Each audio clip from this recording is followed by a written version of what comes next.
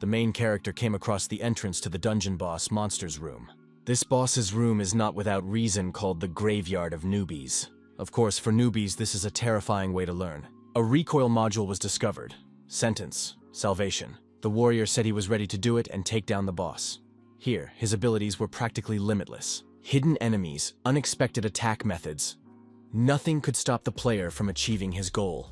The hero took into account the slightest weakness of the enemy and used it to his advantage. The player's divine energy dominated the battlefield. The monster had no chance of winning. The player said he could see absolutely everything. That's why his strikes were always accurate and dealt maximum damage to the enemy. The hero was a game streamer obsessed with God. The player warned the viewers that he was already done. The viewers discussed his behavior in the cave. Could he really have defeated the boss so quickly? He was definitely not a beginner. A few months ago, Mr. Kim asked the young man if he often noticed that Mr. Kim made mistakes in contracts. The young man replied that Mr. Kim was very attentive. Kyungbok said that if Mr. Kim was ready to sign, he had a special pen for that purpose. Lee Kyungbok was a 28-year-old salesman facing difficulties. Mr. Kim said that Kyungbok should learn from the best. How could he stress out on such an important day? Mr. Kim picked up a glass of alcohol. He said that this was how business had been done for a long time. They should at least have a drink. Kyungbok said he would remember that. At the same time, the young man's head began to ache badly. Kyungbok caught himself thinking that this could be a sign, an ominous warning. For some time now, the young man had always been attentive to the moments when his head began to ache.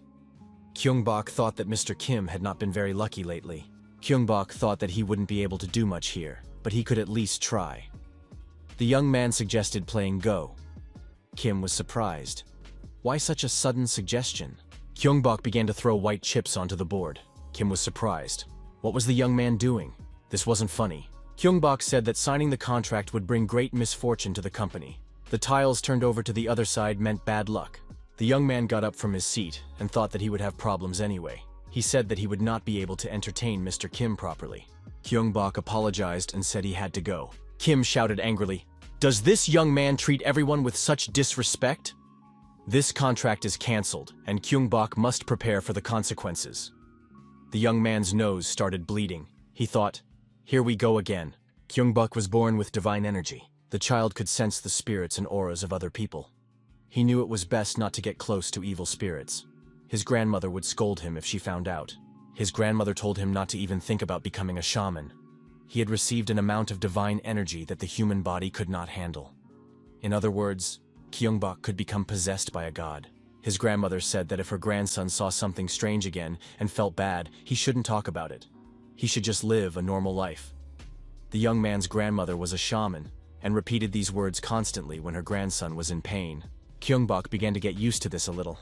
Today, the young man's head was about to explode.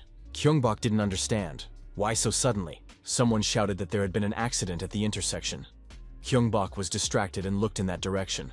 At the intersection, a passenger car had indeed crashed into a truck and caught fire. Kyungbok saw a prayer book with a protective cover lying on the road. The young man remembered that he had made one just like it with his grandmother. Kyungbok's parents had died prematurely. It was a very long day filled with pain for the boy. The other driver was drunk. The child was left an orphan. Kyungbok had to realize that the accident had also affected him. Why hadn't he paid attention to it?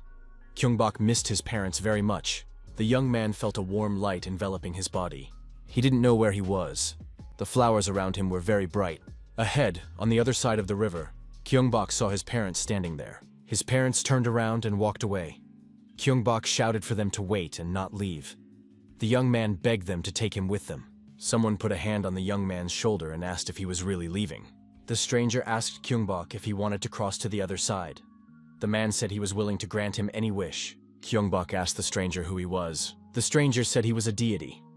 Kyungbok must not violate the laws of heaven. Kyungbok woke up and opened his eyes abruptly. The young man found himself lying on the floor of a room. In front of him was his grandmother. The old woman said that he was a worthless brat. Was he really going to cross the 3 rivers of death? When Kyungbok woke up, he was told that he had had a seizure. From that day on, his strength only grew. Although Kyungbok had grown accustomed to it, the backlash became much worse. It was unfair. Strength that he couldn't use because of the damage it caused. At a cafe, a friend asked if Kyungbok had been fired after a year of hard work. The young man confirmed this. His friend said it was unfair. The company would have gone bankrupt if it had signed that contract. He should have said something. Kyungbok said that in that case, they would think he was crazy. That way, he wouldn't achieve anything. Kyungbok asked his friend if he had been fired too. The answer was yes, without a moment's hesitation. His friend said angrily that he was the founder of the whole thing. 70% of that scoundrel's subscribers came thanks to him. That guy couldn't even play properly. Betrayal always infuriates. He couldn't be trusted. Our hero's friend was Choi Byung-hoon, a 28-year-old unemployed video editor. Byung-hoon said that since they had lost their jobs, why not stream together? Kyungbok replied that he loved games. Byung-hoon remembered that Kyungbok had even been invited to join a professional team in high school. Kyungbok thought those were the happiest moments of his life. Kyungbok forgot why he had stopped playing. Byung-hoon reminded him that his friend had felt sick while playing. Kyungbok remembered that was exactly how it had been. Byung-hoon asked if Kyungbok had ever tried a capsule. Kyungbok was surprised and asked what it was. Byung-hoon said that everyone was playing them now. You have to use your head, not your body, in a capsule. There won't be any problems. A capsule is an access device that immerses you in virtual reality. It's a great way to escape the daily grind. The spread of capsules was a turning point in the gaming world. Kyungbok said he needed to make some money, so he was willing to give it a try. The next day arrived. At the computer club, Kyungbok entered the capsule and asked his friend if he was doing everything right. Byung-hoon said that everything was fine and added that he would monitor the readings. Kyungbok said he was ready and fell asleep. The young man felt himself entering a different reality. The sensation was unlike anything he had ever experienced before. The body synchronization was complete. Kyungbok looked at himself and the default settings for his body. The system suggested that he undergo training and start with a physical test. He had to avoid obstacles and reach the goal. Kyungbok thought that these were difficult conditions for a basic test. Kyungbok was surprised. Why were there no obstacles? Was this some kind of bug? Byung-hoon, sitting in front of the monitor, didn't understand. Why wasn't Kyungbok running? Was he feeling unwell? Finally, Kyungbok began to move quickly around the room. Byung-hoon thought that wasn't bad for a first try. Byung-hoon noted that Kyungbok was running well, but he was also doing a great job of dodging all the traps that appeared randomly. Not a single mistake. Kyungbok seemed to know where the attack would come from. Kyungbok overcame all obstacles and reached the finish line. Byung-hoon shouted that it was amazing. Kyungbok took third place in the overall rankings. Was he a professional runner? The list of world records was updated. Third place in the world. Byung-hoon thought it couldn't be true. His instinct as an editor screamed, "This must be used somehow." After all, this guy is a genius. Byung-hoon thought they were guaranteed success. The test was repeated again. Kyungbok was surprised again. Where were the obstacles? Was this a bug? Kyungbok looked at the obstacle course and wondered why he could see traps. Kyungbok decided to try again and got ready to start. Reaching the finish line was once again no problem for our hero. Kyungbok could easily control every part of his body. The young man also noticed that his strength was increasing. But why didn't he feel any impact? Kyungbok decided to give it his all this time. Kyungbok thought, could the attack have come from both sides? There was a crack in the block. The young man worked out the best route and moved there. Kyungbok somehow found himself at the finish line. Was this the end of his training? Kyungbok asked how to exit the system. Byung-hoon said that Kyungbok had come in third place in the overall rankings. Was he a professional runner? Byung-hoon couldn't believe that his friend was in a capsule for the first time. There are even ranks in training. He should have recorded it all.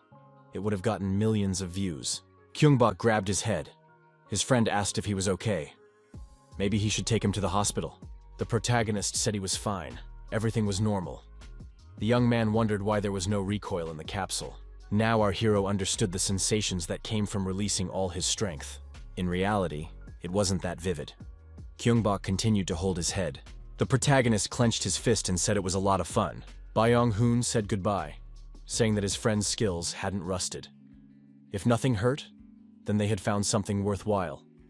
It would be a crime to waste such talent. In games, Kyungbok's strength is more apparent. Because of this, his performance deteriorates, so he gave up. However, things are different in the capsule. Could this be a way to bypass recoil? Our hero felt a sharp pain in his head. It was a bad feeling. What was it this time? Kyungbok looked ahead and saw a little girl slip on the steps. She was shorter than her parents, and no one would have been able to reach her in time. There was no time to think. Kyungbok lunged forward and caught the falling child. The girl was saved. The woman thanked Kyungbok for saving her daughter. Someone nearby managed to capture the moment on video. People speculated that it must have been some kind of athlete who made such a quick move. Kyungbok thought that he would be able to avoid recoil in the future. Our hero still couldn't come to terms with what had happened, even after going through all that. Kyungbok crouched down and couldn't move. The headache was unbearable. The young man decided not to delude himself.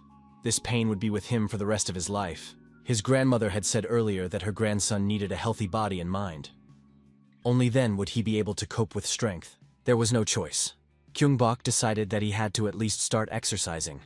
It was more like survival. Byung-hoon appeared nearby and said that he had finally found a friend. Why wasn't he answering his calls? Kyungbok wondered where Byung-hoon, who was always sleeping in the mornings, had come from. His friend said that it was impossible to sleep in a situation like this. The young man showed a video on his smartphone screen and asked what had happened. Kyungbok asked what he was interested in. Byung-hoon pointed to the man on the screen and asked if it was him. After all, he was wearing the same clothes he had worn yesterday. Kyungbok thought that recordings from city cameras often ended up on the internet. Could someone have hacked it? Byung-hoon admitted that the image on the screen was blurry, but anyone could tell it was Kyungbok. Our hero said that you couldn't see his face anyway. What difference did it make? Kyungbok said that the video had spread all over YouTube. Our hero thought that this time, thanks to the power that had always held him back, he had gained the support of the people. Kyungbok had already forgotten that feeling. The protagonist said he was going to take a risk, so Byung-hoon would become his accomplice. His friend said that crime was too much. What was he talking about?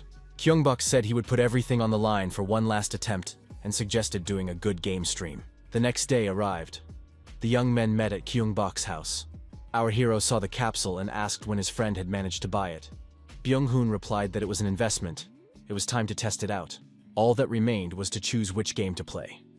Byung-hoon said he had chosen something for beginners. A rainy night, a city hospital, 3 emergency patients, and no communication. Biocrisis, also known as Bark, is a masterpiece known for its complexity and zombie apocalypse world. The game was recently adapted for virtual reality, and interest in it has grown. The game is loading. The character is registered. The hero is lying on a hospital bed with an IV in his arm. The young man opened his eyes and looked around. He realized he was in a hospital ward. The player appreciated the unreal immersion in the game. Kyungbok even smells blood. The developers were able to add that too. The atmosphere in the ward was such that it was better not to make any noise. Information about the player was displayed above his head. During the stream, viewers wondered why a newcomer had chosen this particular game. Our hero had an ominous feeling. As expected, his power manifested itself. Kyungbok heard sounds outside that sounded like gunshots and decided to check the hallway. In the hallway, the protagonist saw an armed police officer. The officer heard a rustling sound and thought, "Is there someone behind me?" The police officer turned around sharply and, seeing the zombie, opened fire to kill it. The officer told the patient, who appeared to run away immediately. Our hero thought that the policeman was his ally. With a firearm, he would feel much safer. Kyungbok decided to ask the police officer if he had a spare gun. However, there were zombies in the way, which the patient decided to deal with. Kyungbok began to strike everything that came to hand. One of the spectators thought, "It doesn't matter how genius this guy is. Bark only reveals his true colors after the player dies. But what is this player doing? He's already destroyed 6 zombies." Kyungbok looked around and thought there were 3 left. Our hero continued to destroy the zombies in the hospital. "Let's deliver the final blow," said the young man. It was the 10th and last one. 10 zombies had been destroyed by him alone. Our hero thought that this was the end. His premonition had subsided. The audience couldn't believe it. Was he really a beginner? The hidden quest was completed. In the next task, the player had to save a police officer by destroying the zombies in 1 minute. The quest was completed in 35 seconds. The audience said they were witnessing the birth of a gaming genius. Our hero decided that the training had been easier than easy. The audience was amazed. Did he really think that was training? The police officer said he wanted to talk to this patient. Kyungbok asked if the officer was okay. The police officer thanked the young man for his help and handed him a gun. Along with the gun, the officer handed him a keycard to the police storage room in the basement. He said that the way there was a little confusing, but he would try to get the young man as far as possible. The audience was surprised. They had never seen anything like this before. This player had found a new, direct route. Kyungbok said that the hidden path led to the basement and told the officer that he was ready to follow him. The officer said that people had suddenly started losing consciousness and their bodies were rising up. There was complete chaos all around. The officer had a blood-stained handkerchief in his hand. He said that his time had come. Kyungbok was surprised. Why didn't the police officer say he had been bitten? The officer told the young man to point the gun at him and hold it firmly with both hands. The officer took a few steps back, raised his hands, and said that they were going to try it out. The young man was not to close his eyes and had to pull the trigger. The officer added that after that, the guy should go down to the emergency exit behind him. Our hero did not expect to receive a gun in this manner. A shot rang out. Kyungbok said he felt sorry for him. The audience said that the player should avenge the officer and destroy the villains. The protagonist decided to check the basement, as the police officer had recommended. Viewers advised him to change the settings and enable donations. Kyungbok followed the advice and thanked them for the first donation. The viewers said that this guy was no longer a beginner. Someone said it was time to stop bullying the streamer. Kyungbok said he was going to continue down the established route. Byung-hoon was happy that his friend had discovered a hidden route on his first broadcast. The video editor, sitting at his laptop, decided to cut a few clips. Everything was going great so far. Byung-hoon said that if they started doing this, they would make Kyungbok famous. In the streaming community, which people usually access from their phones, all you need to do is upload a short action video to attract attention. The guy went to the game community and uploaded a complete walkthrough of the hidden path. Byung-hoon told Kyungbok to be grateful that he had such a friend. Now they had to wait for the reaction. The reaction came quickly. There were many comments. Viewers discussed finding the hidden path. Byung-hoon said that the world won't leave geniuses alone. The game continued. Kyungbok was about to go straight to the basement, but the stairs were blocked. He would have to go through the first floor. A message came in saying that over 100 viewers were watching the stream. Our hero was surprised by the number and greeted everyone. Kyungbok thought that his place in the rankings was not just luck. One of the viewers asked if the player was ready to take on a mission. The mission was to reach the vault in the basement without taking any damage. Kyungbok thought that he had never completed a mission before, but he was ready to accept. The reward was 1 million. Byung-hoon had previously said that there was one thing new streamers should be wary of. That thing was trolls, viewers who challenge newcomers. For example, they give a task with a large reward and lure a newcomer into it. However, no one will watch a boring mission. Therefore, the difficulty increases significantly, and the new streamer may end up embarrassing themselves. Byung-hoon said that if a newcomer falls into the trap, they may end up having to quit streaming. Kyungbok said that in that case, it would be enough to simply complete the task. Byung-hoon replied that it's not that simple. After all, in that case, there would be a lot of new streamers. Kyungbok, upon hearing about the mission, thought, "Is it really that difficult?" Kyungbok accepted the challenge and said he would try to entertain the viewers. The system announced that audience assistance would be disabled for the duration of the mission. The player would be able to see the chat once it was over. Kyungbok entered the room on the first floor and saw many bodies lying on the floor. No one was moving. Our hero, with a gun in his hand, decided to make his way to the elevator. Suddenly, the bodies began to rise, and the protagonist realized what was happening. They were zombies. He understood the difficulty of the mission. Kyungbok said he was determined to finish quickly and fired a warning shot into the air. The audience was surprised. Why did he do that? The zombies rushed at our hero, and the young man responded with aimed shots. After a while, all the zombies were destroyed by shots to the head. The audience was amazed. Why was this guy so fast? All they saw were flashes. After firing another shot, our hero earned the Bio-Crisis achievement for 10 headshots in a row. The spectators were amazed. Had this guy never missed a shot? Was this really his first broadcast? Where had he been hiding all this time? Kyungbok felt something approaching him. He sensed chaotic, rapid movements. It was nothing like what had come before. Monster-like dogs appeared. The viewers said they were the famous zombie dogs called Barca. They weren't very fast, but they were impossible to hit with a gun. Kyungbok turned around and started running away from the dogs, which immediately gave chase. Our hero jumped high into the air and, while in midair, began to aim at the zombie dogs. The dogs tried to reach the man, but it was hopeless. After a while, the zombie dogs were destroyed. Our hero said that he loved animals and that he didn't like doing this. Someone in the audience suggested covering the dogs with a blanket. The remaining zombie was also destroyed with a well-aimed shot. The spectators were surprised. Was this really such a difficult mission? In the elevator shaft, our hero saw a rope and decided to climb down into the basement using it. The audience wondered why he didn't jump. Others had done so before. It all looked suspicious. Kyungbok saw a flashlight on the floor that could be useful. The audience's comments continued without interruption, but they regretted that the player couldn't see their messages. Kyungbok shone the lantern on the surrounding area, but nothing appeared. He directed the beam of light at the door. It was a police storage room. The mission was complete. The protagonist received a donation of 1 million. Our hero noticed that he could see the chat again. The viewers acknowledged that this player had fairly defeated the troll. Kyungbok thanked everyone who donated and helped the newbie. Kyungbok smiled and said he would wait for new interesting missions. The viewers were surprised. Did this guy want more? He was definitely not afraid of anything. Was anyone ready to challenge him? Kyungbok approached the door and said he would try to open it. The door was unlocked with a card he had received from the police officer.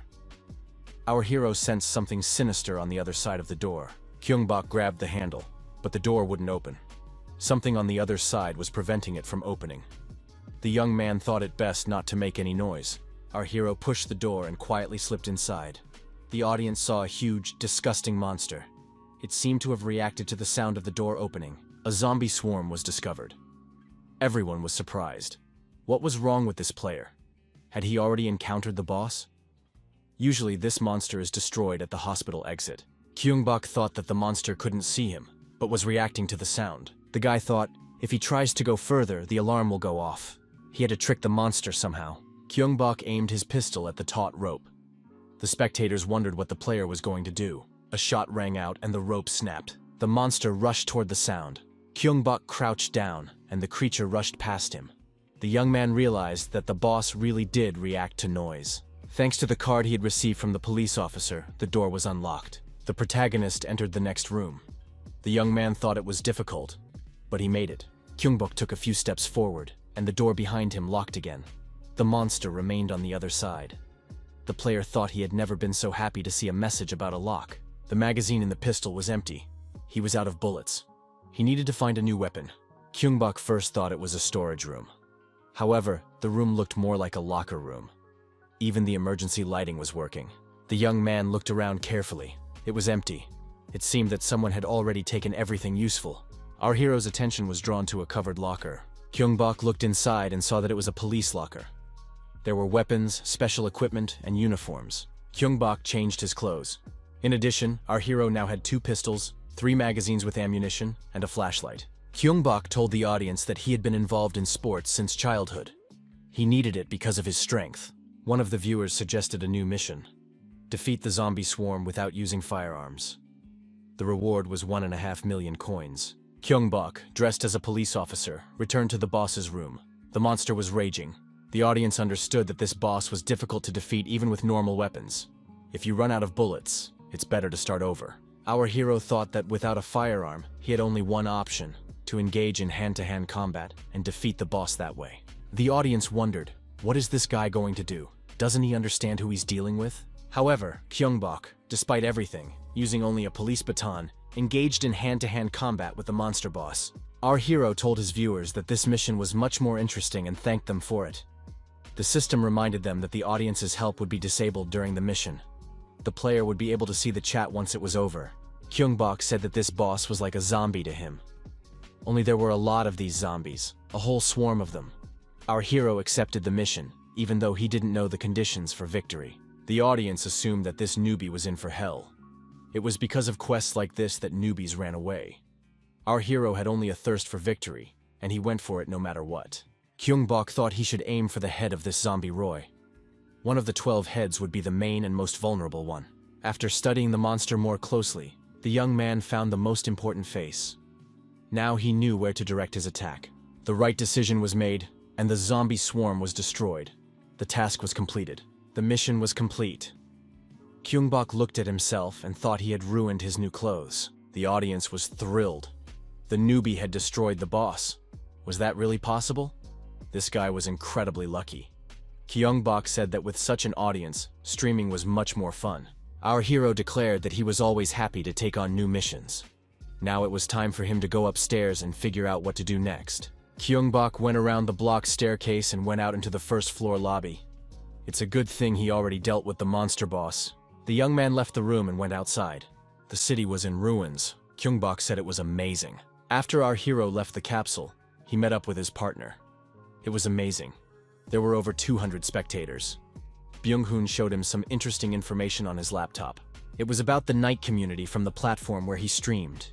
Kyungbok made it to the top 5 on the main page. Byung-hoon said that the game community was going crazy. Subscribers were discussing the appearance of a new hidden path in Bark. Our hero realized where his hundreds of viewers had come from. Byung-hoon added that he hadn't been playing games all this time like some people. Byung-hoon showed his smartphone screen and said it was really impressive. The young man added that the game's developer had mentioned the newcomer. It turned out that they had been officially recognized. Kyungbok thought that he should come up with a proper nickname. Byung-hoon agreed and made a list of candidates for nicknames. Now, they had to choose one. Seeing one of the options, our hero said that this nickname would suit him. The player greeted the viewers and said that he was now Purple. Purple thanked everyone who came to the stream. The young man added that the chat was moving very fast, and he couldn't read every message. The viewers should be understanding about this. The streamer said that just yesterday he didn't have a name, but today he was greeting everyone officially. The young man declared, "Streamer Purple greets everyone." The streamer noted that the channel name includes the words "perfect game," so they will try not to make any mistakes. The game Biohazard was launched, and there were 10 seconds left before the start. Kyungbok said that he didn't pay attention because he ended the stream right away, but now everything feels different outside. A zombie crept up behind our hero.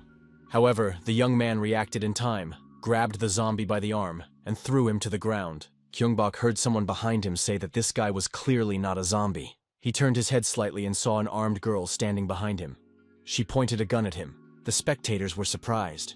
Had Sandra really appeared like this? She was supposed to save the player from the zombie, but Purple had simply thrown the zombie over his shoulder. The guy had no sense of the game. The young people looked into each other's eyes. Sandra said she had been warned that all the local police had been killed. The girl asked our hero his name. The young man introduced himself. Sandra also gave her name, without lowering her gun. She asked if the young man was injured. Had he been bitten by a zombie? Kyungbok raised his hands and said he was fine. Sandra could check for herself. Viewers noted that Sandra was smiling, definitely a good sign. The girl said that there was a camp with other survivors nearby. Kyungbok's strength would be useful to them. Sandra asked if the young man was ready to join them. The audience was surprised. Would he take another hidden path? Was the newcomer so perfect that Sandra trusted him right away? Kyungbok thought that he was faced with a choice about how the plot would unfold. Our hero replied that he had nowhere else to go, and accepted her offer. Sandra said she was glad to hear that, because even one person matters. The girl added that Kyungbok should follow her. A sound was heard nearby. Sandra said that they were back, and added that they needed to hide. People in protective suits and gas masks appeared. One of them asked his colleague if he was sure there were no more survivors here. An armed man kicked a zombie's body and said that they were lying everywhere. They needed to find survivors quickly for test samples. Sandra, hiding in a shelter, said that these people were very close. Kyungbok asked who they were. The girl replied that they had an emblem on their shoulders. They were mercenaries from Mercenary Farm. The protagonist was surprised. Were they really people from a pharmaceutical company? The girl noted that they needed people for experiments. They were obviously connected to this incident. Sandra said that fortunately, they had not been noticed. But why had the mercenaries come here? The girl said they should return to the camp immediately and warn the others. The young people arrived at the camp. The residents were delighted to see Sandra return, and that she was unharmed. Was it dangerous outside? Was she hurt? The girl said she had brought medicine that was in short supply. The people asked Sandra who the guy who came with her was. Was he really a police officer? Did that mean there were still police officers alive outside? Sandra replied that she would tell them all the details later. Right now, she needed to meet with Logan. Sandra entered the office. Logan was there, also wearing a police uniform. He was glad that the girl was okay and reported that everything was calm at the camp. Sandra said she wanted to introduce someone. Our hero entered the office. Logan was a little taken aback when he saw the police officer in front of him.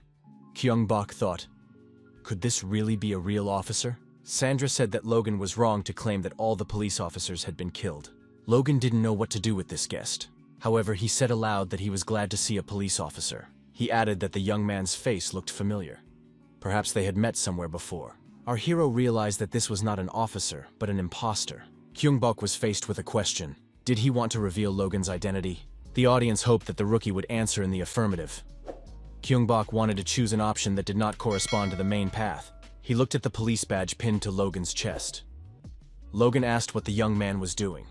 Our hero replied that something was bothering him. What bothered him most was the badge. Kyungbok added that their badges were different. He took a list out of his inside pocket and said that Sandra should check it herself rather than take his word for it. Kyungbok informed her that Logan Myers was listed as wanted on the list and had been convicted of fraud 8 times. Logan was frightened and told Sandra that it wasn't what she thought. The criminal reached for the gun on the table. Kyungbok was quicker and pressed the gun against Logan's chin. Our hero told him not to move. Sandra called Logan a shameless scoundrel and kicked him hard in the chest, sending him flying backward. The girl was aggressive, and the beating of the villain continued. Sandra couldn't calm down. How dare this scoundrel deceive them? She was ready to destroy the traitor herself. Our hero told the audience that it was best not to mess with this girl. The audience noted that the newcomer had even turned pale. The camp residents were also outraged. How dare Logan deceive them? He had been saying all along that he was trying to contact the rescue team, but it was a lie. He had turned the camp into his own personal kingdom. Sandra tied Logan to a chair and dragged him behind her. Logan claimed that he had a working radio that could help them escape. Sandra placed the chair with Logan on the edge of the roof and said that it was because of him that they were isolated. The people demanded justice and said that Logan should be punished to the full extent of the law. Sandra let go of the edge of the rope, and the chair with Logan fell from the roof. The girl restored justice. She added that Logan would become dog food. The zombie dogs were already waiting for their prey below. Kyungbok asked Sandra what her plans were. The girl asked our hero if he was really an officer. Sandra was confused and said she didn't know what to do. Logan, as it turned out, was a real crook and had betrayed them. Could he really have done that? Sandra didn't know what would happen to them. Food was running out. Would the police officer help them? It was too dangerous to stay there, especially after the Regenery farm had appeared. Sandra decided that they had to leave the city without asking anyone for help, on their own. The girl said she planned to find a safe place and wait for a signal on the police radio. That was her strategic mistake, and now the situation had turned out terribly. Kyungbok said that this was a game story. He thought that Sandra was an important character and that it would be better to treat her gently. Our hero approached the girl and said he would definitely help her. The girl thanked him and turned away, embarrassed. She added that they could be in danger if they didn't decide where to go. Sandra said it would be better to ask the military for help. They should do something if they get information about survivors. Kyungbok asked how they would do that. Sandra replied that there was no communication, so they would have to go themselves. The girl added that after the outbreak of zombies, the first and last safe zone had been created in the outlet. Kyungbok agreed that it was a good option. He suggested going through the subway tunnel, as it was less risky. The girl admitted that this guy was smarter than he seemed at first glance. Sandra pressed herself against her companion and thanked him. It was important to her that he was there. The young man looked at Sandra in surprise. The girl expressed her hope that these feelings were mutual. The next moment, Sandra pushed our hero onto the bed in the room. Kyungbok was surprised. Why so suddenly? Was this also part of the story? A moment later, Sandra was already on top of him, sitting on the lying Kyungbok. The young man told her not to rush, but it was too late. Sandra kissed him. Kyungbok wondered why he couldn't move. Was this really how it was supposed to be? He thought it was like a sex scene. Was there something like that in this game? Morning came. The young man thought long and hard about whether he should do it. It was good that everything happened in the dark. The guy was still lying in bed. Sandra was already dressed and sitting at the table with a cup of coffee in her hand. The girl said that Kyungbok was very cute when he slept. She got up, headed for the exit, and said she would wait for Kyungbok in the hall. Left alone, our hero checked the chat. Why did everyone write that his equipment was terrible? Viewers suggested he go hunting before moving on. The door to the next room opened, and a child entered the room with a toy in his hands. Kyungbok greeted the child and asked what had happened. He asked what the boy had brought. The child gave the young man a coin. The boy said he didn't know who the coin belonged to, so he decided to give it to the police officer. Kyungbok said the boy was a good kid. Viewers wrote that the actor should have received the coin according to Logan's script. The young man asked if it was a lottery coin. It seems there was a slot machine in the lobby. Byung-hoon, who was watching the stream, was surprised. Why was there a slot machine here? Random box machine is a slot-type gacha that appears in the early stages. The game is difficult, so the chances of winning are terrible. Byung-hoon remembered how he once tried spinning it about 30 times. It was a nightmare. All he got were healing potions. He shouted that this cruel machine was laughing at him. There are about 50 streamers in the gambling community. Among them, Anatomy became a legend. He got a golden shotgun after 40,000 attempts. It's definitely a ridiculous lottery, a waste of time. However, now Kyung-bok can play on this machine. Our hero wondered what the best weapon was. After all, it's a golden shotgun, right? He decided to choose it. Kyung-bok grabbed the lever of the slot machine and said he was starting. The protagonist experienced a strange sensation. He felt as if he had become more sensitive. However, the sensations kept changing. Soft silk, burning, pain. It all depended on the rotation of the machine. Our hero decided to choose the most pleasant sensation. Kyung-bok thought that the time had come and let go of the lever. The machine showed 3 sevens. The prize appeared on the screen. The audience decided that it would be a healing potion. However, what was in the box surprised everyone. The audience said that another legend had been born. Our hero was holding a golden shotgun in his hands. Could this have happened on the first try? He won it right on the air. The protagonist received a legendary item, a golden shotgun. It reduces recoil and has semi-automatic firing. Kyung-bok said that the shotgun was even better than he had imagined. The young man said it was time to go to the subway and have some fun. Sandra was already waiting for him in the lobby. On their way to the subway, the young people encountered several monsters. Kyung-bok said that they wouldn't need the golden shotgun this time. Pistols would suffice. The monsters were attacked. Thanks to Sandra's support, the mission was completed, and Arachne was defeated. The spectators said that these guys were scarier than zombies. How did he manage without a shotgun? The young people continued on their way to their destination. After a while, Kyung-bok said they had arrived. In front of them stood a huge building with the word outlet written on it. He was surprised. Shouldn't this place be under military control? Why did their uniforms have Regenry Farm written on them? Why were these mercenaries here? Viewers speculated that the entire plot had taken a hidden turn. After our hero got out of the capsule, his friends said that they needed to upload everything to the channel immediately. Kyung-bok was surprised. Not even a day had passed, and Byung-hoon had already posted all the clips. Byung-hoon admitted that there were many stream viewers, but clips were watched more often. Kyung-bok was the first to find the hidden path, but someone else could record and upload the walkthrough to YouTube. In that case, it would be a serious loss. Our hero realized that being first was an impressive achievement. Viewers noted that Purple now has his own YouTube channel. Those who haven't seen the stream can go to his channel and watch the recording. Sometimes internet users are faster than the speed of light. The YouTube channel was instantly flooded with people. The most popular video was the cutscene with Sandra. Rumors spread, and comments flooded in from foreigners. The most popular video among foreigners was "Getting the Golden Shotgun." The well-known Anatomy commented on the video, which brought even more popularity. The channel already had over 100,000 subscribers.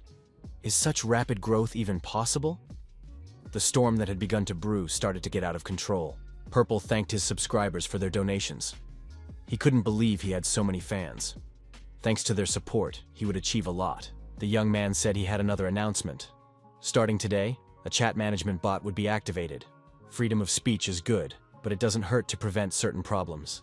According to the rules, 3 complaints and a subscriber would be banned. Now everyone should keep that in mind. Purple said he was ready to start and began to immerse himself in the game. Mercenaries were still combing the area in search of people. Kyung-bok suggested that Regenry Farm was deceiving the government. Sandra was surprised. Did they live off food? Was there another way? The girl, peeking out from behind cover, said they had to understand what was going on. The protagonist, with pistols in his hands, said he would have to go through them.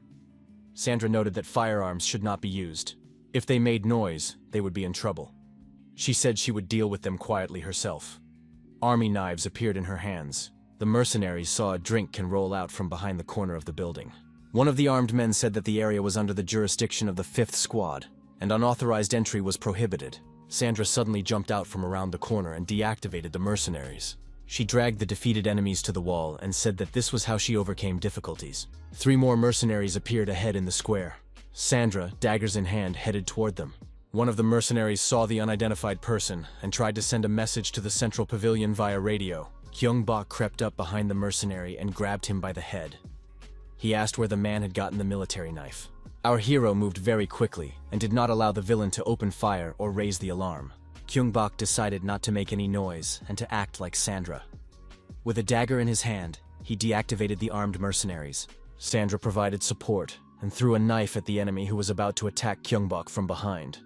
The enemy was neutralized. Kyung-bok looked back and saw the fallen enemy. He realized that it was Sandra's doing.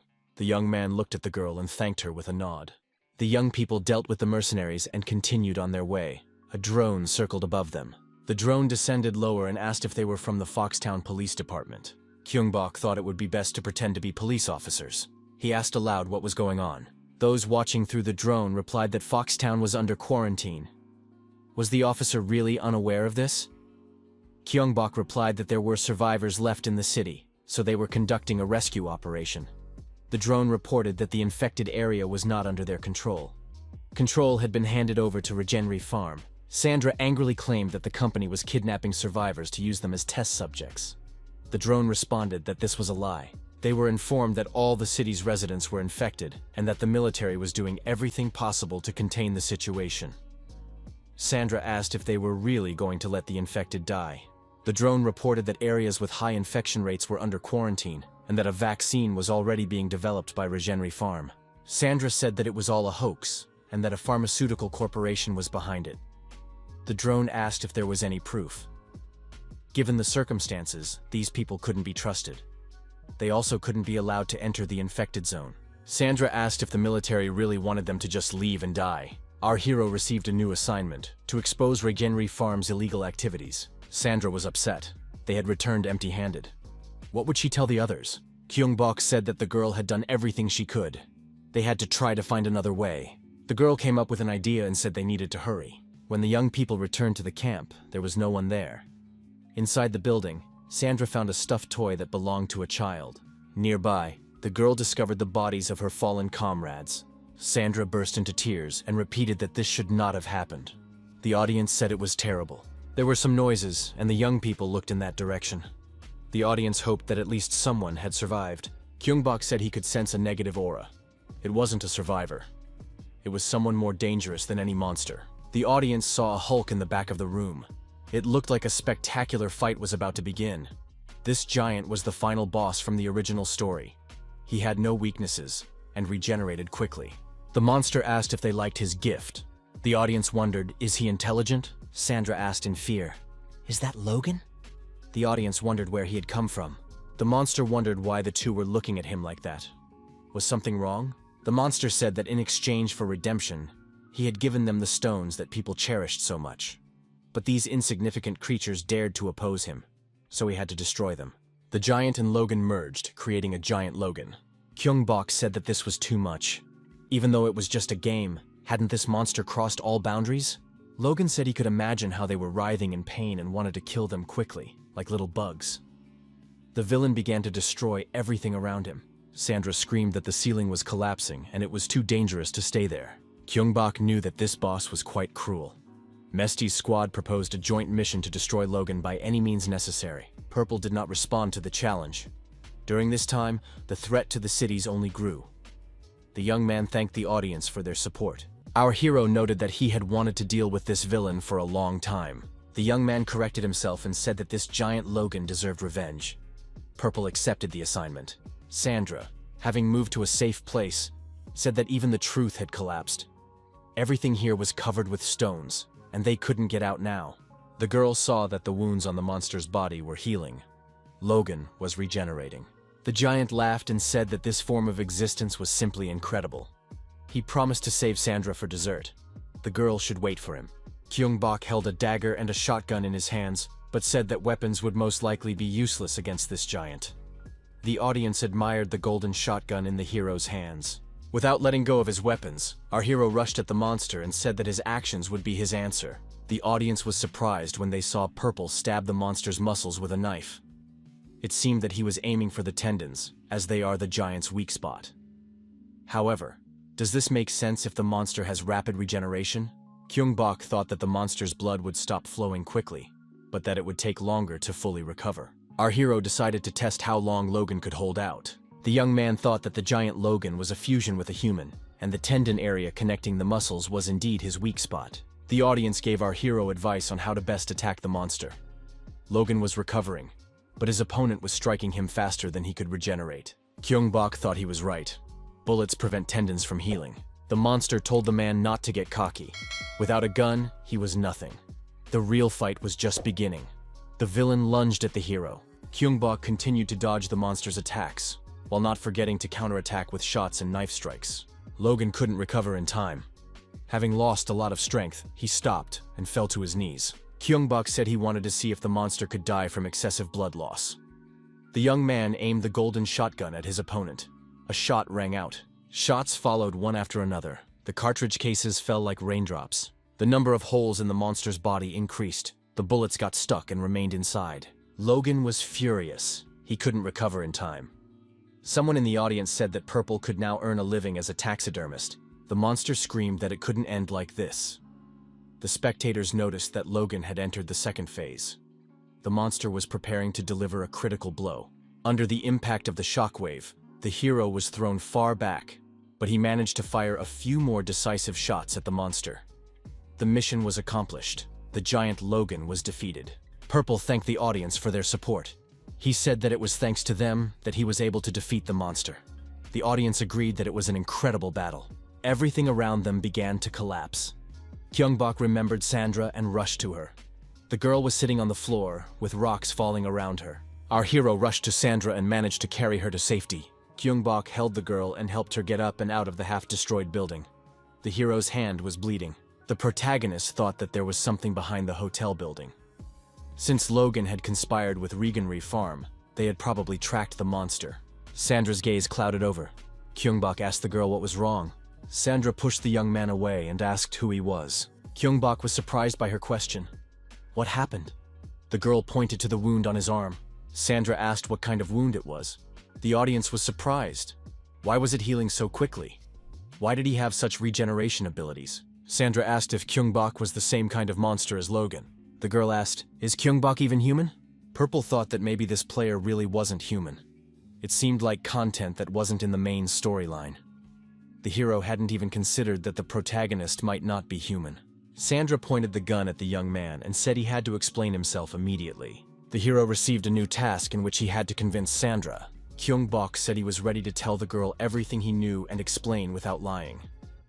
The guy noted that he himself didn't know who he was. The only thing he was sure of was that he felt the same way Sandra did. Kyungbok approached the girl and pointed the gun she was holding at his head. The audience was shocked. Sandra was confused and even apologized. The girl lowered the gun. The protagonist grabbed her by the neck and pulled her toward him. Our hero asked the girl to trust him one more time. Tears welled up in Sandra's eyes. The system reported that the hero had successfully convinced Sandra. The next chapter began. The audience was surprised.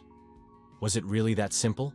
The hero was given a choice: escape with Sandra to Foxtown or eliminate Reganry Farm. The path was chosen. Distrust does not disappear so quickly. Kyungbok helped the girl and bandaged her wounded leg. To continue their journey together, they would have to overcome what had happened. The mistrust grew even stronger because of one detail. The young man still had the guns in his hands. The reason they must survive this terrible reality is to take down the pharmaceutical company Reganry Farm. It must pay for all its crimes. Our heroes set off on their bikes to the location of their next mission. The audience wanted them to make the villains regret what they had done. The time for revenge had come. It was high time to tear them to pieces. Helicopters were circling around the building where the pharmaceutical company's headquarters were located. The girls said that they had eyes and ears everywhere. Kyungbok noted that even the entrance to the building was well guarded. A face-to-face encounter with them did not bode well. Sandra noticed that Purple's radio on his belt had become active. A signal appeared. A woman's voice asked if anyone could hear her. "Do you read me?" Our hero asked who was on the line. The woman said it was a relief to be heard. She was worried and didn't think she would be able to contact anyone. She introduced herself as Jessica, a research assistant at Reganry Farm. She asked if she was speaking to a police officer. Sandra asked what information Jessica had. Jessica said she was going to expose her company. Jessica added that she had been gathering evidence of their crimes and documenting everything carefully. Although the police had lost their power, she continued to send radio signals. She needed help. Jessica still believed that the police could save her. Purple asked what kind of help she needed. Jessica wanted to pass the data on to the military, but she couldn't do it alone. The young man asked how he could get this top-secret information. Purple added that he couldn't get inside the building. Jessica said that the building was connected to the sewer system. The young man thought that was to be expected. The girl added that the place was hidden from outsiders. There would be no one there except special personnel. Will our hero follow his mysterious companion into the building? Purple must make a choice. The audience heard the clapping that always preceded the end of the broadcast. Purple shouldn't have done that to them. The game was paused, movement restricted. Kyungbok said that today had been fun, and that there had been many shocking events. The young man added that the vote would be posted on the main page of his channel. He thanked the viewers for participating and suggested they meet again on the next stream. Viewers noted that it was a typical ending. Why does Purple abandon them like that? However, today's stream was incredibly cool. Purple ended the live broadcast. Deltanya, the main gaming streamer, greeted his kittens. He asked if it was too hot outside today. The video from the donation started loading. The streamer assumed that it wasn't banned content. Otherwise, he would have condemned it in advance. But Sandra was also in the uploaded video. The streamer said that she was very cool and that he wanted to scream when he saw her. In the video, Sandra was kissing a police officer and hugging him. Deltanya was surprised. When did Sandra become like this? What really happened? The streamer looked at the young man who was with Sandra and thought that this guy had the best results of anyone he had ever seen. He decided to check YouTube. Incognito mode was enabled. Deltanya watched the video featuring this hero closely. It was incredible. The streamer was particularly impressed by the video preview. The streamer said that this newcomer would still be an easy target for cyberbullies. That's what happens to everyone who rises to the top quickly. Would he be able to handle it? Kyungbok approached Byung-hoon and asked in surprise if he could really sleep at this hour. What was going on so early in the morning? His tired friend replied that he needed more coffee. Byung-hoon drank the refreshing beverage, came to his senses, and said he would show him why. He pointed to the laptop screen. Kyungbok looked closely and said, "That's our video."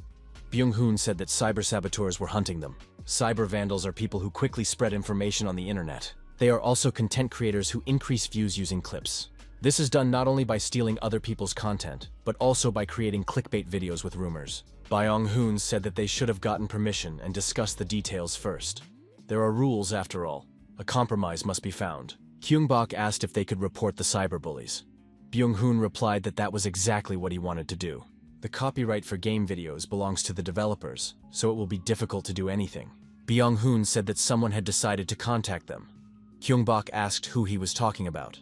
His friend replied that this was the first time something like this had happened in the streaming community. An official offer had been made by the game's developers. Our hero greeted the viewers. Someone noted his trademark smile. Purple said he had an important announcement to make today. The young man announced that Gap would be sponsoring the stream. Purple, as always, thanked the viewers for their support and interest. He said that before starting the game, he wanted to explain something. A few days ago, a business meeting was held at a Gap cafe. One of the young people, although he worked in the sales department, found it a little strange to negotiate details at such a meeting. The girl said that their first key request was multilingual subtitles for all game videos. The young man agreed that this was beneficial for everyone. Foreign viewers would definitely appreciate it. The woman said that the next question was about explaining Easter eggs. They would like the Easter eggs to be revealed as the game progresses. She added that the final gameplay was significantly different from what was in the project. For example, Giant Logan was not supposed to die. During the game, the player was supposed to dodge Logan's attacks and escape by using the collapse of the building to their advantage. Some bosses were designed with the expectation that players would be able to survive by dodging attacks and avoiding direct combat with them.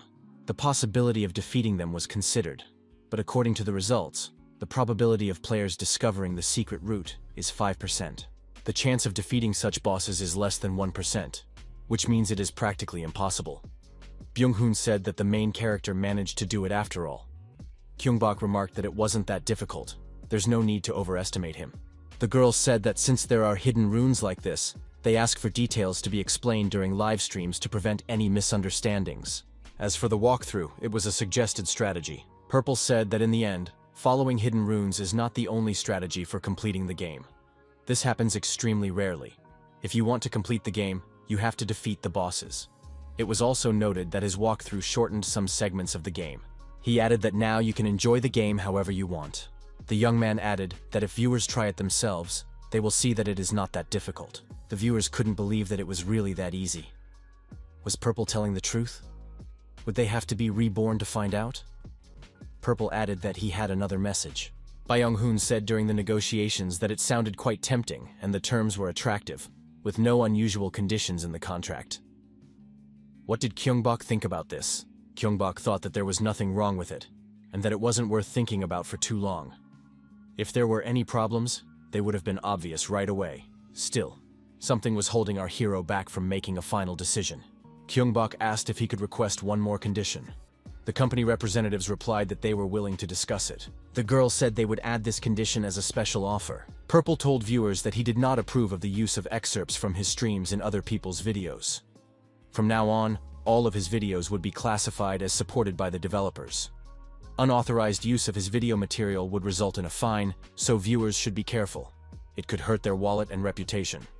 With that, the streamer's speech was over. Purple said he was starting the game. The young man was curious to see the results of the poll that had been launched last time. Sandra's fans made up 89% of the vote. This means that the heroes will go and deal with Mercenary Farm. Our heroes said that this way, they would be able to obtain evidence of illegal activity. This decision will affect the outcome of the game. Sandra said that Jessica is also an employee of Mercenary Farm. Maybe it's a trap. Purple asked. Then why did Jessica contact them via police radio? He doesn't trust her but wants to find out more. Our hero said that Jessica might be connected to the company somehow. If they contact her, they'll find out more. Sandra said she agreed and trusted Purple in his decision. Our heroes began to make their way to the building through the sewer system. Viewers assumed that the heroes would not be able to get through unnoticed. The young man admitted that the smell from the sewer wasn't very strong, but it was still unpleasant. The young people became alert. They heard a suspicious noise. What could it be? Purple said that there was something there. The young man said that something was coming toward them, and that they needed to run to the left. Viewers noted that it was a quick decision. Something was chasing our heroes. Only red glowing dots were visible in the darkness. The distance was closing, and the young people saw predatory animals approaching. What kind of monsters were they? Were they rats? Purple opened fire with his pistols. The young man was surprised. Had the game's difficulty changed? The audience thought if the game makes you feel such emotions, then it must have been well designed. Purple continued shooting, and the bullets hit their targets. Many rats were destroyed, but it wasn't over yet. These animals were everywhere. Someone in the audience said that it wasn't worth killing the rats, that they should just run away from them. Our hero had no intention of running away. He said that in that case, the enemies should have been made stronger. Red eyes in the darkness, writhing shadows, quick footsteps, a nauseating stench. All of this could be felt thanks to heightened senses. The spectators assumed that this player would be able to cope and destroy all the rats. In addition to the 5 basic senses, there is a 6th sense that scans everything around you. Viewers assumed that the firing rate had increased, and that this player had instant reactions. The next moment, the rats turned and rushed towards Sandra. Purple realized that they had chosen a different target. Our hero rushed to the girl's aid. However, in the original storyline, Sandra died. Purple stood between the girl and the rats, and, taking a dagger in one hand, continued to destroy them. Viewers noted that Sandra almost died. Purple was very fast. The girl was frightened. She had a scratch on her arm. How could this have happened? Viewers suggested that one of the rats had gotten close to Sandra. One of the spectators suggested that this would not affect the course of the game. The young man thought that in that case, Sandra would have been infected anyway. The girl suggested that her companions split up.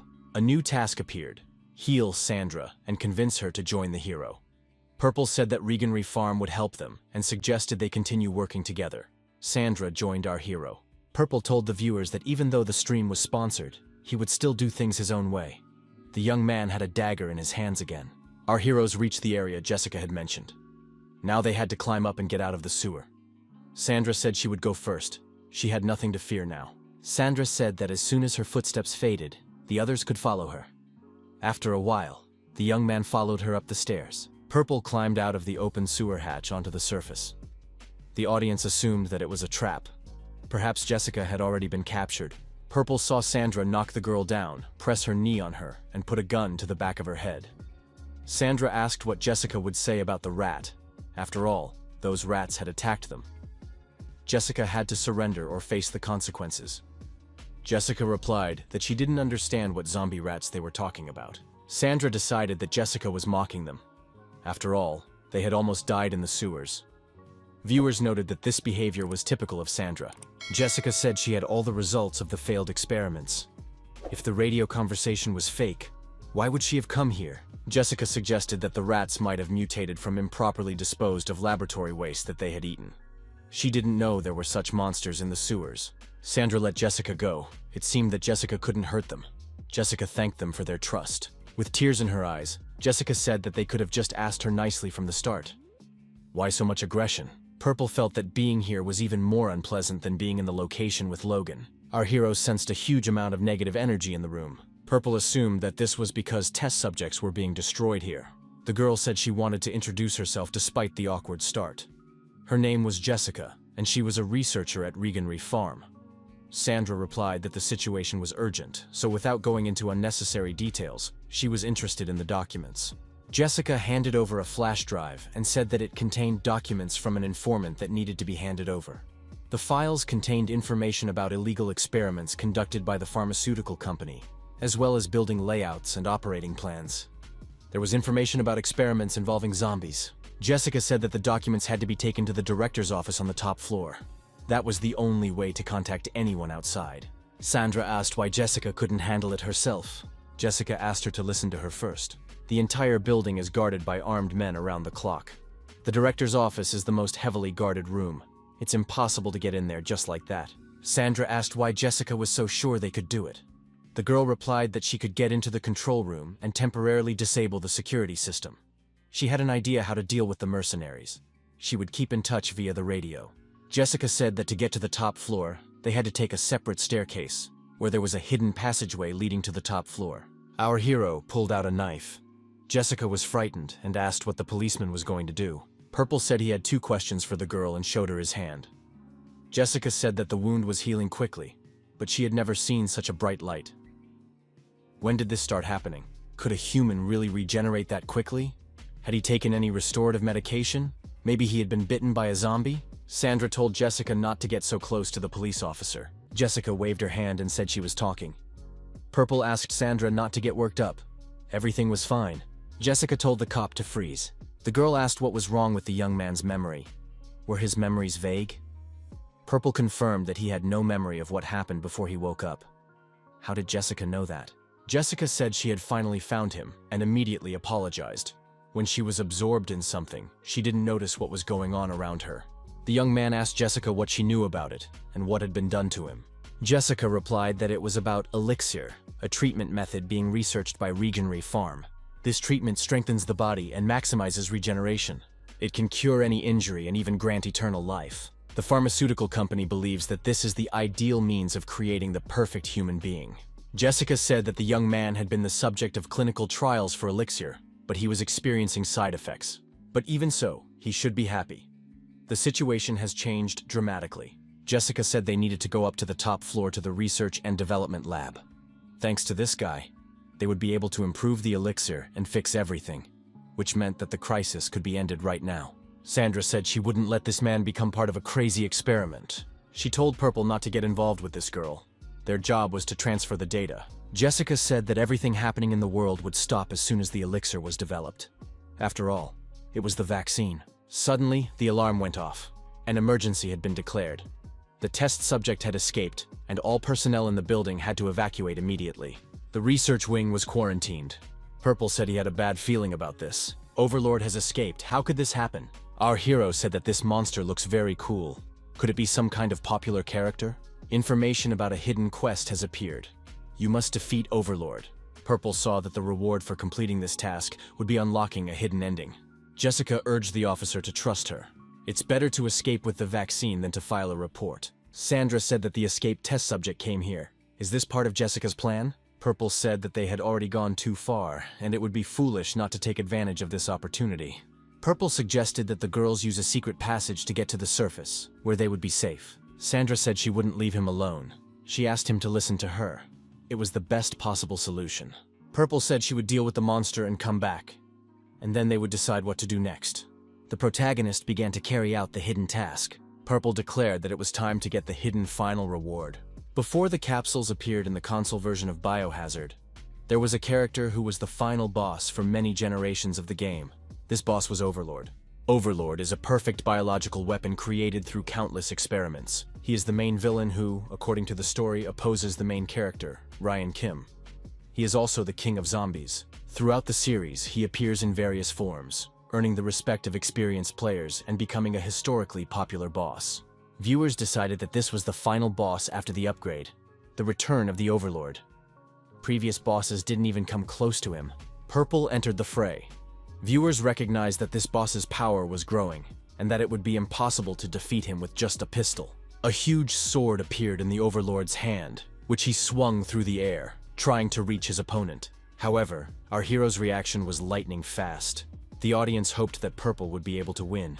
The policeman took out his pistol and fired a targeted shot, hitting his opponent in the head. The bullet went right through.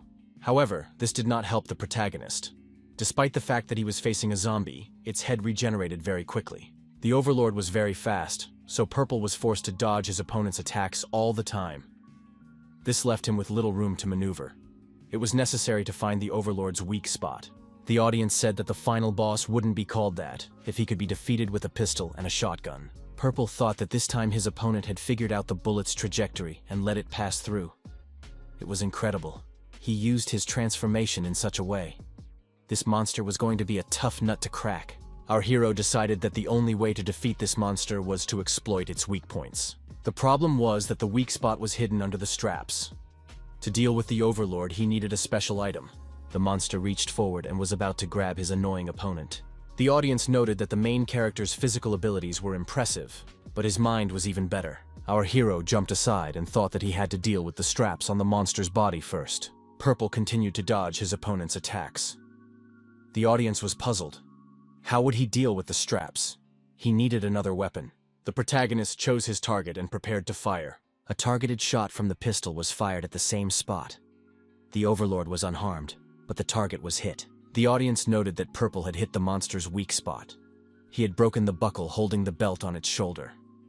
The audience emphasized that it was a well-aimed shot. The belts fell to the monster's feet, exposing its most vulnerable spot. Purple said that there was no need for items to increase speed or damage. This boss wasn't that tough. Purple fired several shots from his pistol at the part of the monster's chest that was exposed after the strap fell off. Our hero thought that this monster was only getting stronger, and that it was impossible to destroy it. Was the second phase beginning? Strange transformations began, changing the monster's appearance. The Overlord rose to his feet with newfound strength, now much larger in size. Our hero thought that he was in for a rough time, but continued firing his shotgun. The spectators couldn't understand how the hero would be able to defeat this boss. Bullets weren't working on him. Our hero continued to dodge his opponent's attacks, and fire continuously at his weak spot. Purple thought he had shot his opponent in the arm, but the damage didn't register. He needed to aim more carefully at the chest. The young man responded to the viewers' comments in the chat, saying that in this case, there was no point in farming items. Purple moved closer and fired a shot at the Overlord's chest at point-blank range. The Overlord grabbed his chest, leaned forward, but remained standing. The viewers noted that this monster was too strong. The protagonist remarked that if the spectators watched his actions closely, they would understand why he wasn't going to farm items. Our hero ran to the side, dodging the monster's attack, but continued to fire aimed shots at the Overlord's body. The young man thought that the pistol was meant to buy time. His goal was higher. Jessica talked about the animals that were used in the experiments. It was strange that there were no processing devices here. If he was right, it was a liquid that washed away and restored the monster. It had to be used. Our hero asked his modified opponent, "Isn't it harder to wield a hook than a hand now? So we just have to hold on." Purple continued to shoot. After another bullet hit his chest, the Overlord couldn't stay on his feet and stumbled backward. Our hero approached the monster sitting on the ground and aimed his shotgun at him. Purple fired another shot. The battle was taking place in the very place where the pharmaceutical company disposed of the unfortunate consequences of its experiments. The reason there were no special devices here was that they were disposed of after dissolution.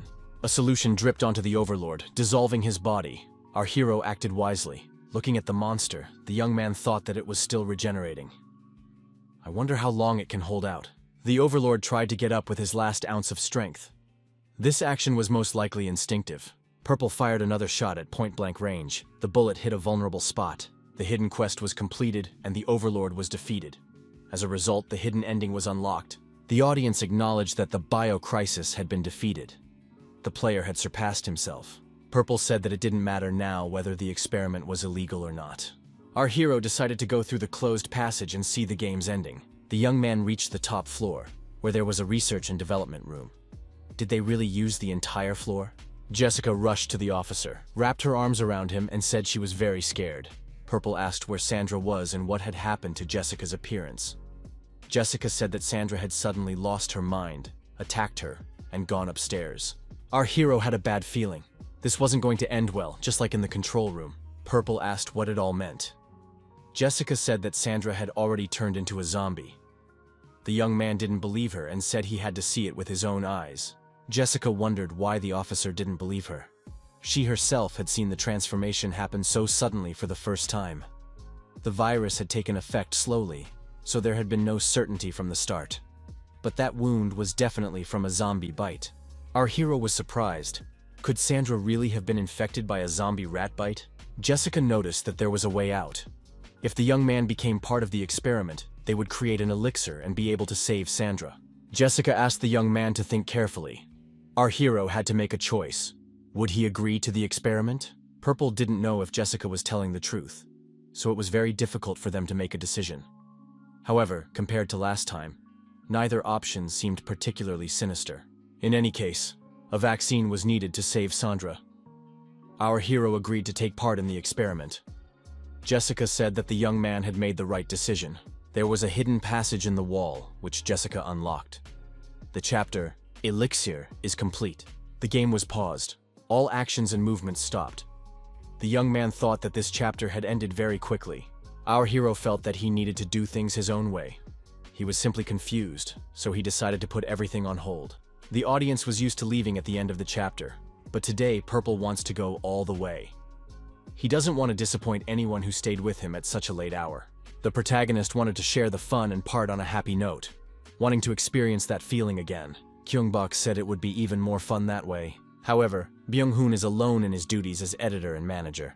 Maybe they should do it as usual? Byung-hoon asked in the chat if Kyungbok could continue this time. He doesn't want to wait for the hidden ending. He wants everything to happen right now. Our hero laughed, surprised that this guy was his friend. Viewers noted that it was a killer's smile. Our hero understood that in any case, the next chapter would be the last. He said that instead of dragging it out, they could finish watching the ending and go rest. Purple said he was always grateful for the views and donations. The young man announced that the next chapter would be The Hidden Path. Jessica told the police officer to follow her. The young people arrived at a secret laboratory. Everything here was marked top secret. Large containers filled with liquids held secret samples that formed the basis of Reganry Farm. The antagonist looked tense and even frightened. Jessica said that these were the experiments that had partial genetic compatibility, leading to incomplete longevity. The girl added that the elixir was only effective for those with absolute genetic compatibility. For example, Logan and the Overlord were more advanced versions. Jessica noted that the young man was not the only test subject for the elixir. However, of all of them, the policeman was the only one with absolute genetic compatibility. At that moment, our hero was caught in the robot's embrace, and an electric shock struck him. After a while, Purple opened his eyes. Jessica said that he had woken up just in time. Everything was ready. Jessica thanked the young man for his assistance in improving humanity and his help in the future. Our hero was bound hand and foot and placed in an experimental device. Jessica said that once the elixir was created, Sandra would be saved. Now that they were doing this, she felt she had to explain everything. The elixir, which was supposed to be humanity's greatest vaccine, had only one side effect. It caused loss of mind and a desire for blood. This was an instinctive result of searching for the right genetic combination, which they did not have. To make the elixir safe for everyone, they needed a successful sample from which to extract the full compatibility factor. Taking advantage of the side effects, a large-scale clinical trial was conducted using a small amount of the elixir mixed with a placebo. In this case, only people with the ideal genetic factor would survive. Our hero understood how this happened. Didn't they care about the human sacrifices? Jessica said that in the end, they found the perfect specimen. The sacrifices were necessary for the good of humanity. The girl added that the young man's sacrifice would restore everything to the way it was, and humanity would make great progress. In that case, she would be welcomed. A shot rang out. Sandra appeared in the secret laboratory with a weapon in her hand. The next shot destroyed the chains that held our hero captive. After the first shot, Jessica, who had been wounded in the head, fell face down. The protagonist freed himself and asked what had happened. Sandra said she would explain everything on the way. Following his partner, our hero began to understand why everyone liked Sandra so much. Purple was back in his police uniform. The audience acknowledged that Sandra's help had been invaluable. However, our hero still had a bad feeling. He remembered Jessica lying on the floor. The young people approached the elevator, which went straight to the director's office. Sandra said that they would now go up to the roof of the building through the office. It was quite high, so it would take some time. Sandra explained that as soon as they reached the top floor, Jessica suddenly attacked her. Jessica thought she might prevent her from luring Purple. Sandra added that she stole the pass while fending off Jessica's attacks. The girl added that after that, she hid in the director's office. Sandra said that in the office she found this piece of newspaper clipping. The photo was of the director of Reganry Farm. Purple said that the woman reminded him of someone. Apparently, Jessica was the director's daughter. Sandra grabbed her hand and turned away from the young man. Purple asked if she was okay. Sandra asked indignantly how Purple could agree to the experiment. They almost destroyed him. The young man replied that he had been told it was the only way to save Sandra. Purple suggested that regardless of his decision, it would have been impossible to obtain the vaccine. Sandra was glad that nothing bad had happened to the young man.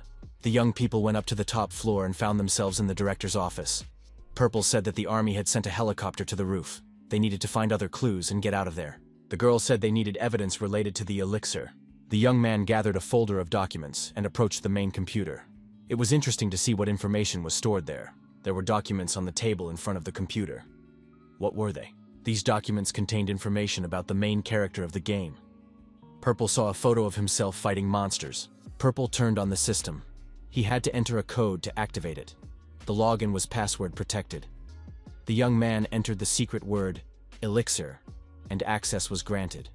The audience was surprised that someone was able to activate this computer. However, all the folders on it were protected by a special password, except for one. The unprotected folder contained a video from a surveillance camera in the director's office. The video file even had sound. The subject matter was alarming, so the young man decided to send the USB file via a communication device. Preparations were made to transfer the data via the designated channel. The file transfer was complete. Our hero requested immediate assistance. The military responded that troops would soon be at the designated location. The young man sat down in a chair and said that it was all over.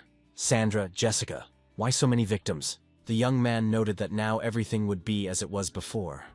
The audience noted that this was a standard ending to the game, but they had a bad feeling about it.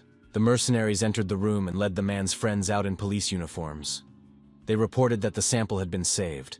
A woman's silhouette appeared from the smoke and said that the connection could now be switched back to the external channel. The woman approached and emerged from the smoke. She was wearing a mask. It was Jessica. She reported over the radio that the elixir was ready. With the flash drive in her hand, Jessica approached the computer and said that it annoyed her. It was an ancient machine that automatically switched to the internal channel as soon as the device was connected. But she believed that this was what made the device secure. Jessica repeated that Reganry Farm's security measures were incredibly sophisticated. Jessica said that the police officer was to blame for trusting her. Purple understood what was happening in the original ending. He would have liked to experience it first. Our hero had no idea that the flash drive Jessica gave him was so dangerous. The protagonist stated that he needed to deliver the evidence himself. Purple suggested that they should be more careful with documents from now on. Our hero said that now they had everything they needed and could move forward. A helicopter appeared high in the sky. The audience noted that the military had arrived just in time. But what would happen to Sandra? After all, there was no vaccine. Our hero experienced strange feelings again. What was that? The feeling was stronger than when he met the Overlord. Could this be the final boss? A tall building nearby exploded. The epicenter was on the roof. A monster appeared next to our heroes. The young man felt even more uneasy. He knew it couldn't be that simple. As the monster approached, Purple realized it was Jessica. What had happened to her? Jessica, burning with rage, headed toward the young people. She was determined. Sandra didn't expect to see Jessica here. After all, she had shot her right in the head. How was that possible? Jessica declared that she couldn't stand stupid people. Bullets fell to the ground in front of Jessica. The audience noted that these were the same bullets. The monster said that the two had only made things more difficult for themselves. The audience speculated that Jessica had been experimenting on herself. It turned out that she wasn't a heroine, but the final boss. Jessica said that this young man's genes would belong to her. It was a very unexpected statement. Sandra told the monster to shut up and fired a magazine from her pistol at it. This had no effect on Jessica, who attacked the young people in a rage. Purple and Sandra barely managed to jump out of the way. Sandra said that Jessica was hiding behind the monster's appearance like a coward. Purple coughed and demanded that Sandra leave immediately. Our hero ran up to his partner and, protecting her, also fired a series of shots at the monster boss. The helicopter in the sky was not military, but belonged to representatives of a pharmaceutical company.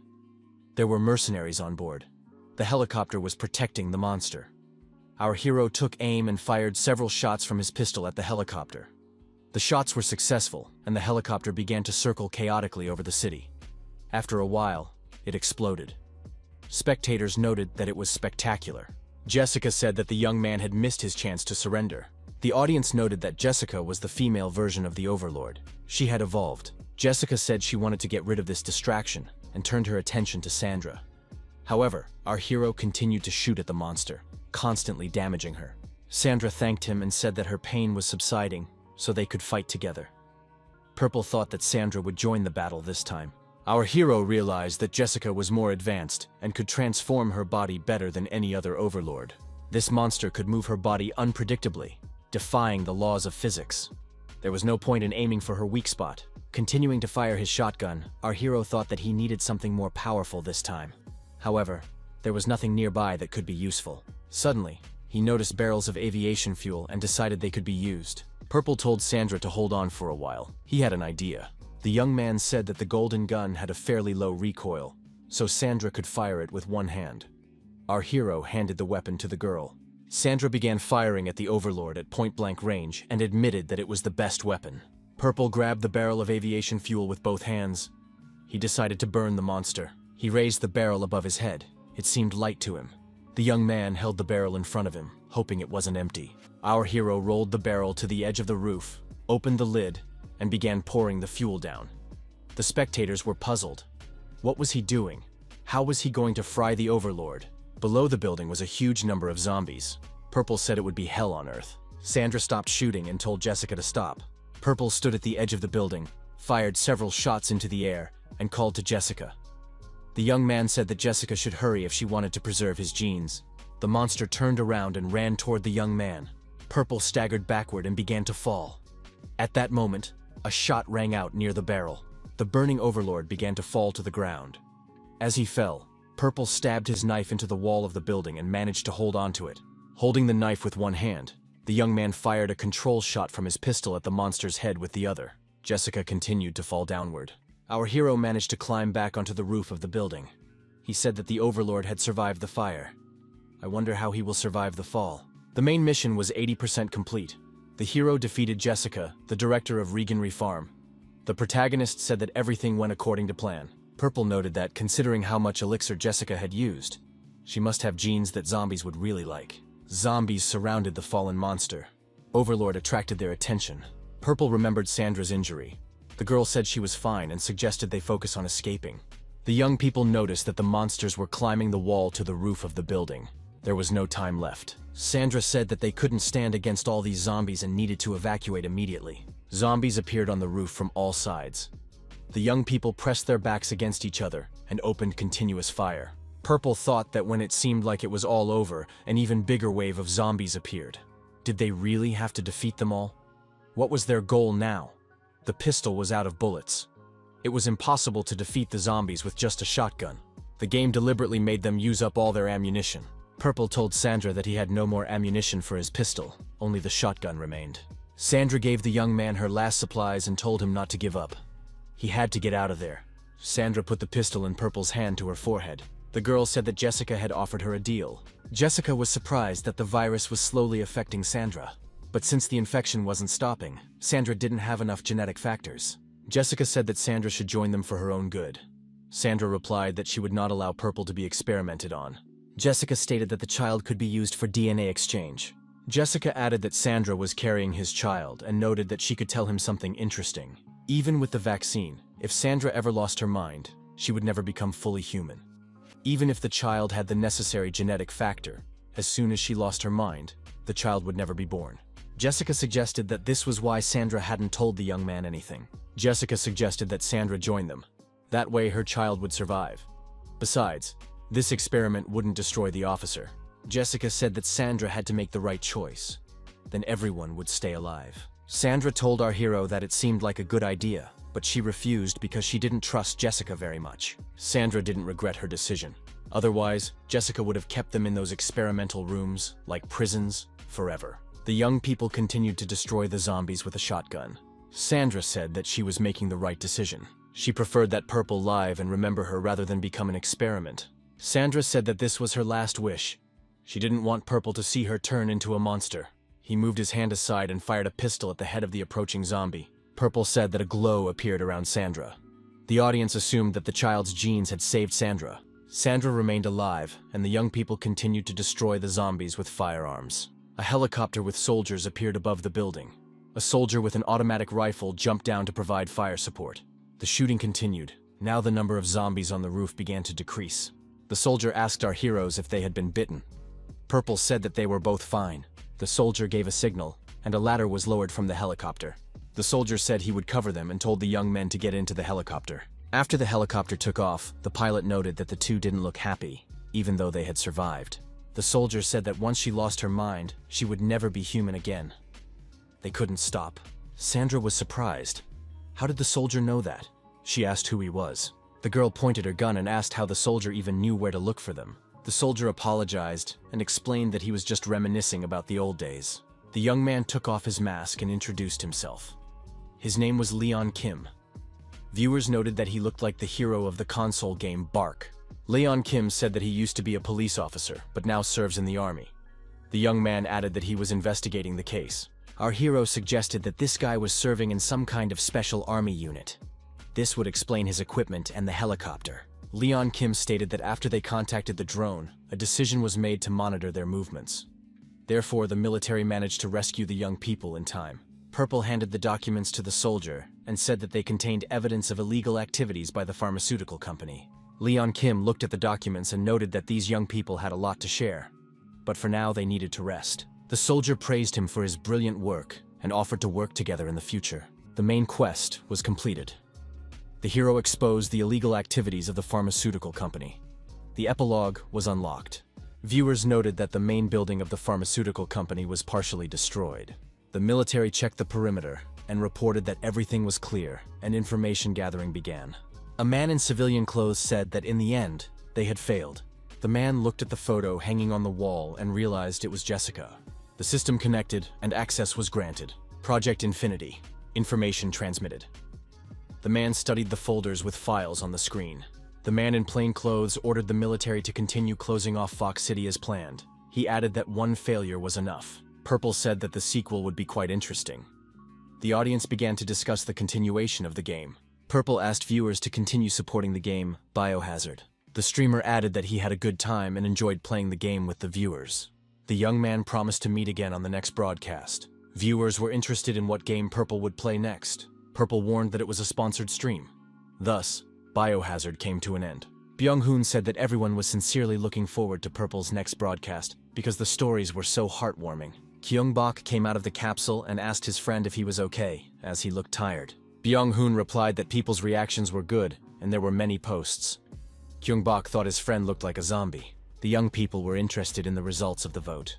Byung-hoon noted that when the content ends, many people leave. Not everyone who voted will come to watch the stream, so there will be fewer viewers. Kyung-bok agreed that everyone had originally come to watch Bark. It would be disappointing if the number of viewers decreased, even if he was mentally strong.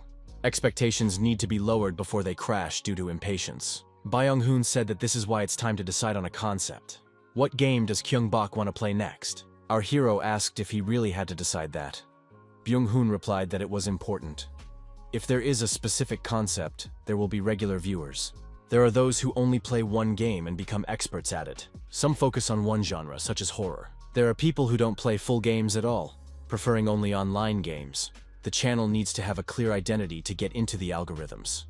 Kyung-bok acknowledged that there was sense in those words. Kyung-bok said that even though it was for a short period, he felt what it meant to stream. Like when he was preparing for pro gaming.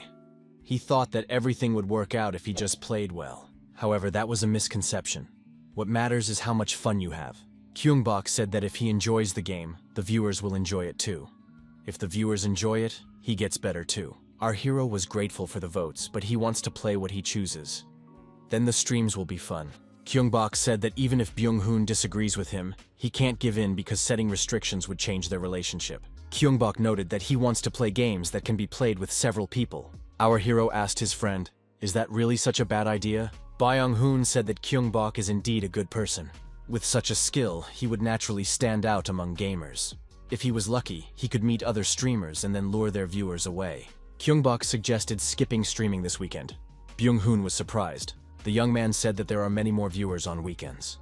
Kyungbok noted that Byung-hoon should rest. Our hero suggested hiring a manager for the duration of their break. Kyungbok added that his friend looked very tired. Byung-hoon thought that he was the one who was rushing so as not to lose their current good results. Byung-hoon added that Kyungbok should be grateful to have someone like him by his side. Kyungbok said that they now had too much information and needed a manager.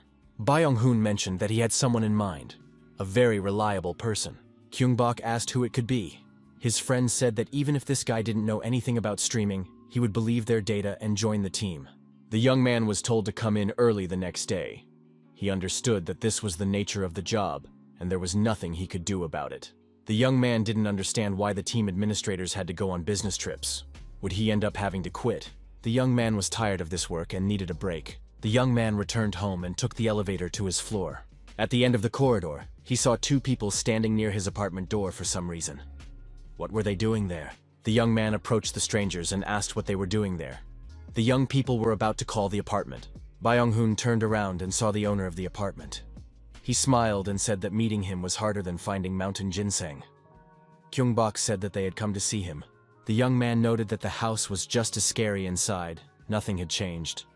The owner of the apartment asked the guests to be careful and not to litter, and to take their shoes off at the entrance. After greeting them, the landlord listened to their proposal and was surprised. Did these two really want to hire him as their manager? This was Park Joo-ho, 28, a friend of the young men and an assistant manager at a large company. Kyungbok said that they were very serious about their streams and that this was a serious undertaking. Park Joo replied that he had had enough of this advertising pitch and didn't know if the two were serious. Byung-hoon said that they would be good together. Park Joo thought that sounded nice, but in reality, management wasn't a permanent career, so it was better to decline right away. That's what Park Joo would have done if they weren't old friends. Park Joo said he wouldn't bring up the career issue yet, but asked what kind of salary they were talking about. They would discuss all the details later, of course. Byung-hoon reminded him that it wasn't a useless offer and that the salary wasn't bad. He showed the necessary information on his tablet screen. The guy noted that they had already received about 9 million from missions and donations on streams, 3 million in advertising fees, and about 1.5 million on YouTube. The number of views was steadily growing, and their capital was increasing. Kyungbok told his old friend that he was also surprised when he first saw these figures. Here, fun turns into money. Our hero added that it was intuitively clear that they had received sincere support, so he wanted to work even harder. Byung-hoon asked Park Joo if he was ready to make a decision, since he knows what a genius Kyungbok is. Kyungbok said that they needed Park Joo's help and wanted to take his old friend with him. Park Joo recalled the old days. Every time he was in trouble, these two changed his life. Byung-hoon said that Park Joo was smiling, which meant he agreed. Park Joo replied that he still needed to think it over carefully. Kyungbok pointed out that Park Joo was planning to go on vacation anyway, so maybe he should just make a decision now. Kyungbok added that if Park Joo gave it a try, he would enjoy it and realize how much fun it was. Purple told viewers on the stream that he wanted a game that had special meaning for him.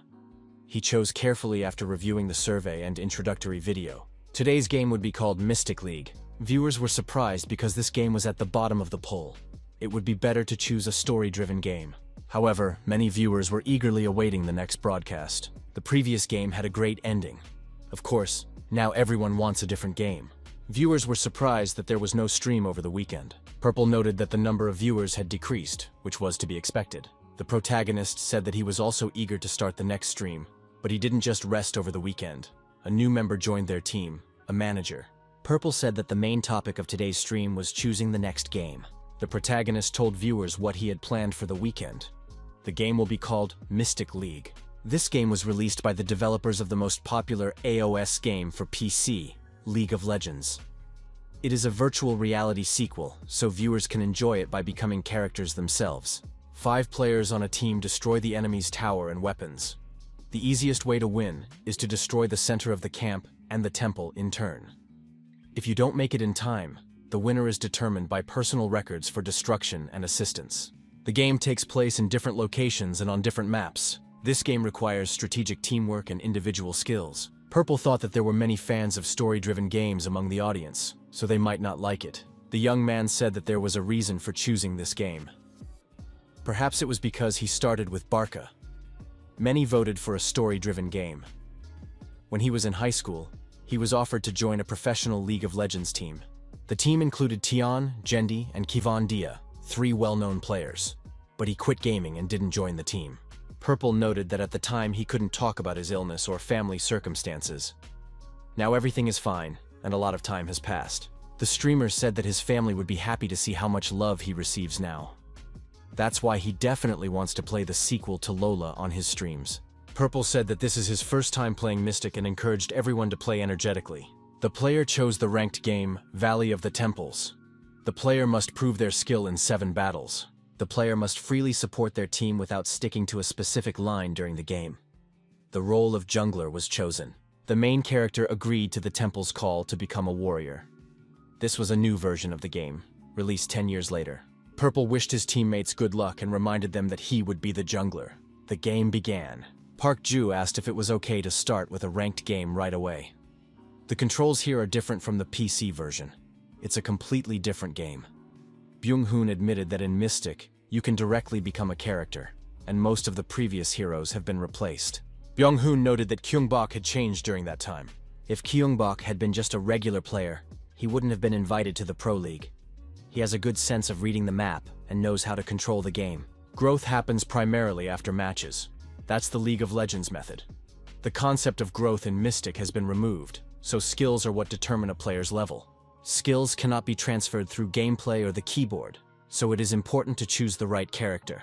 Our hero chose the character Yami, an ancient ninja who became a master of the art of vision. This character specializes in magical destruction. He has 5 different skills, so he seems like a good character. However, unlike on a PC, where you can apply skills, here you have to implement reincarnation yourself. In fact, this is very difficult in combat, which requires immediate reactions. Byung-hoon said that he can't even perform a basic attack because he can't use his hands during reincarnation. Since he is a killer, he is weak and extremely vulnerable if approached. Pearl is Yami, who transfers the power of a hero. The selected hero is linked to the default account avatar. The player is invited to a mystical battlefield. His allies told the player that they were all newbies, but they should have at least watched the video beforehand. Yami isn't the best choice, especially for a jungler. One of the players said that the young man ruined everything with his terrible choice. Why is he so reckless right away? Purple was surprised. Is Yami really that weak? He seemed cool in the video presentation. Purple wondered why they weren't using killer magic. Other players suggested that they could manage without Yami. Our hero thought that in Lola's day, it was the best choice for a jungler. One of the viewers suggested a mission: win 5 games in a row with Yami. Purple thanked the viewer for the mission after a long time. He couldn't refuse such a difficult task. It wasn't his style. The mission didn't seem impossible. Why not aim for 5 wins in a row in Mystic? All the fighters were invited to the battlefield. Our hero suggested doing everything perfectly. Don't waste time. Purple prepared to carry out the tasks at hand. The young man found himself at the bottom of a ravine, surrounded by many ferocious monsters. One of the spectators said that the player was using Yami as a jungler.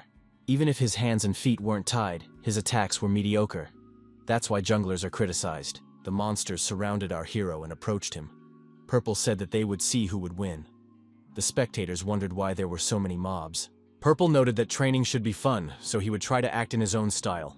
There are a total of 25 skills, 5 attributes corresponding to each of the 5 stages.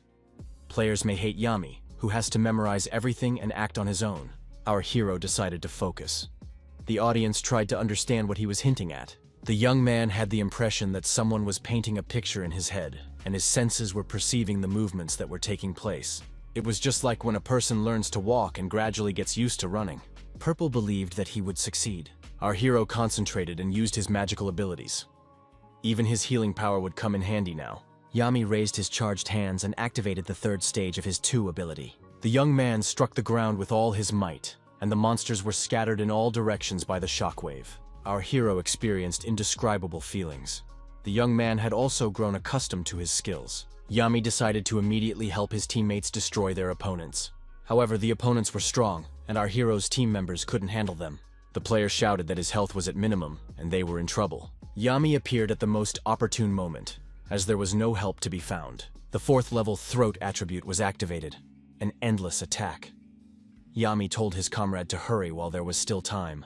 However, this time the opponents were fast and strong. It wasn't easy to dodge their attacks. Yami said he would deal with the opponents himself. Our hero used the 2nd level metal attribute, Iron Armor. The audience noted that Purple had seized the moment. The protagonist thought that in order to restore his chakra, he needed to activate the enemies and knights who were protecting each team's towers. The chakra restoration was successful. The confrontation could continue.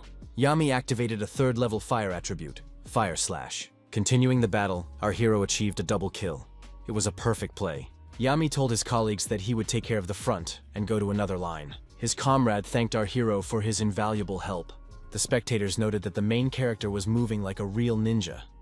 Yami still hadn't become a champion. In the end, the enemy surrendered, and victory went to the protagonist's team.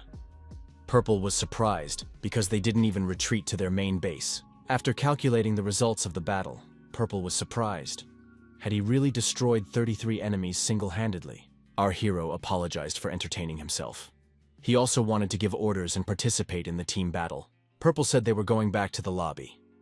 Valley of the Temples is a ranked game one step closer to victory. Our hero suggested that the next match would be even more interesting. Players were being selected for the next match. The role of jungler was chosen. After a spectacular explosion, the enemy team surrendered. Victory. The white team's temple was destroyed. Victory. Purple became the leader again. The black team's temple was destroyed. Victory. Purple achieved this feat single-handedly. Our hero said that this was literally a no man's land, a vast intersection. The team continued to win, winning 4 times in a row. Byung-hoon asked what the manager had to say about this. Park Ju had heard that Kyungbok was a good player, but he didn't think he was at this level. Byung-hoon added that this guy was like he was playing a different game. He was on a completely different level. At one point, our hero hesitated, and the lead was lost. He didn't think the enemy mid would go for a gank right away. Purple realized that he was facing a serious opponent. He needed to be more careful in his actions. Our hero assumed that there was a streamer on the opposite side. Viewers noted that this was a mid versus jungler matchup. The opponent was Genome, a streamer with 700,000 subscribers, a guy who plays at the level of the gods. Genome said that he was 4th in Platinum. Can't you see that? Viewers noted that this was a Bronze versus Platinum match. Could such a strong match be possible? Genome suggested that the jungler on the white team would have to come to support. How could he plan his route? Genome said that the jungler on the white side seemed to have deliberately wanted to face him in this match. Genome hesitated for a moment. Had he made the right choice? Genome was surprised to learn that his opponent was Yami. It seemed abnormal. Even if it was an entertainment stream, trolling in an important match was definitely going too far. Why create an aggregation with such heroes in an important game? As a streamer, Genome understood that there was a limit to aggregation. The viewers suggested a new mission, 10 kills of Yami. The viewers thought that Yami wanted another official match. Genome decided to turn this entertainment show into a documentary. The chat during the stream was temporarily blocked due to inappropriate language. Purple said he had just seen the black team's jungler. The young man noticed that as soon as the game level got higher, all the players became more serious.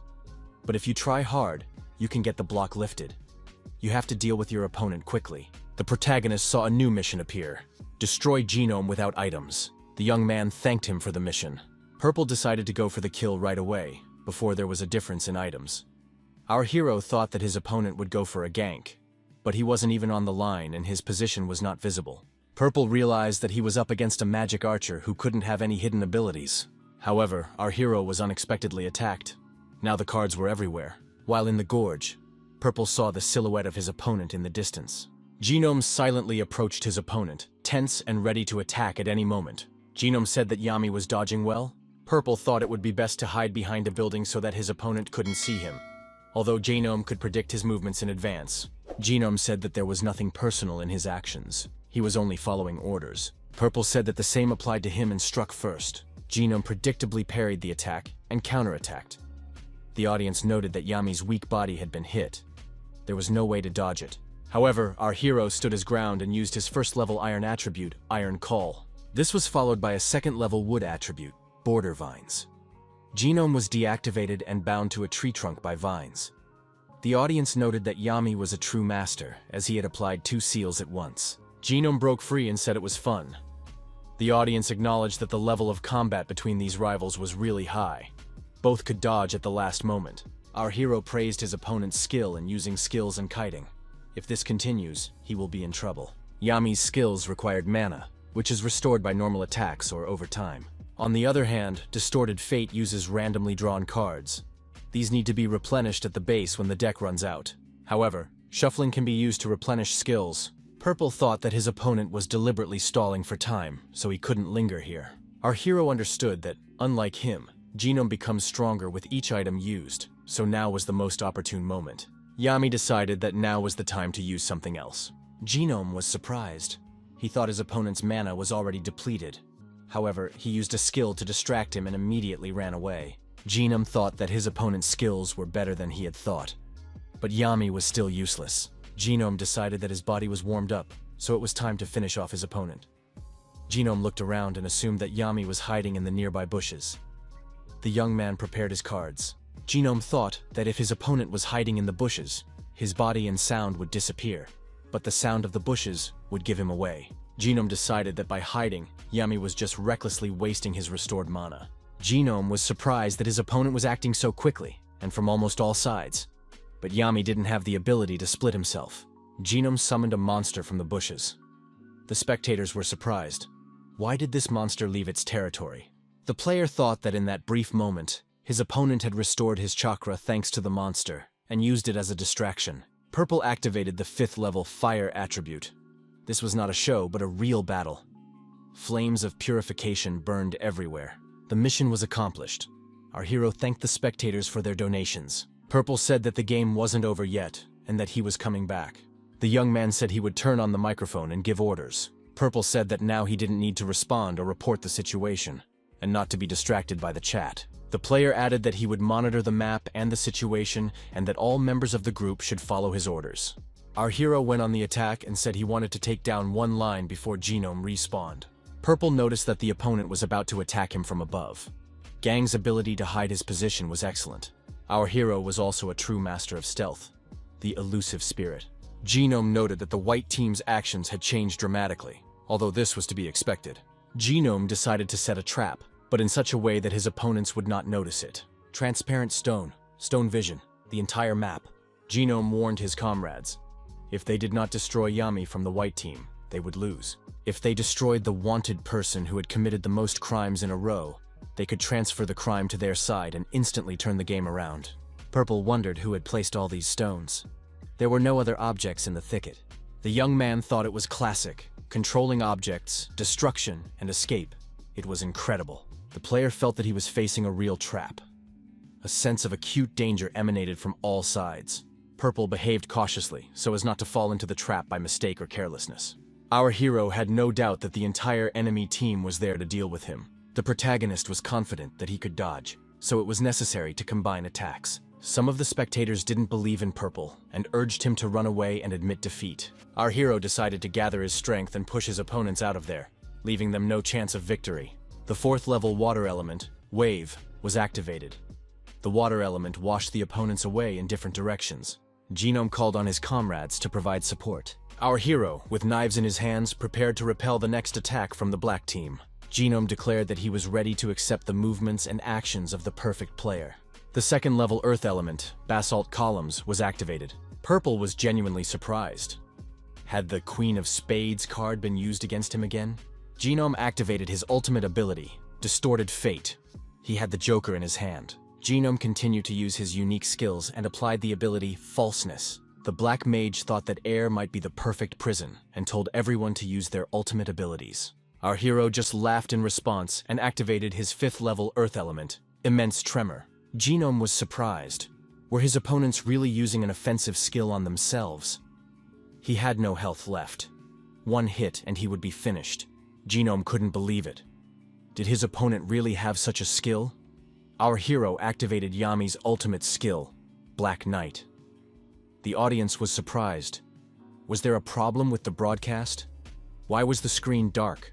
Purple absorbed the health of enemies within the dark sphere and converted it into his own health and chakra. The condition for activation was the use of techniques from all 5 elements at level 4 or higher. Could someone really have done this in virtual reality?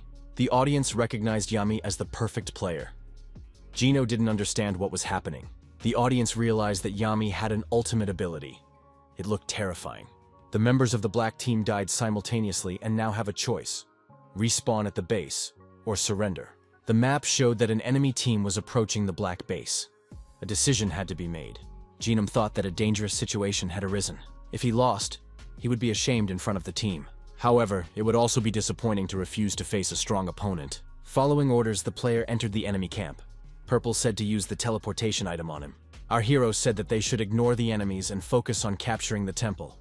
They should also defend the temple immediately after reviving. Positioning himself on a cliff and activating pressure on the ground, the protagonist said it was time to begin and used the first level earth element, Stone Trap. The return location was random, but it worked. One of the opponents ended up in the stone trap. A strong threat could be felt ahead along the route.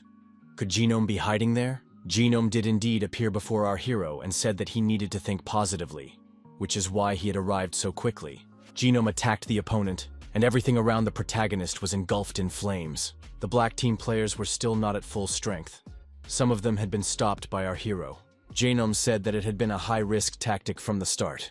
The black team's temple was destroyed, and our hero emerged victorious. The 5 victories with Yami mission was complete. Purple thanked his subscribers and said that he didn't know of any games he couldn't play. Purple corrected himself. He meant that there are many games he hasn't played yet. Our hero didn't know what his rank would be, so he rejected many friend requests. Genome also sent our hero a friend request. Purple was flattered when he saw that Genome had sent him a friend request first. The player apologized first and said that during the introductory tests, he mistakenly took Yami's choice as trolling and made inappropriate comments on the air. Genome added that he would still like to play with Purple. Purple accepted the friend request. He thought that Genome seemed like a really nice person. Our hero said that players of Genome's level are always welcome. Purple greeted all the viewers who had come from Genome's stream. Our hero thought that thanks to the people who came from Genome's stream, the number of viewers exceeded 3,000. Purple suggested ending the introductory trials. Streamer Genome, Namji Huan, asked how everything went. His interlocutor replied that a friend request had come in. The interlocutor asked if Namji was really that concerned about Purple. The streamer replied that there were very few people like that. With such skills, he would definitely become popular. Namji was worried that he might be criticized for not being up to the level of the stream. But everything turned out fine. His friend advised him to approach this offer with caution. Namji was surprised. Were there really any problems? His colleague said that he had continued watching Purple's stream. The colleague added that Genome would not be the main character, but a secondary one. The trial rating was complete. Our hero became number 1. He really made it to Diamond. Purple thanked everyone for their congratulations. He suggested playing with Yami and added that it wasn't difficult. Purple said that there were now more than 2,000 of them and thanked everyone for their support. Byung-hoon, standing in front of the screen, said that now they would have to work at night. The bully swung to hit the young man. At that moment, a voice off-screen shouted, "Cut!" Park Ju said that this would definitely go to the school board. Byung-hoon admitted that it would be a real masterpiece. Finally, his first portfolio was ready. The bully saw the young people and asked who they were. The young man who had dealt with the bully said not to give him such roles anymore. The bully recognized these young people and decided it was best not to mess with them. The bully and his friends decided to run away. Do these people really think that advice on school bullying is a trivial matter? Byung-hoon said that these fools must be at home or think they can win today. Byung-hoon said that he was a master at attracting attention on the internet and would impress viewers as if by magic. They needed to make a list of media outlets they liked. Park Ju thought that in any case, if he was with these guys, he definitely wouldn't be bored. After a while, Byung-hoon opened his laptop and showed them the reaction to his video on the internet. He added that it would be a sin not to work with such content. The duel with Gino became a topic of discussion on forums. New viewers also appeared. On the laptop screen was a video of Gino's defeat today. Almost 500,000 views. Park Ju admitted that thanks to this recording, the number of subscribers had skyrocketed and would soon reach 170,000. The young man noted that they had an important topic to discuss. They had received an official letter from Gino's team. They wanted to meet in person. Park Ju said that even an apology video had been uploaded. They not only wanted to apologize, but also to become friends. and they were planning to do a joint stream. Byung-hoon said that long-lasting streamers always have one good skill: a keen eye. They recognized Kyungbok's genius. A joint stream means that they want to collaborate. Park Ju added that they want to invite Byung-hoon as a guest to discuss gaming content. Colleagues invite masters with good skills. It will be martial arts training from a sword master. The guest increases his popularity, and Genome demonstrates his physical skills. Both come out ahead. Park Ju noted that this time it will be the other way around. Genome has decided to become a master. He wants to train Kyungbok at Gunner Ground. Kyungbok asked, "Will Genome be streaming, and he will be the student?" Byung-hoon suggested that Genome had realized something. He understood that he would not be able to reproduce the game. The young men decided that in any case, there was no reason to refuse a joint stream with someone like Genome. The streamer greeted his viewers again. The young man hadn't even started yet, and there were already almost 3,000 people watching. Purple said he wanted to try a new game. The hero happily informed his viewers that they had a joint stream planned with Genome in Gunner Ground. Purple said that, considering the fact that he knew nothing about the game, it would be inappropriate to hold a joint event, so he wanted to practice a little first. In Gunner Ground, you have to be the last survivor in your team among 100 players. It's a survival game.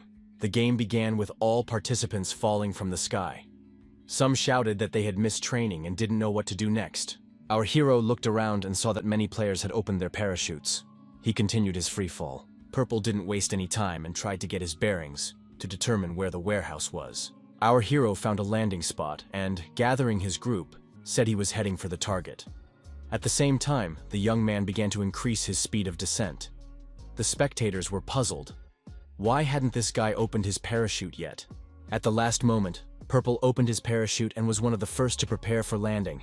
Our hero landed at the drop point. The audience noted that it was perfect. Timing is everything in this game. Purple thought that he didn't even have a basic weapon. Would he really have to fight with his bare hands? The young man said he was going to continue on his route. Our hero sensed the source of a sweet aroma. The warehouse behind him looked particularly attractive. Spectators noted that it was indeed a military warehouse. It was difficult to find, but Purple did not disappoint. After scanning the surrounding area, the young man determined that there might be about 3 people there. But why weren't they fighting each other? The protagonist found himself in the crosshairs. The viewers were surprised. Was this an ambush? They were using a military warehouse as bait. It was ridiculous. The opponent with the pistol jumped out of the container where he was hiding and couldn't understand where the man had gone. Purple was very close, literally at his feet. Our hero disarmed his opponent and took his weapon. However, another enemy appeared nearby. The villain took aim and fired, but our hero managed to dodge the shot. The bullet hit the unarmed enemy who was killed. Purple managed to hide behind his body. Our hero returned fire. The enemy ambush was too small for a whale as large as Purple. The protagonist thought that his opponents had temporarily formed a team. The young man noticed that he was out of ammunition. With an axe in his hands, the enemy rushed at the protagonist and said that he would destroy him now. Purple dodged and counterattacked. He said that if this guy ran away, he could definitely stay alive. Our hero's blow knocked his opponent unconscious. The young man thought that he couldn't kill his opponent with his bare hands. In that case, he took the gun and decided to see if his opponent could withstand a blow from this weapon. His opponent felt a powerful blow to the head from the gun. Our hero now had a weapon with a sniper scope in his hands, an assault rifle with a quick-release magazine. Viewers noted that Purple now had a full set of equipment. Our hero assumed that everything was over in other places as well. The protagonist was offered a mission in which he would receive a donation for each opponent he destroyed. Purple noted that there were already 76 survivors, so they needed to collect money quickly. Kyungbok said that he receives prizes, so if you die by his hand, you can consider yourself lucky. A man with a shotgun watched his target from the window of a neighboring building. He said that sniping was his calling. Everything was going according to plan in this round, and he was also lucky with items. The man with the shotgun saw another victim through his sniper scope. His opponent was killed by someone else. The man with the shotgun thought that this assault rifle was meant for close combat. Perhaps there was someone else in the same building. Another enemy was shot in the head. The man with the shotgun was furious. Where was his rival shooting from? The sniper assumed that his opponent was shooting from the other side of the field. But how could anyone fire an assault rifle from such a long distance? The man with the shotgun tried to find the other sniper with his binoculars. He realized that his opponent must be in hiding. The man with the shotgun saw his opponent, who was aiming directly at him at that moment. It was Purple. The man with the shotgun was shot in the head and killed. Purple had no doubt that everything would be fine. Our hero thought that when you have to check every building one by one to find your opponent, you can end up in the most visible spot in the building. Our hero assumed that something was different in this game compared to Bark. Could it be because of the ballistics? The audience said that when shooting from a long distance, you need to aim a little higher because bullets fly in a parabolic trajectory. You also need to take the wind direction into account. The protagonist decided to try to seize the moment. Purple took aim and held his breath to fire. Due to the high speed of the car, the shot will be late. You have to shoot ahead of it. You need to be able to predict the moment of the bullet's approach and the position of the car. Our hero's shot knocked his opponent unconscious. Purple was satisfied. Our hero felt uncomfortable with the discrepancy between his expectations and reality. But he was not the only one with this feeling. Kyungbok thought that there really are people who boost their self-esteem at the expense of others. However, every game has its own rules and conditions. It would be strange not to notice this. One particularly annoying spectator kept asking provocative questions. Kyungbok even considered banning him. The manager removed the spectator. Kyungbok thought, finally Park Ju is doing his job. He's really good at his role. He approached the unconscious driver and said that this guy had apparently had too much to drink. At that moment, the survival rate was below 60%. Due to the electric field, the survival zone had shrunk. Once the number of survivors dropped to 10, each zone would shrink. Since the source of electricity is in the center of the city, this will be the final survival zone. Purple decided to set off before other people arrived. The car lurched forward and began to accelerate rapidly. At the checkpoint, the rivals opened fire with the intent to kill. However, the car flew through the air and passed the checkpoint. During the flight, the trunk lid of the car opened, and Purple appeared with a grenade in his hand. The grenade exploded inside the car after our hero successfully jumped out of the flying vehicle. During the battle, Purple did not forget to thank the viewers for their donations. Our hero was sorry, but he could no longer retrieve what had burned in the car. The viewers agreed that it was perfect action. Purple, with an automatic weapon in his hand, decided to enter the city center. 47 people remained alive. The ring began to narrow. The ring narrowed, but there were few people left in the zone. The protagonist thought that to survive was to win. Such a strategy was entirely justified. Our hero was curious whether the destruction caused by the electric field would count. 36 people remained alive. The ring continued to narrow. Standing on the roof of the building, the young man thought that by destroying people, he could narrow the circle and thus trap the remaining survivors outside the zone. Using the electric field to his advantage, the protagonist destroyed a few more opponents, narrowing the field. Purple was surprised to see that the survivors were running outside the zone for some reason. What happened? One of the spectators said that these players were more afraid of Purple than the electric field. Purple told them not to run and started shooting them in the back. Why is he doing this, since they've already surrendered? The protagonist stated that no one is spared in battle. The rules of the game are, if a player does not destroy, they will be destroyed. The young man said that there was no one left in the city center. However, he was wrong. One opponent was hiding behind a cart. Purple took aim and shot at the man.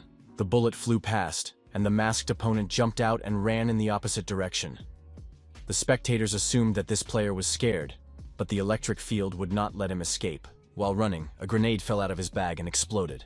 The ring continued to narrow. Purple hoped that the opponent who had been killed by the grenade would be counted as a kill. After assessing the situation, our hero was convinced that no one was left in the city center.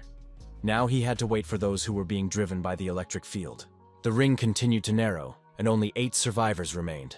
After another explosion caused by a collision between a motorcycle and a car, only 1 survivor remained. Watching the flames on the road, the young man said that it wasn't worth setting off fireworks in his honor. His personal mission was complete.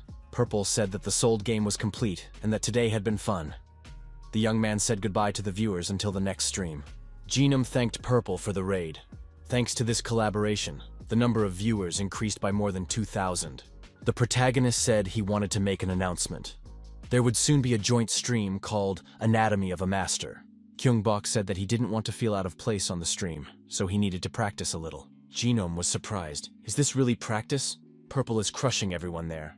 Park Ju told Kyungbok not to make excuses, as he had promised. He had originally suggested meeting at a cafe to discuss it. Byung-hoon said that this was the most difficult task he had faced in all his years of editing. Byung-hoon added that there was too much material, but he felt sorry to cut anything out. He spent the whole night thinking about it. Park Ju pointed out that because of this, Byung-hoon had once again broken his daily routine.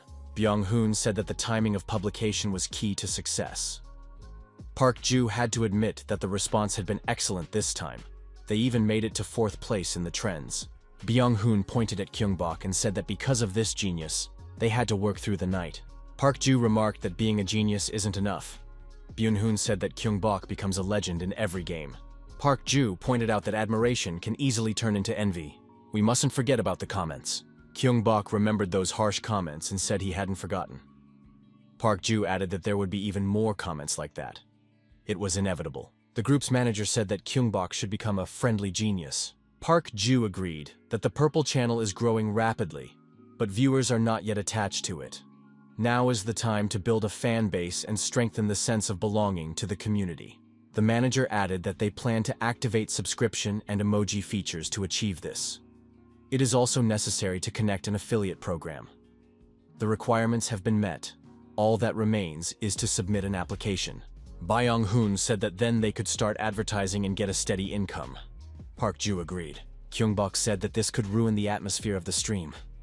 Byung-hoon noted that the benefits of subscription are much more important, and most people support connecting the partnership. For example, subscribers see their subscription duration and exclusive emojis that set them apart from others. If a message stands out in the chat, it's easier to notice, so the viewer feels closer to the streamer. This will strengthen the community. Kyung-bok said that in this case, viewers will want more attention from the streamer. If it brings you closer to your viewers, it's worth a try. Park Ju promised to find out how much it would cost to order emojis. The manager said that Kyung-bok had not yet registered the business. Kyung-bok wondered why this was necessary if he was just streaming. Park Ju told Kyung-bok to look at the channel's growth and income. Even coffee for meetings needs to be recorded as an expense to optimize taxes. His friends agreed that Park Ju was very smart when it came to finances. Park Ju said that if Kyung-bok wanted to hire him and Byung-hoon, registering the business was mandatory. They weren't going to work for an unregistered company. His colleagues were surprised. Had they really been working illegally all this time? Park Ju added that he was only willing to join as a manager under official conditions. Byung-hoon noted that in that case, they would need to get health insurance immediately. Park Ju said he would prepare the documents, and Kyung-bok would choose a name for the company. Kyung-bok said he would choose the name Team Perfect. Byung-hoon said that it sounded great, and the manager agreed. Kyung-bok added that he was counting on the support of his friends. Byung-hoon said that the partnership should be celebrated with big content, a joint stream with Jen Juro. However, Jen has a strong fan base and many haters, which is a cause for concern. Byung-hoon also noted that stream snipers would not leave Kyung-bok alone and would hunt him down. Kyung-bok replied that in Battle Royale, you have to destroy everyone. Park Ju said that they are currently building their image, and he is worried that even the perfect image can be destroyed. Kyung-bok noted that he wants to practice a little before the stream. He has an idea and wants to try something. In the next stream, Purple greeted the viewers and announced that in honor of the launch of the partnership, they would hold a mini-event for Perfect Play subscribers with a prize pool. A legendary battle against the main character will be organized. You have to avoid Purple's wrath for as long as possible. The one who lasts the longest will receive a prize. But what if someone manages to defeat Purple? In that case, the player will receive a large prize and fame. Those who play against Purple will experience the perfect taste of defeat and won't miss the chance to earn $1 million. The streamer greeted the audience as usual. The young man read the comments and thanked everyone. He did not expect such a response. Even Jen signed up for a monthly subscription. Today, as promised, audience participation is planned. The roulette wheel is in the manager's hands. Purple prayed for luck. The main draw is complete. 49 participants have been selected. Purple said that codes can be used to enter the training room. The first event with viewers begins. As before, it all started with a free fall to the ground. Some participants immediately used their parachutes. Some decided to follow Purple, considering it an excellent choice.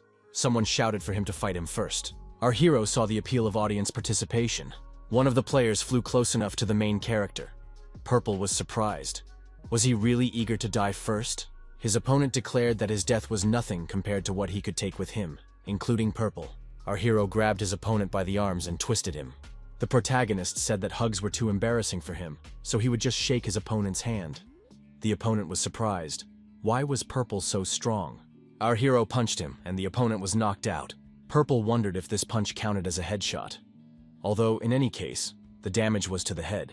Continuing to descend on his parachute, Purple told his opponent that it didn't count as a kill, but he was grateful for his participation anyway. Our hero landed first, and looking up saw that there were a lot of opponents this time. Purple declared that he would not disappoint his guests and would greet them properly. The protagonist decided to raise the stakes.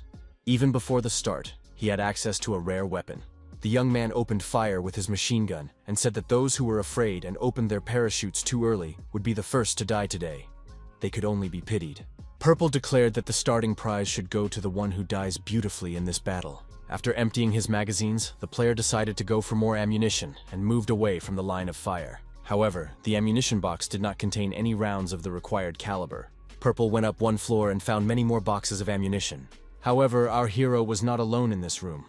It was a complete surprise. The young man thought that his positive aura had prevented him from noticing his opponent. Purple caught up with his opponent in a few jumps and, using hand-to-hand combat techniques, disarmed him. Purple thanked this player for participating and took him out of the game. In the defeated player's bag, our hero found a magazine with ammunition and a flash drive, a generous gift. The young man also received a huge, heavy frying pan. Our hero declared that this battle would be legendary. One of the participants hid in the room and, looking through a spyglass, decided that it would be safer to stay in hiding. She had no intention of getting involved. The girl saw everything Purple was doing. He was destroying one participant after another, so no one could stand up to him. One of the players pulled the pin out of a grenade and threw the explosive device into the room where Purple was. The protagonist didn't lose his cool and immediately broke the window and jumped out. Once outside the building, Purple opened fire on the moving targets outside. Since our hero had obtained an additional supply of ammunition, he fired continuously in all directions. The girl watching the main character from her hiding place realized that he was coming straight for her. What should she do? After all, meeting Purple meant the end for her. Our hero entered the room and, pointing his machine gun at the girl, was surprised. Was she really unarmed? The girl was surprised. How did Purple find her since she was hiding so well? Our hero greeted her and said that if he killed her, the audience would call him a war criminal. At that moment, the protagonist was caught in the crosshairs of a sniper who was positioned nearby. A shot rang out. He looked back and saw that he was in the crosshairs, with bullets already flying toward his head. The young man didn't lose his cool and held up the frying pan he had received. The attack was repelled. The girl was surprised. Had this guy really protected her with a frying pan? Purple thanked her for participating in the tournament. Purple said that he had already taken the first skill in the corridor. Our hero repelled the attack of another candidate. It was another headshot. The sniper had no chance of winning the confrontation with him. Instead of a prize, Purple gave the sniper some kind words. He noted that a frying pan is a weapon for all occasions. The young man told the audience that this girl had helped him locate the sniper by drawing fire onto herself. Our hero said that the girl was the last survivor in the school, so he was ready to grant her one wish. The girl was not shy and asked Purple to give her a headshot with his fist. The protagonist replied that his conscience would not allow him to kill an unarmed girl. Instead, he promised to let her live so she could try to win the survival prize. The girl categorically refused. She didn't want the prize. Someone in the audience suggested that she was crazy. The girl with the nickname Perfect Archer lunged at the young man. The guy reacted lightning fast and delivered a headshot with his fist. The crazy woman was knocked out. Of the 100 people, 59 remained alive. The circle began to narrow. The protagonist decided to leave the rest at the mercy of the electric field and head for the safe zone. In the square in front of the school, our hero discovered school buses. Purple decided he was lucky, although this was not surprising, since there was a school nearby. Our hero sat down behind the wheel and thought that the game was turning into Armageddon. The young man announced that the next stop would be Uptown Station. Byung-hoon, as always, was sitting at his computer monitor. He was extremely happy because he had accumulated a lot of video content. Park Ju noted that in that case, his colleague would have a lot of work to do and should take care of his physical condition, stick to his daily routine, and brush his teeth on time. The command "Holy Cow" appeared on the screen. They worked together seamlessly and were all armed with automatic weapons. This team was the winner of the Korean Gunner Ground League. Park Ju said that the student category would be very interesting. Byung-hoon acknowledged that they had excellent snipers and high teamwork. Manager Park Ju was curious about Purple's chances against such opponents. Byung-hoon thought again that he needed an assistant, because the video content was growing like crazy. Purple understood that the circle was closing in on them. Purple slowed down the bus a little. He felt that something was wrong, that there was some kind of danger ahead. Could it be that someone had set up an ambush? The Holy Cow team laid spikes on the road to prevent the bus from moving forward. Our hero took this into account and said that the seatbelts were their lifeline. The bus sped toward the spikes at high speed. The young man slammed on the brakes and turned the bus around 90 degrees. At the same time, he threw a grenade without the pin out of the window. The grenade fell onto the road near the spikes and exploded. The bus was thrown into the air by the acceleration, and the blast wave from the grenade flipped over and flew over the spikes. It looked like a scene from Tokyo Drift. The bus landed on 4 wheels on the road on the other side of the spikes. Our hero pressed the gas pedal, and the bus took off. His rivals immediately jumped into their SUVs and gave chase. Purple noted that his opponents had excellent movement and coordinated teamwork. They looked like experienced players. The Holy Cow SUVs overtook the bus, and turning 180 degrees, ended up in front of it. Purple fired continuously from his automatic weapon, preventing his opponents from doing anything.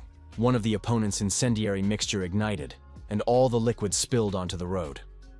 Spectators noted that it looked crazy in real life. One of the opponents shouted from the SUV that he was a die-hard fan of Mr. Purple. The young man took out a handheld grenade launcher and said he had a surprise for Mr. Purple. Our hero was surprised. Wasn't that too much love for one person? Purple understood that if the grenade hit its target, even a school bus wouldn't survive. Purple took everything into account: the position of the cars, the direction and speed of the wind, the position of his rival with the grenade launcher, and the direction of the site. Our hero declared that he had analyzed and taken everything into account, turned sharply, and opened fire on the front and rear windows of the bus. His opponent pulled the trigger, and the shell flew out of the weapon. Everything was calculated down to the smallest detail. The shell flew through the entire bus and exited through the rear, paralyzing the opponent's SUV. There was an explosion. The shooter couldn't see anything because of the smoke. The exploding SUV came to a sudden stop at the edge of the cliff, right on the side of the road. The driver was thrown out of the car and fell down. The injured rival screamed loudly, but his fate was sealed. Purple smiled and reminded everyone that seatbelts should be used for their intended purpose, as a lifeline. Getting out of the bus, he looked at his rival and was surprised that he had been thrown so far. Our hero thanked everyone for participating and said that it was unforgettable. Purple looked into the back of the SUV and found a backpack. He was curious to see what supplies were inside. There was also an extra bag on the seat of the car. Our hero decided that the game was getting much more interesting. Another sniper was hiding on the roof of the building, working with an assistant. All that was left to do was wait. Lego, with binoculars in his hands, was worried whether Purple would be able to handle those 4 opponents. None of them even thought that Purple would appear out of the sky. Our hero descended directly onto his opponents, using a parachute. He had a grenade launcher in his hands, which he fired. This destroyed 2 more opponents. Our hero descended on his parachute to the already defeated sniper and his assistant. Purple said that sinister energy had gathered here, so it was not difficult to determine the location. The protagonist mentally thanked the Holy Cow group for the bag that was now in his hands. Our hero got the rifle and thanked the player for their help. At that moment, Purple came under fire and had to find cover. The young man hid behind a corner of the wall. How many snipers were there? As soon as the hero was spotted, he felt threatened from all sides. All the players present, of course, wanted to win $1 million, constantly changing his position to avoid being hit by a sniper's bullet. The young man thought that the stream snipers were watching him. This was his first full-fledged sniper battle. He wanted to learn a few tricks. He understood that the main thing was to shoot first. Moving from place to place and firing his rifle continuously, he looked like he was shooting chaotically. Was he just scared of his opponents? However, the chaotic shooting was only at first glance. Purple destroyed every sniper with a single shot. Spectators noted that this player was breaking all the established rules of the game. Given the complex ballistic calculations, it seemed impossible. Our hero noticed that all the ominous sounds had disappeared from the roof. Had his opponents changed positions? The protagonist crouched down, held his breath, and listened. He heard the sound of a pin being pulled and realized that a grenade was about to fly in. Purple jumped out from around the corner with a frying pan in his hands. The grenade was indeed in flight. Purple deflected the grenade with the frying pan, and it flew back toward the enemy. They had no time to run or hide. The audience noted that it was like a tennis serve, a new test for the Grenade Smash Challenge. Purple said that everything should work out. The main thing was to stay calm. After dealing with those nearby, our hero left the building. The streets were empty. Had they decided to play hide-and-seek with them? Purple declared that if no one wanted to come out and fight him, he would have to find them himself. The main character began searching for his hidden opponents and shooting them. In this game, it was inevitable. Purple suggested that there was one more player left in Uptown. The young man said that he had counted how many people were there when they landed and noted how many he had already destroyed. Purple chose the right location and started climbing the steps. His opponent didn't even stick his head out to reveal his location. He waited for the main character to climb up. The protagonist declared that he would not keep him waiting, gathered his strength, and ran up the steps. His opponent did not expect this from Purple, and our hero caught him off guard. The opponent opened fire with his pistol at point-blank range. However, our hero did not lose his composure and grabbed the frying pan. The game, almost like tennis, continued. The bullets changed trajectory by 180 degrees and hit the enemy. The enemy was destroyed, and Purple said it was just luck. The ring began to narrow again. The protagonist noted that there were no more opponents left. Our hero said that the ending was kind of boring. He wanted a worthy opponent, but he was unlucky. Purple pulled the pin out of the grenade and threw it forward. The young man said that such tournaments would be held in different games, and the prize fund would increase. This tournament was attended by 99 players and 5,000 spectators. Purple said goodbye to the audience until the next broadcast, standing on a frying pan, hovering in the air. The Holy Cow team, which lost to our hero, admitted that this guy was a genius. They were still reeling from the shock. Coach Mosh approached the players and praised them for watching demo videos even on the weekend. But who were they watching so closely? The coach was surprised to learn that they were watching a streamer named Perfect Play. How could professionals learn from a streamer? The coach became curious and asked to play the video again to show his students the difference between a professional and an amateur. However, what Coach Mosh saw really blew his mind. He asked what the guy's username was. One of the students said his name was Purple, and he'd only been playing in this mode for 2 days. Coach Mosh said that his blood was boiling. If the whole team was there, they would play a ranked game right then and there. The players were disappointed. It was their day off. The coach asked if they weren't inspired by watching such an excellent game. One of the players said that they had just given it their all. As he sent the players into the capsules, the coach said that their uniforms weren't just for show. They had to behave like true kings of esports. Instructor Mosh thought that only one person in his life had ever played at that level. Purple thought that today had been fun. Thanks to the fans, preparations for the joint stream were complete. Byung-hoon praised Mad Gunner's actions. Thanks to his teasers, they had gained 240,000 subscribers. It was no wonder he had been chosen as an assistant. Byung-hoon added that this man had once taught him how to edit games. Together, they celebrated reaching 200,000 subscribers. Kyungbok acknowledged that thanks to Byung-hoon's assistant, their channel had grown significantly. It was amazing.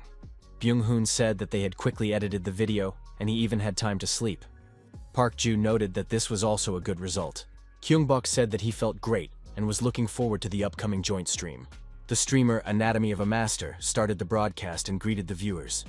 He said that he hadn't worn a shirt in a long time. Usually the game gets messy, but when guests come, you have to make an impression.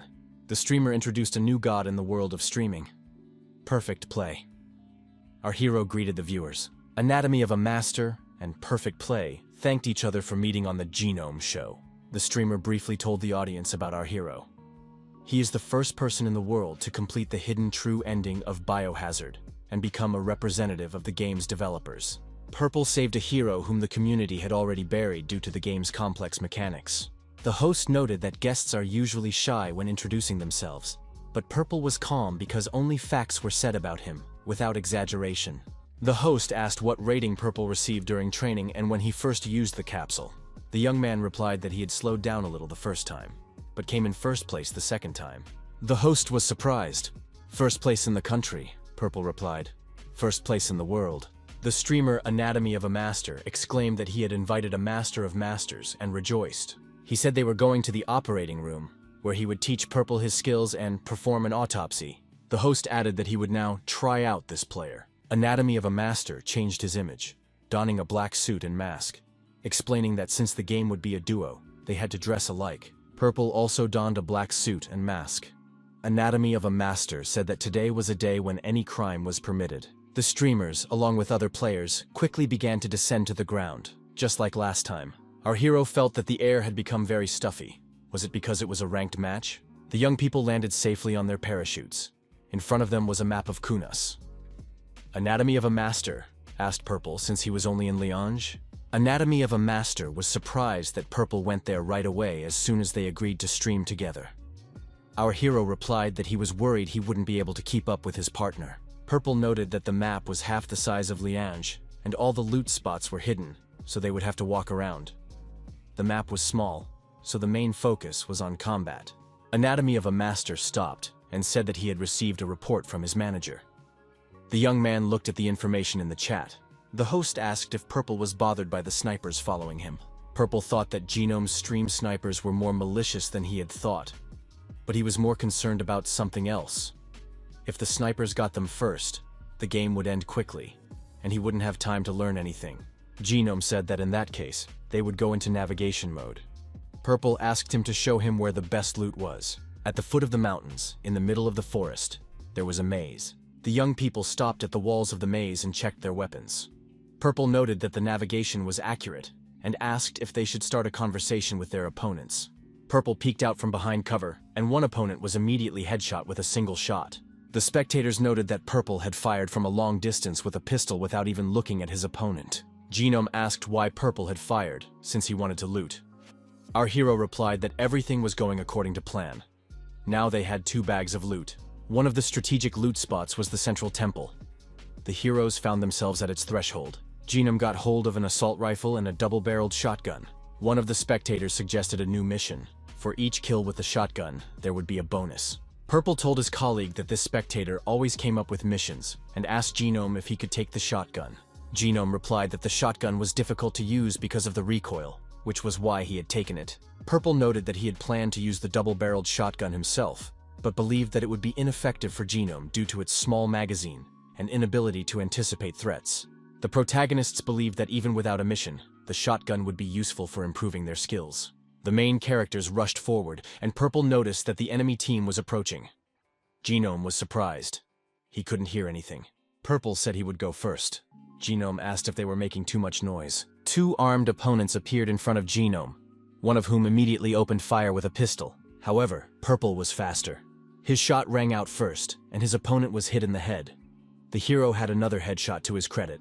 Genome thought that Purple only had 2 shots, so he was perfect for hunting 2 people. Purple admitted that shooting a shotgun with one hand was difficult. Genome asked the viewers if he could just be a navigator, since Purple was doing a good job of taking out his opponents. Our hero replied that he still had a lot to learn. Genome decided to check the pockets of his defeated opponents and start hunting stream snipers. The host said that if they were done looting, it was time to start fighting. And now it was time to really fear the stream snipers. Genome was surprised to see that Purple had already shot the snipers, and noted that they also needed to hurry up. Purple replied that he couldn't do otherwise. He didn't want to lose his winnings and donations. The 2 rivals, moving through the maze, decided to leave, but on the way they came across a bulletproof helmet. One of them said to get the car ready while he brought the gift. The gift turned out to be the bulletproof helmet. However, they couldn't take the helmet because Purple was nearby with a shotgun. It seemed that the helmet was a decoy. The rival placed the helmet and vest at the hero's feet and said that it was a great honor to meet Purple. These gifts were a token of respect. The player said that he was a huge fan of Purple and asked if he could be spared.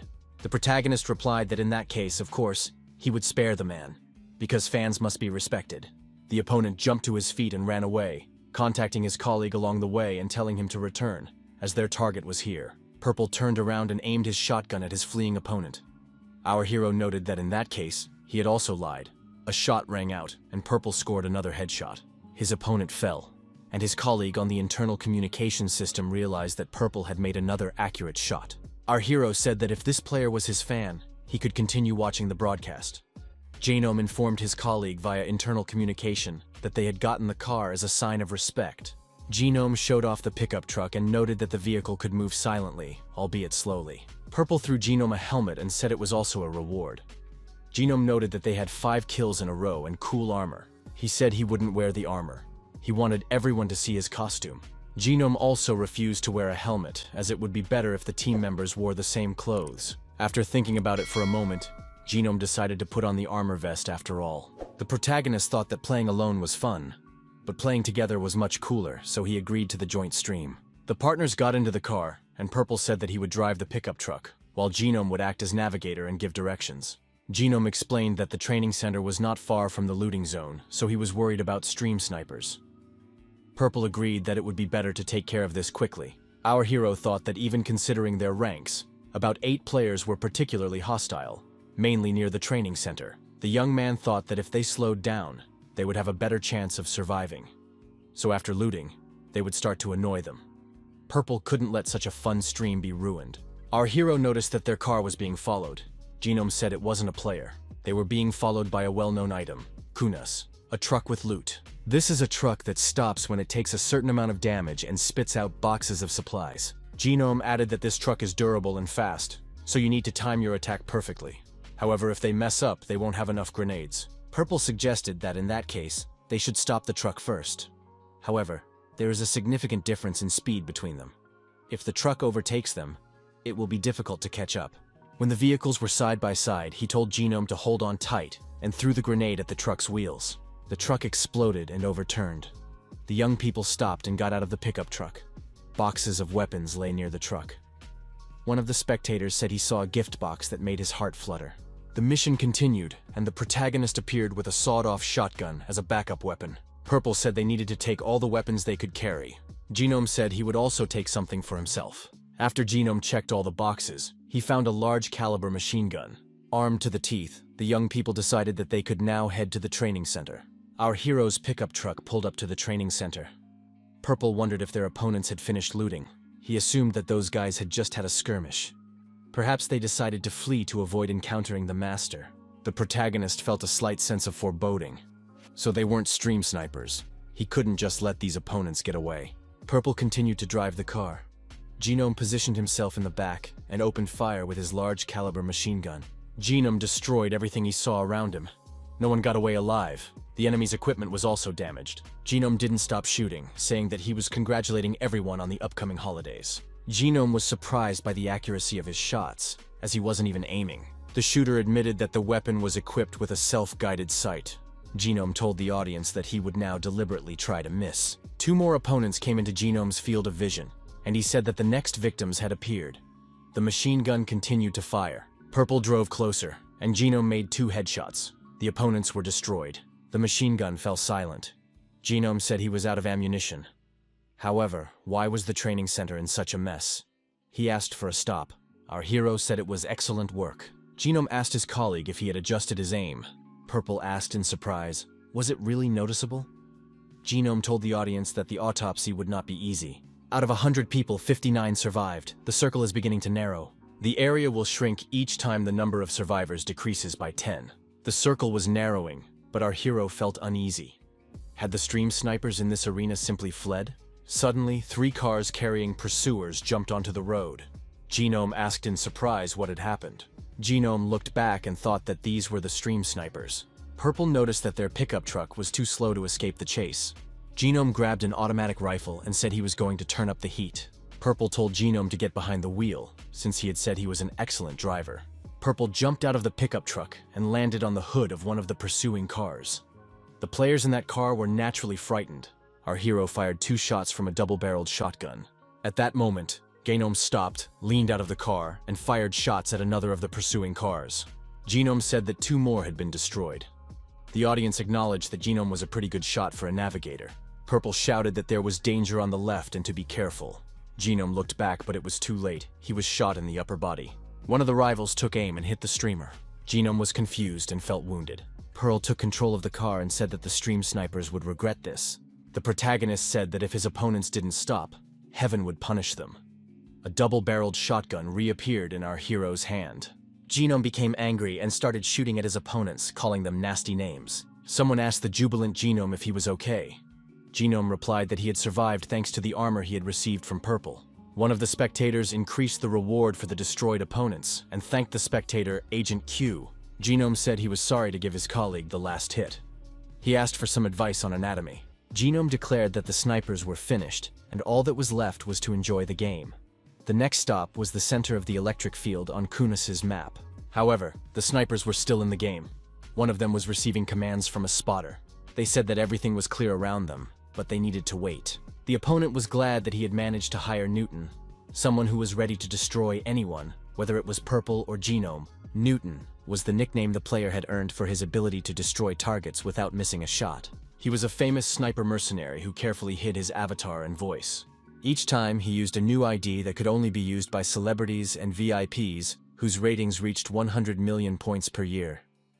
He was a mysterious user whose identity was the subject of many rumors in the capsule game community.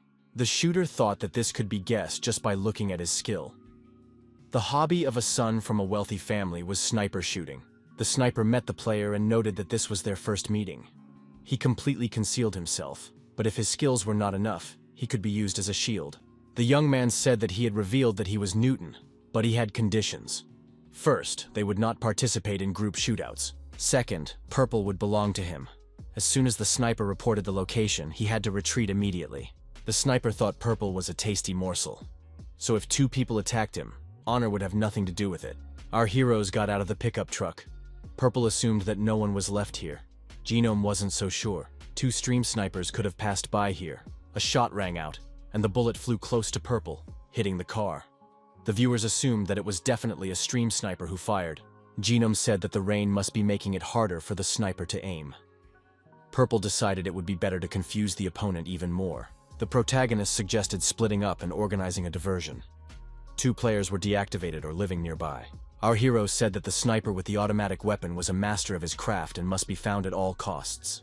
Genome and Purple split up and ran in different directions. Genome came under fire and hid behind a huge rock.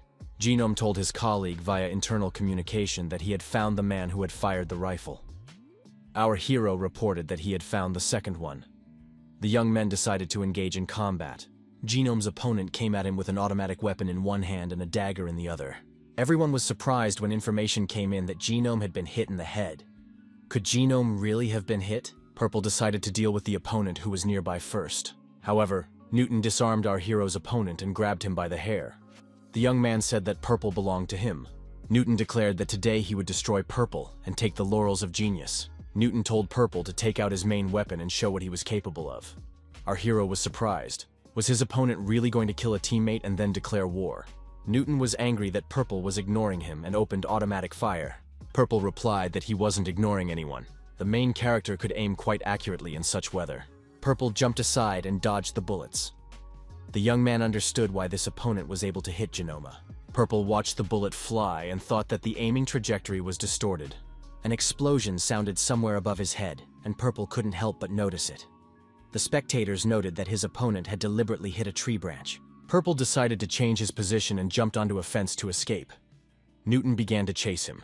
Purple continued to run, but his sixth sense told him that something was not right. The impossible cannot become possible, but it helps reveal what was already hidden inside. If the right conditions are met, any obstacle can be overcome.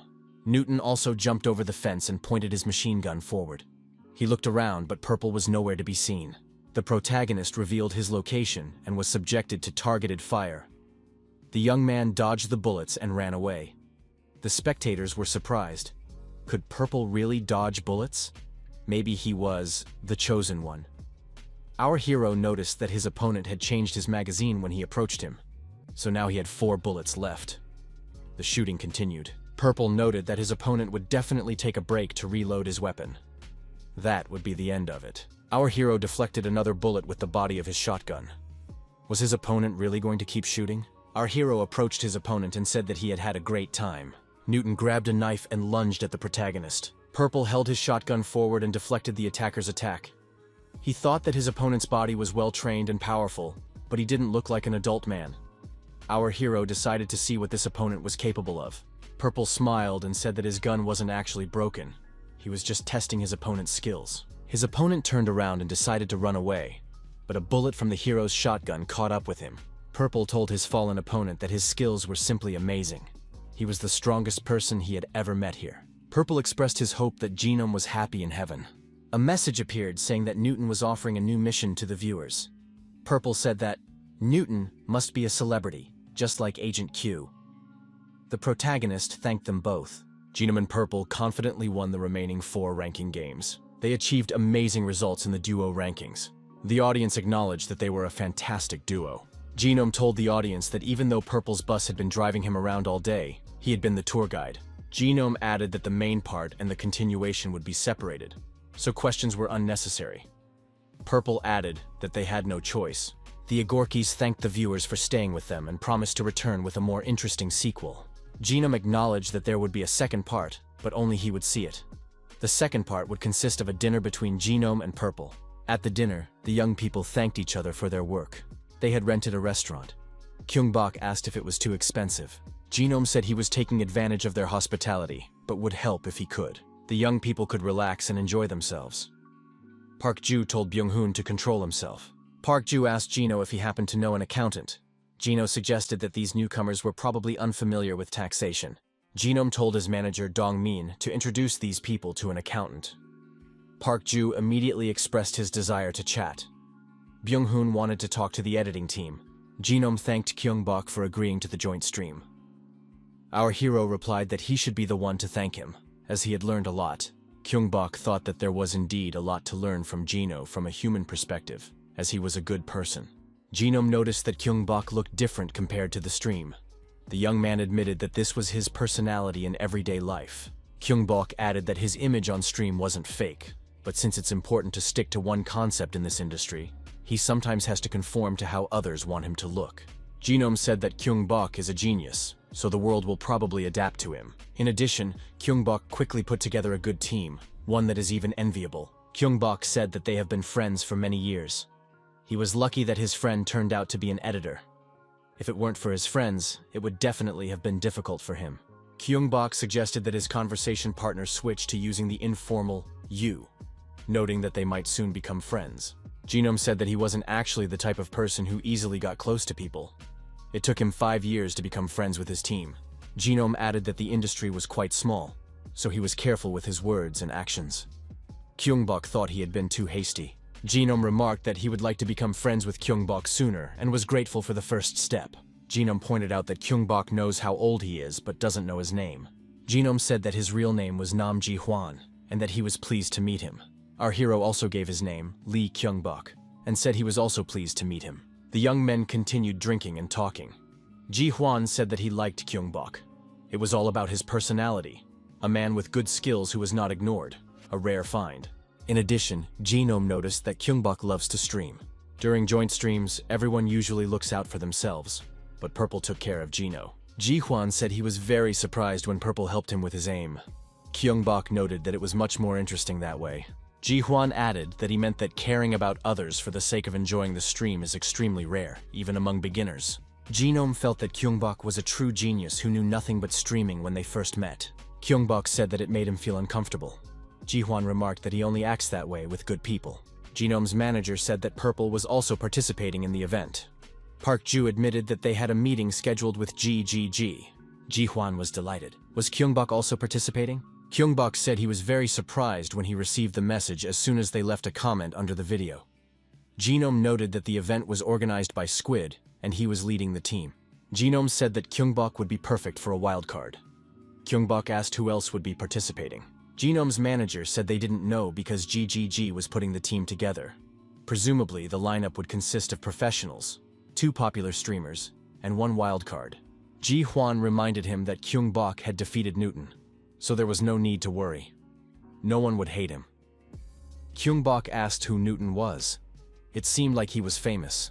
Genome said that Newton is a crazy stream sniper who craves victory. He's the type who judges his skills based on donations after defeating his target. However, Purple dispelled the myth of his invincibility. Ji-hwan said he wasn't surprised when he received the second highest amount of 300,000 coins.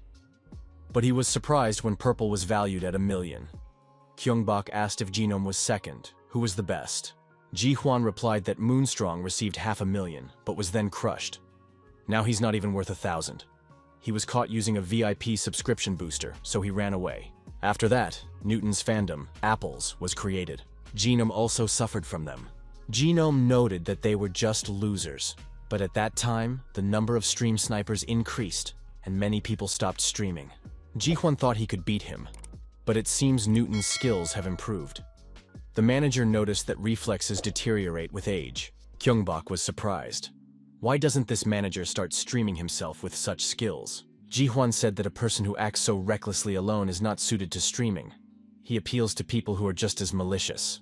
Genome noted that when they uploaded the video, the manager would get even more angry. Right now, he was feeling a little better. Byung-hoon had already spent quite a bit of time in front of the monitor. There was nothing to cut, so he had to adjust the speed. The original was legendary, so he put his heart into the editing. As expected, it would get over 1 million views. The news of Newton's defeat simply blew up the community. It was perfect for trends. Besides, Purple doesn't destroy his opponents right away. To emphasize the visual beauty, Madman made the full video longer and uploaded it to YouTube. The video easily made it to the top of many communities' popular posts. As a result of numerous views, the video climbed higher and higher in the trends. Kyung-bok and Park Ju saw Byung-hoon lying on the floor, exhausted. The manager was surprised. Was it worth hiring Madman as an assistant? The video editor said that the assistant hadn't slept either, but his efforts had paid off. Kyung-bok suggested that the manager thank the editor and his assistant. Park Ju checked and said that there were already over 2 million views. This was definitely a good result. Byung-hoon noted that the number of subscribers had exceeded 400,000. The video editor added that it was all thanks to them being trending. The number of views was growing with every page refresh. Park Ju said that he'd received an offer from Muscle Gallery today. Kyung-bok was surprised. After all, they stream games. Why Muscle Gallery? Muscle Gallery wrote in the comments on the video that the player's muscle balance is perfect. Has he ever had professional training? Kyung-bok said that he often watched his videos when he was working out. He runs a health channel and was a Special Forces soldier. He got in touch after seeing Purple's physique. Park Ju said that Muscle Gallery is a live stream. Therefore, there is no privacy protection feature. In virtual reality, an avatar based on biometric information is used to ensure anonymity. Our hero's body type was the same as in real life, but the face can be adjusted. However, if you go too far with this, you'll have to spend a long time adapting to your appearance. Gamers don't like that. The protagonist thought, maybe someday, in order to expand the content, he would have to reveal himself. Park Ju added, Muscle Gallery says not to take it seriously if Purple isn't used to it. The manager suggested covering the face with something. Kyung-bok thought it was too early to reveal himself, and thought that maybe it would be better to decline this time. Our hero said that he couldn't read people's intentions. It wasn't something he could control. It would be difficult if a fan who recognized him in real life thought something sinister. Park Ju pointed out that if something happened, Kyung-bok would know right away. Byung-hoon added that they might run into jerks like those punks from high school.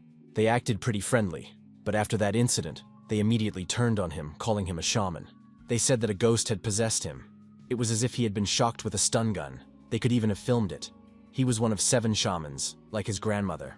Kyung-bok said that they no longer had anything to do with his life and that he shouldn't even think about them. The most important thing was to enjoy the streams. Park Ju agreed. There was no reason to stress. They could just refuse. Byung-hoon said that now they could discuss the emoji samples.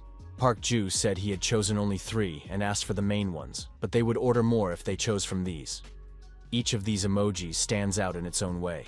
Byung-hoon and Kyung-bok couldn't decide. The choice was really difficult. Park Ju looked at the emojis and wondered if they made sense. Byung-hoon reminded him that viewers had been constantly asking for emojis in the comments. Kyung-bok admitted that making emojis wasn't easy. It seemed like whoever suggested them was a real fan. Our hero said he wanted to let those who love their streams decide. Park Ju said he would draw up a contract and register them for use. Byun-hong said, finally, the meeting is over. The video editor asked everyone to do their best today, as this was already the second advertising contract with the developer. Park Ju said that since it's advertising from developers, it will probably be average. Kyung-bok said that they should listen to them carefully. The manager told the car navigator to plot a route to the Gunner Ground Games headquarters. Park Ju remarked that it would be fun if they caught a big fish because the bait was good. But would they get confirmation on the first day? The offer came the day after the comment was posted. Park Ju suggested that they were already on the guest list or had been followed. Kyung-bok said that things were different now from Bark. The car stopped near the main office. Kyung-bok said that in any case, they would soon find out why they had been invited there. Park Ju looked at his friend and thought that whenever he was busy with something new, he showed interest and motivation instead of anxiety. That's how a versatile streamer should be. Our hero was immediately recognized at the GGG office. After all, he was the streamer Purple. Our hero greeted those present. The young people introduced themselves. The head of the planning team was there. The head of the development team was also present. There was also a marketing specialist. Kyung-bok said that his manager had come with him. Park Ju noted that 3 team leaders would be negotiating with them. The planning team leader said that they had to invite the young people to the main office and hoped for their understanding. Kyung-bok remarked that it was a good excuse to get out of the office and touch the grass. He rarely goes anywhere as a streamer. The planning team leader decided to explain a few things before they moved on to the main topic. They periodically hold special events with special rules. The new event mode is called Time Warfare. A hologram of a humanoid appeared in front of those present at the table. Kyung-bok was surprised to see the robot. The team leader said that this machine of the future was a killer droid. The concept of the event is based on science fiction. They plan to change the existing PvP mode. It will involve a device that will become the third enemy.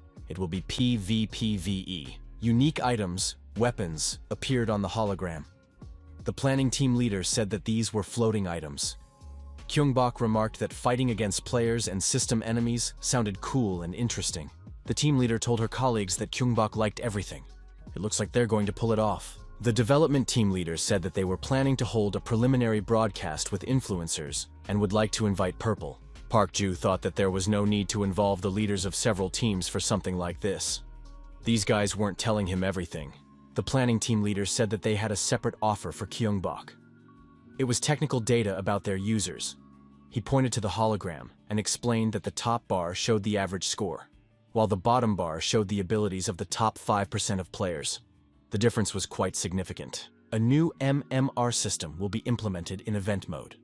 Therefore, they planned everything so that a third party capable of filtering out experienced players would be introduced into the game to prevent them from spoiling the gaming experience for average players. The team leader added that they tried to build a model of killer droid behavior based on data from the top 1% of players. The development team leader said that Purple impressed him with his streams and videos on his channel. His reactions, body control, and color perception are simply superhuman. The planning team leader urged her colleague to calm down. The girl noted that when she first collected the data, she thought it was a mistake. Her colleague said that he almost returned to work immediately after leaving the office. He decided that someone had hacked the virtual reality. GGG representatives said they would like to obtain Kyungbok's data to transfer his behavior model to NPC bosses. Kyungbok realized that his interlocutors wanted to collect behavioral data. Park Ju said that they understood their colleague's proposal.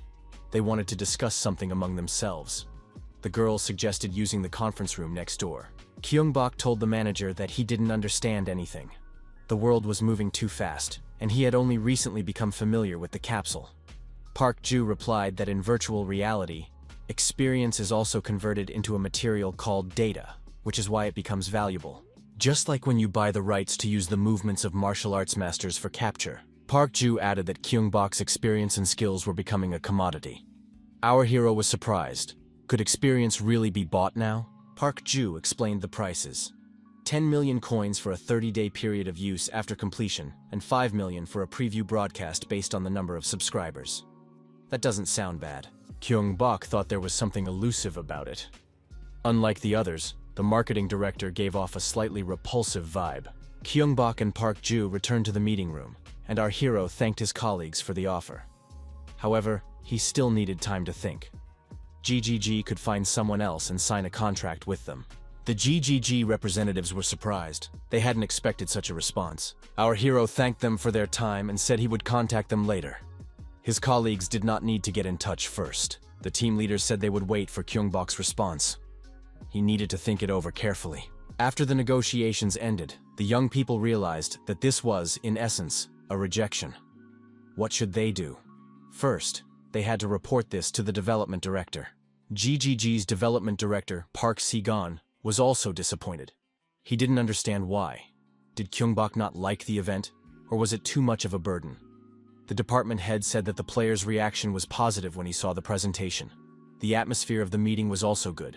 Park Si-gon replied that, judging by Kyungbok's streams, he concluded that this was just his personality.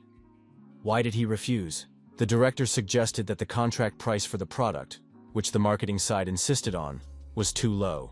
The director added that he would also prefer to spend less, but if you don't listen to people and only look at the numbers, then it's better to look at the bigger numbers. Park Si-gon banged his fist on the table and asked how much damage would be done if the development schedule was disrupted.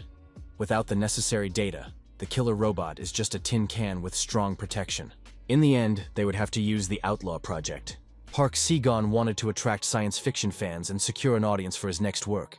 But it looks like Outlaw Universe will be branded a failure. Director Park Si-gon asked if the department head was really satisfied with failing 2 projects at once. The department head said he would raise the price and contact Kyungbok again. After the negotiations, Park Ju told our hero that he agreed because that was his opinion. But what didn't he like? Park Ju decided to contact Byung-hoon first and tell him everything. The young men received information that the contract amount had been increased to 30 million. Now they could agree. Park Ju was surprised. How could this have happened? Could Kyungbok have done this? Our hero wondered what he could have done. After all, Park Ju had been there the whole time. The protagonist said that he had simply taken a step back, away from the sinister energy. Park Ju asked, so he took a step towards good energy? Our hero confirmed this. The manager thought that Kyungbok even knew how to draw up contracts perfectly. The protagonist thought, if they use his data, he will be able to fight himself. That's even interesting. On the stream, viewers saw Purple lying on a hospital bed, being transported at high speed down the corridor. The streamer said that the sequel to Anatomy of a Master is already here. Viewers were surprised to see Purple in a hospital gown, looking serious and trying to hold back laughter. What are those emoji-like badges on his chest? Genome asked for everyone's attention and said that they were starting the diagnosis. Does everyone know that the capsule uses the brain? Genome added that the brain inside the capsule usually works based on reality. If the brain's abilities are not superhuman, then the skills are practically no different from those in real life. Genome showed a photo on the screen and said that it was his brain. During the game, different areas are active, but they are constantly changing. The 5 senses are activated differently depending on the situation. The brain is constantly fully active, even when it is not required. Genome said that these are completely different types of people, a new species of humanity. The brain's ability to multitask is usually limited, so prioritization and focus are important. However, since Purple's entire brain is constantly engaged, there is no need to repeatedly select and change the area of focus, so even small movements are completely controlled. Genome said, synesthesia. This is when one sense triggers another. Since all of Purple's senses are always activated, you can see that they are interconnected. Genome agreed that it sounded fantastic, but the audience would soon understand. The audience saw him run faster than his opponent could pull the trigger. Something can be heard from the opponent's side. Accelerating at speed and counterattacking with a headshot are based on prediction. Is he using the sound of footsteps, the noise of the trigger, and the flow of air to his advantage? Genome asked if the audience remembered the truck with the container. Then he took a grenade. The salty smell, the sea breeze, the humidity, the direction of the wind, the noise of the engine, the speed of the car. Genome said that geniuses wonder why ordinary people can't do this. Purple, looking at Genome, understood that he was not letting the guest completely take over the conversation. He had something to learn. During the stream, the young people noticed that Newton had sponsored a large sum of money. Purple thanked him and said that they were talking about that player. Our hero thought that Genome created such content himself. Genome added that his manager helped him a lot. The stream host informed the guest that the sponsorship settings had been finalized. Purple told the viewers not to be shy and to ask questions. In response to questions, our hero stated that he always fights with confidence in his victory. Purple couldn't explain where this confidence came from and assumed that no one would understand him. The protagonist said that experienced people always make the best choices. When the enemy is hiding behind a wall, sometimes you have to jump over the fence. However, this is not always the right choice because there is a risk of being shot. The best option would be to move to the entrance, where there is cover, and launch a surprise attack. Many people take this route, especially if they know the map well. Purple said that by the sound of the shots, he calculated how many bullets the enemy had left. When there were 3 bullets left, he decided to start shooting. The goal was to show his superiority. Purple added that, judging by the reaction speed, the player was trying to reduce the time spent thinking.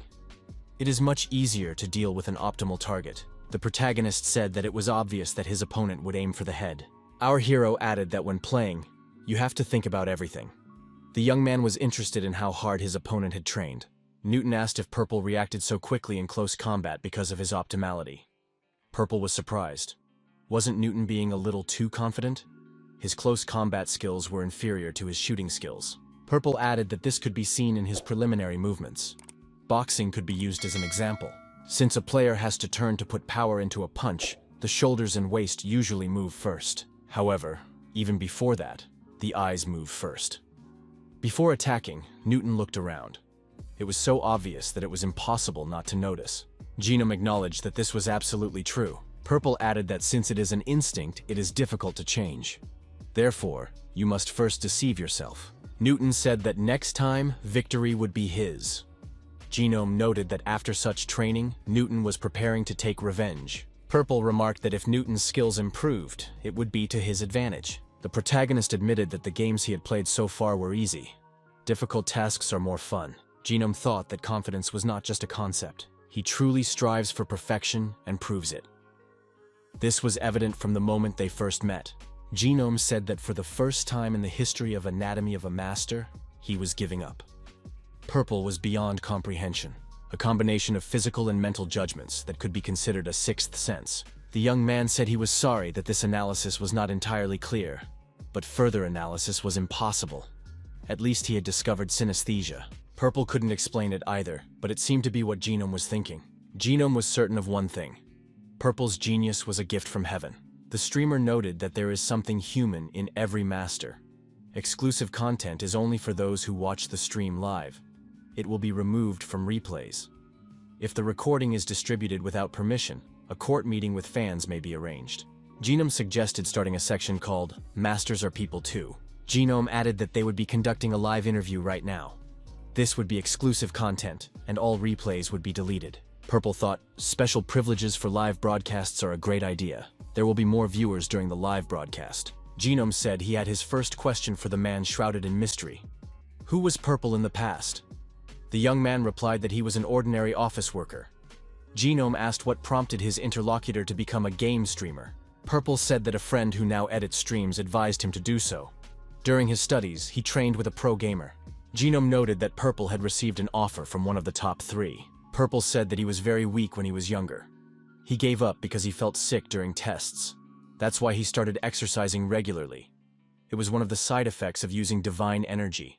Genome expressed his joy that Purple is now healthy. How does he feel about streaming? The young man replied that he is very lucky. Thanks to the people around him, his longtime friends, a video editor and a manager, he has never had any serious difficulties. Purple added that viewers also help him with their support. This should not be underestimated. Genome now understood why viewers love Purple so much. And now he was ready to read one of the most popular questions reflecting the audience's love. The question that took first place: what color are Purple's underwear? Genome reminded everyone not to forget their manners. Purple replied that he needed to check, then added that he was wearing dark blue underwear. Genome shouted that he didn't have to answer that question. The young man was asked other similar questions. Someone in the audience wanted Purple to show his real body. Purple replied that it was an important question. He had indeed planned to show his real body. The protagonist added that he wanted to stream on the street and meet his subscribers. However, appearance is the main reason for prejudice, so for now he doesn't want to appear in front of viewers as Purple. Our hero added that if someone only likes him because of his appearance, the relationship won't last long. Purple noted that he doesn't have any ideas for content that he would like to show in real life yet. Therefore, he refused to do a joint stream with his uncle nicknamed Bald Mountain. Genome said he would ask one last question. What will the next game be? The game he will play next is the latest in the Elden series, Elden Soul. Purple said he would allow any intrusions. He is waiting for those who can teach him something. Genome suggested, as is tradition, to end Anatomy of a Master with a simple game. You can choose. Our hero said he would follow the navigator, so he chose the second lever. Genome pulled the lever first and said he was looking forward to seeing Purple's luck, which he always talks about. Our hero thought that for fun, it would be worth betting large sums of money. Purple pulled the lever and held it for a moment. The host said that Purple had lost $1 million to Geno. Was he already the winner? The young man decided to wait for the results of the last slot, but had already decided that he would decide in Purple's favor, regardless of the outcome. The young man understood that his public defeat would cause a negative reaction. But why was he so calm? However, in the end, Purple still came out on top. Genome realized that he had lost $1 million he hadn't earned. The streamer said he wanted to be alone and asked everyone to leave. Purple thanked the viewers and told them to wait for the next broadcast. He also reminded them that they could visit his channel. In the evening, the young people celebrated our hero's channel reaching 500,000 subscribers. Park Ju acknowledged that everyone had worked hard to achieve this. Kyung-bok regretted that Madman, the video editor's assistant, couldn't make it. Park Ju added that no one had seen him yet. Byung-hoon noted that not long ago they had reached 100,000 subscribers, and now they already had 500,000. At first, he was worried because most of them were foreigners, and the growth in subscribers was insignificant. Park Ju said that they weren't fake, but real fans, which was even better. In addition, thanks to the preview, there were many offers for collaboration. Everyone realized that the duo of Purple and Genome was very successful. Kyung-bok said that there was nothing good about streaming with strangers. Byung-hoon agreed. Such streamers just want a piece of the pie. Kyungbok said that he doesn't even understand the game, so it's better to give up. It's too difficult. Byung-hoon asked Kyungbok if he really sees sounds. He became curious after watching the stream. Kyungbok replied that Genome explained it as synesthesia. However, the sensations are slightly different. Kyungbok added that it was difficult to explain. Byung-hoon asked if there was anything similar. Even Kyungbok's friends thought it was amazing. How shocked would the viewers be? Park Ju acknowledged that Kyungbok is a true genius.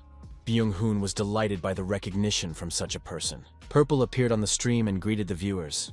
He noticed that there were more viewers than usual. The streamer thanked all his subscribers for their donations and added that Genome had quickly kept his promise. Purple announced that he was starting the game. The fortress walls were destroyed and broken. However, the soul cannot be broken. The hero said that if he got it, the era of humans would begin again. Elden's soul is a piece of his soul that remained from the time when he was different. Purple decided that he needed to choose something special. Each of the fragments looks different. Thief. Depending on the choice, the starting equipment, abilities, and available spells change. Priest. Viewers noted that they are all cool, but it is best to choose the mage. Some were in favor of the assassin. In fact, our hero had already made his choice. The editor advised him to choose the one he felt drawn to. Our hero chose the Seeker of Origins, a sorcerer. The player lost everything but could clearly sense the origins. He must find the oldest soul. Elden's soul. Kyungbok found himself in a dusty place that looked like an underground lair. There were broken boxes with weapons. Some of them could be useful. Purple pulled a broken long sword out of a box, a common weapon in all games in the series. One of the viewers suggested a mission: escape from the graveyard armed only with this sword. The protagonist thanked the viewer for the mission.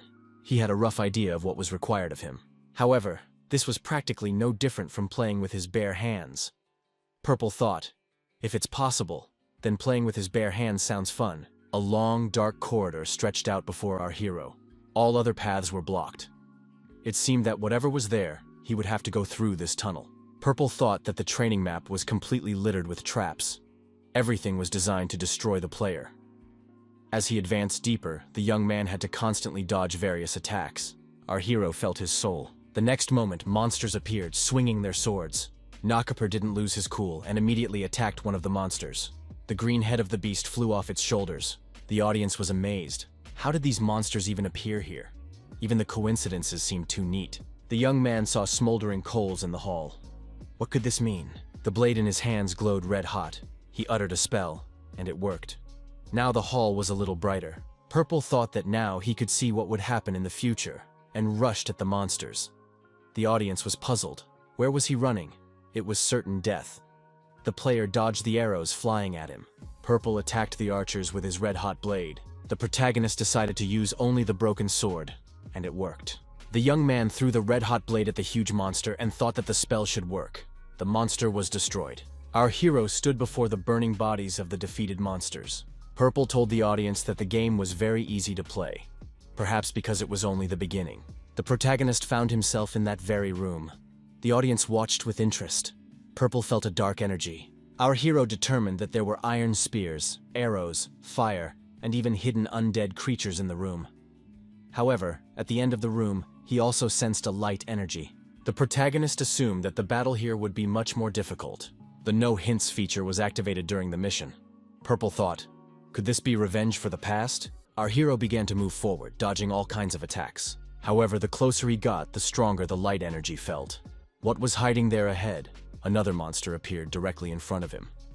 Someone in the audience noticed that the production team was serious about screamers and destroying noobs. Purple grabbed the monster and used its body to shield himself from the approaching fire. After overcoming all the obstacles, the protagonist decided to see what was at the end of the room. The doors opened before him. Once outside, the young man stepped to the edge of a cliff. A precipice gaped beneath his feet. Suddenly, another monster appeared and lunged at the protagonist. Purple, as always, did not lose his composure and stabbed the monster in the chest with a red-hot blade. The monster collapsed into the abyss. Purple said that the undead burn well, thanks to his clothes. Our hero looked toward the illuminated area and wondered, what lies beyond the cliff? Could all of this be undead? The young man decided that now was the time to use his shield. Purple decided to return the way he came. The spectators were puzzled. Why did he set his shield on fire? Our hero gathered momentum and jumped off the cliff with the burning shield in his hand. Purple managed to hook his sword and dagger onto the wall, stopping his fall. In front of him was the entrance to a cave. He had noticed it earlier when he was setting the undead on fire. The spectators assumed that this was an unexplored hole. It seemed that no one had ever been here before. Purple went inside and found himself in a graveyard in an unknown space. Our hero felt that someone was definitely there. A knight in armor stood before the protagonist. The young man did not consider him an enemy. The knight emanated the same bright energy. Our hero decided to take him by the hand. Purple assumed that he should do as he was told. It looked like a cutscene. Purple asked the knight who he was. Our hero received an unknown soul. The soul feature was unlocked. Now the player can get them by defeating enemies and use this attribute to level up their character. Purple was surprised. Isn't enhancement the main function?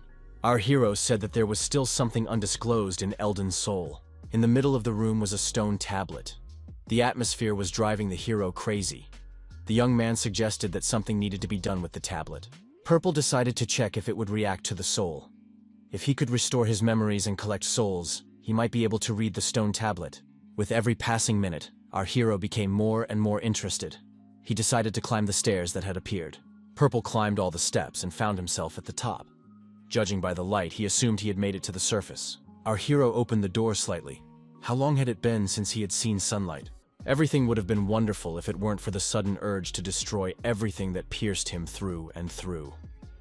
An opponent appeared before the protagonist. An old man nearby realized that he was not dealing with a dead man. He looked at the hero and thought that he was a split person who was still in his right mind. The old man, with a shovel in his hand, asked how much time had passed. He hoped that there would be no more graves in the cemetery today. This character was called the Gravedigger. He swung his shovel and said that he could no longer let people like this young man in. Purple dodged the Gravedigger's attack. This happened several times. Our hero thought, maybe to pass, he has to be hit at least once? Purple said that the Gravedigger's movements were too sweeping. They were easy to predict. Our hero thought that characters like this usually had unique abilities, but the Undertaker didn't seem to have any. Purple tricked his opponent and got close enough. He swung his red-hot blade. The protagonist plunged the blade into the Undertaker's body up to the hilt. Blood spurted in all directions. The bleeding Gravedigger, leaning on his shovel, dropped to his knees. Purple thought that his opponent's body was human, so it wouldn't be difficult to find his weak spots. However, something still bothered our hero, and he decided to check it out.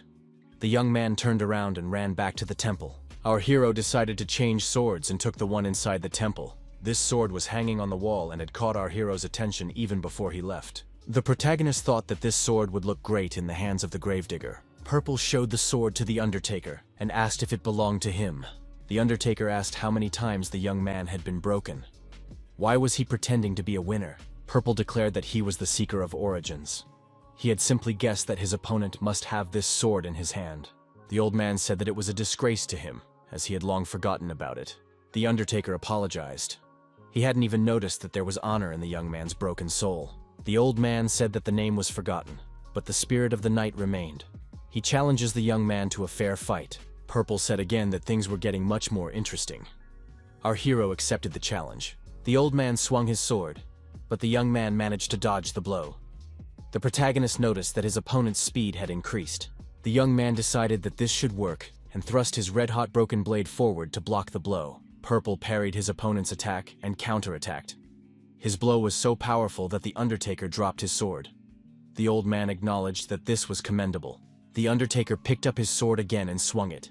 Bleeding profusely, he prepared for his final attack. Purple thought that if he dodged now, he wouldn't have time to aim. In that case, he had to break through the blow. The Undertaker was again unable to do anything against his opponent. He said it was simply amazing. Purple told his opponent to be careful. If he wasn't in the center, the aura could escape. Our hero received the Undertaker's whole soul. The opponent was destroyed. The audience acknowledged that it was a worthy fight. The protagonist couldn't return to the cemetery, so he decided to go into the forest. The mission was accomplished. The young man decided that the cemetery was finished. The atmosphere in the forest changed dramatically. The fog was thick. No one knew what might emerge from it. After the fog cleared a little, our hero saw an altar in front of him. An image of a girl appeared in front of the altar. She called our hero a broken soul. He asked her name. The girl said that a name was just a fragment of existence. She was called the Fog Witch, who had given up her body for her mind. Purple said that she even looked like her. The Misty Witch replied that living without a body was inconvenient. She offered to make a deal. The girl said that if the young man brought her his soul, she would help him remember. Did he know about remembering souls? She also offered to repay him with magic. She has a special power. Purple offered the girl the soul he had left after his battle with the gravedigger. The girl said it was a very pure soul. Did he give it to her himself? The Misty Witch said that the foundation for the dragon's ascent would now be laid. The girl was ready to tell about the sorcery she used to create her form. If the young man could imagine the wind as a whip, he could give it shape. The witch began to destroy the trees around them. Could this be the whip of the magician's souls? Our hero said he saw something like a mist. Could this be the foundation of the dragon's ascent? If you imagine it as threads connecting your fingers, you can make several swings at once. Purple said that at the moment, he could use a maximum of 3. The Misty Witch said that it was amazing. It was a great honor for her to meet a great sorcerer. Our hero said that he understood everything. He just wanted to explore the origins. But why doesn't the girl create a body for herself? The witch replied that even if she created a body, she would not be able to leave. This altar is a protective barrier. Beyond it, a giant takes the bodies of the dead and creates monsters. However, everything will change when he is gone. Then she will be able to regain her body. The Misty Witch told the Split One not to worry about her. She wished for his wishes to come true. Purple wondered whether he should fight the monster boss. He didn't expect the witch to teach him just one spell. Continuing on his way, our hero found himself in the domain of a bone centipede. The young man remembered that he was attracted to the idea of climbing a dragon. He called the monster a petty thing. He couldn't wait to see the boss. After destroying the bone centipede, our hero acquired 25 souls. Now the player could strengthen his character with the souls he had acquired. Purple realized that a certain amount was required for strengthening. The protagonist decided to invest all his points in intelligence, for spells. Purple determined that magical threads were now coming out of 4 of his fingers. There was room for improvement. A huge skull was rapidly approaching our hero. The audience wondered, what kind of projectile was that? Purple guessed that it was scarier than the awakened gravedigger. A golem of evil spirits appeared before our hero. It was the forest giant. He said that no matter who the golem was, he could see right through it. Our hero moved swiftly to avoid the flying skull's attack. Purple decided that if he was going to play superhero, he would do it in a big way. He decided to face the golem with a weapon in his hands. The smoldering coals in the hall were activated. Everything around was engulfed in flames. The young man assumed that magic could only be combined with witchcraft. That meant he would get even more spells for destroying the boss.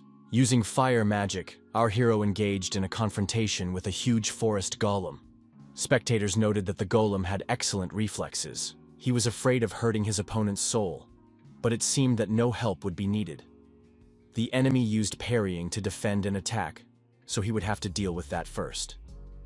There were many trees around, which the young man took as a sign that it was worth playing with fire. Everything around him was on fire again. The forest golem defended himself, but the flames were closing in on him from all sides. At one point, the monster's body began to burn. Its wooden legs could no longer withstand the high temperature. The protagonist assumed that the power of the soul remained only in his opponent's scythe. The Mist Witch appeared before the young man. She said that the true essence of the giant was the guardian of the kingdom's forests. The girl added that the golem's original power was to help plants grow. However, the indignation of the dead had defiled his soul, which was imprisoned in the object. Our hero managed to get hold of the ogget and the golem's soul. The Misty Witch and Purple grabbed the huge green ball. The ball began to split in 2. Each of them was left with half of the green ball. Moreover, each half contained a glowing yellow core. The girl said that this golem was connected to her soul. If the young man gave it to her, she would teach him another spell. The girl acquired a body and said that now she was a kingdom, a capital. Purple realized that the arc with the misty forest had come to an end. Now he found himself in a new location. Our hero admitted that this was indeed an interesting game. Now he understood why so many people had recommended it. Purple said goodbye to the viewers and said that was all for today. He would announce the time of the next stream. The next day arrived. Kyungbok decided to do some physical warm-ups and immediately chose a difficult exercise. After the warm-up, he felt very hungry. However, he had run out of chicken products. Kyungbok decided it was time to place a new order. Kyungbok opened the app on his smartphone. He knew that delivery would be fast this time. He wouldn't be hungry for long. After that, our hero launched a new app and received information about protein for building muscle. As a bonus, he was also given a program for upper body muscle growth. Kyungbok left the house and went to the store. It was a high-end grocery store that he would normally pass by faster than anyone else. The young man's gaze fell on a product called Protein Pro. In the past, he would never have considered such a purchase. However, money gives you a lot of freedom of choice. At that moment, the phone rang. It was his colleagues, Park Ju and Byung-hoon. They asked if Kyungbok had checked his email. Our hero replied that he wasn't home. What was going on? Byung-hoon said that Purple had been challenged. The challenge came from a streamer representing Elden series. Juho, under the nickname Eclipse, had sent the young man a letter.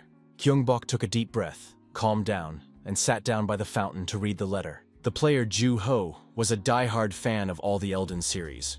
He borrowed his nickname, Eclipse, from the image of an eclipse in the game. He had been practicing sword fighting in real life based on the game's movements since the console days. When the capsule version was released, he became the knight he had always dreamed of. An NPC was even created that moved like Eclipse. Kyungbok decided that Juho definitely knew how to have fun. Our hero contacted Ji-hwan and told him he had a job for him. The young man had just woken up and asked what was going on. Upon receiving the information, Ji-hwan was delighted, as he had a joint stream with Mr. Eclipse. That was why Kyungbok wanted more information. Who was this man? Ji-hwan said that if word got out that Kyungbok was open to PvP, stream snipers and other leeches would be lying in wait for him everywhere. Our hero agreed that it was better not to give them a reason. Ji-hwan added that it could also affect his own streams. No one would join if they knew they would lose in advance.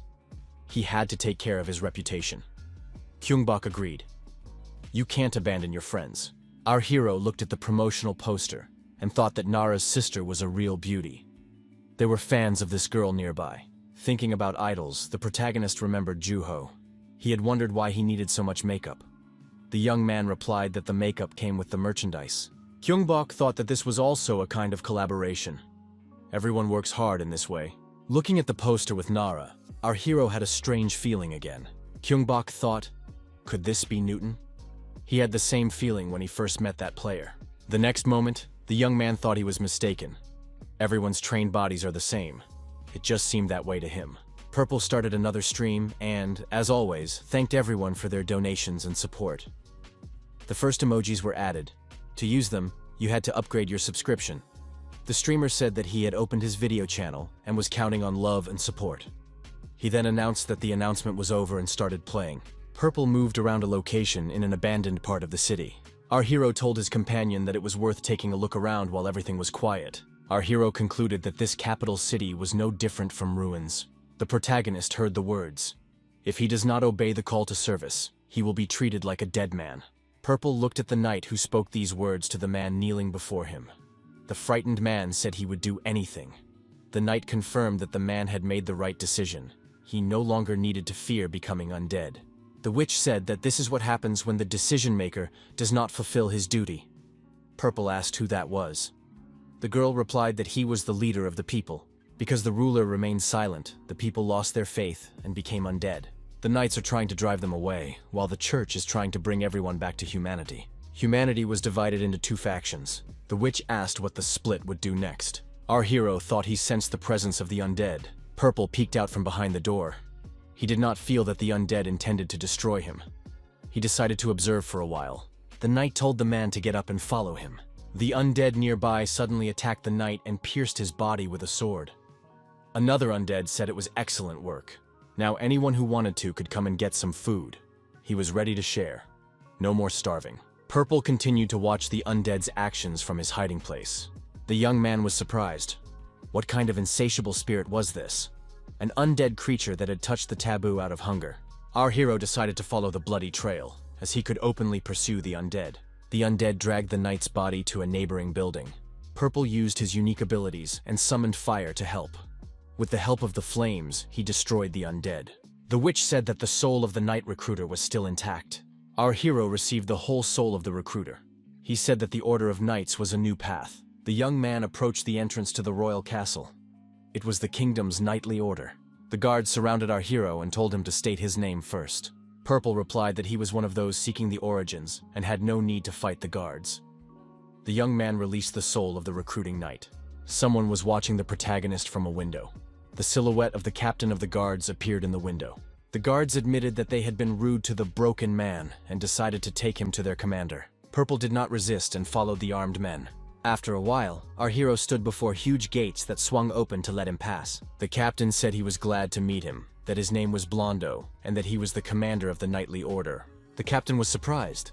This young man had returned the soul of a recruiter to them, even though he was split. Blondo thanked our hero, for the young man could have kept his soul for himself. The captain asked if this man was willing to help them in their cause. The young man replied that he had not thought of that. Blondo asked if the young man was here because of the ancient soul. Only the executioner knows where it is. Purple was surprised. How did the captain know that? The captain replied that he too had once been split. The protagonist asked Blondo if the captain was there because the decider had rejected him. The captain replied that he did not meet the requirements. Instead, the decider had chosen a name and a mission for him to protect the kingdom. He was supposed to get rid of the split ones, but it seemed he hadn't done enough since she had appeared here. Purple now understood why the Undertaker was standing there. The protagonist asked if Blondo was going to leave him. The captain replied that the situation had changed. Since the decision-maker had been silent for a long time, they began to doubt his existence. The witch said that those who lose their faith become undead. The captain acknowledged that maintaining the knight's faith was their highest mission, but without a leader, it was meaningless. Blondo admitted that the knights would become undead, but without telling people the truth, they would simply continue to do their job to prevent people from becoming undead. Blondo noted that they were not giving up yet, but that the mission was impossible to accomplish. The captain said that the young man who could confirm the truth must find the decision-maker on their behalf. Our hero said he had no reason to refuse. Blondo thanked his companion. The knight said that 2 keys were needed to meet the decider: the medal he possessed and the sacred jade kept in the church. Blondo said that if the young man brought the jade, he would give him the medal. Purple was surprised. Why did the captain set such a condition? The knight replied that he was a coward, although he was ashamed to admit it. If the church, which was capable of turning the undead back into humans, obtained the medal, the knights would have to defend it instead of the kingdom. Purple said he understood, even though it contradicted their mission. Blondo added that the young man could use anything he found. Viewers noticed that PvP mode had been activated. Purple informed the viewers that the stream would have to end there. The streamer said that he had agreed with Mr. Eclipse to have a duel. He waited for the PvP feature to open. Purple acknowledged that both of them needed to be in top form for the duel. The protagonist suggested that viewers meet the next day after the usual break. An announcement about the duel with Sir Purple appeared on Eclipse's channel. Eclipse expressed his gratitude to Purple for accepting the challenge. Eclipse also addressed the wandering knight Newton, offering to test his bravery, but received no response. Nevertheless, he is still waiting for Newton. The video editor said he had been expecting something like this. Kyungbok stated that he had no reason to refuse. He had said from the beginning that he was not opposed to PvP. Park Ju reported that Metagamer had contacted them. They want to buy the rights to broadcast the duel. Metagamer's website headquarters. The young people were happy to hear back, but they needed to pull themselves together. The influencer team is under pressure because they have no news to report. They need to behave calmly and with dignity. It wasn't such a difficult offer, was it? The streaming community is so harsh that it's extremely difficult for a newcomer to get noticed. Did they go too far by asking someone as big as Purple to sell the rights? Young people prayed for help. They hoped that Purple would accept their offer. On the stream, a girl greeted all of Purple's fans. The viewers were surprised. Who was she? The girl introduced herself as reporter Shin from Metagamer. They also invited a prominent commentator. The knight took off his helmet and declared that he was a man who understood games at a genetic level. His name was Genome. Shin asked Mr. Genome if he was familiar with the duelists. Genome confirmed that he had invited them to Anatomy of a Master and had played Elden Soul a lot himself. Genome noted that he had no reason to miss the show. He asked Shin if she knew what duel mode was. She replied that it was a competition between 2 players. Genome confirmed this, adding that a PvP duel was a fair fight.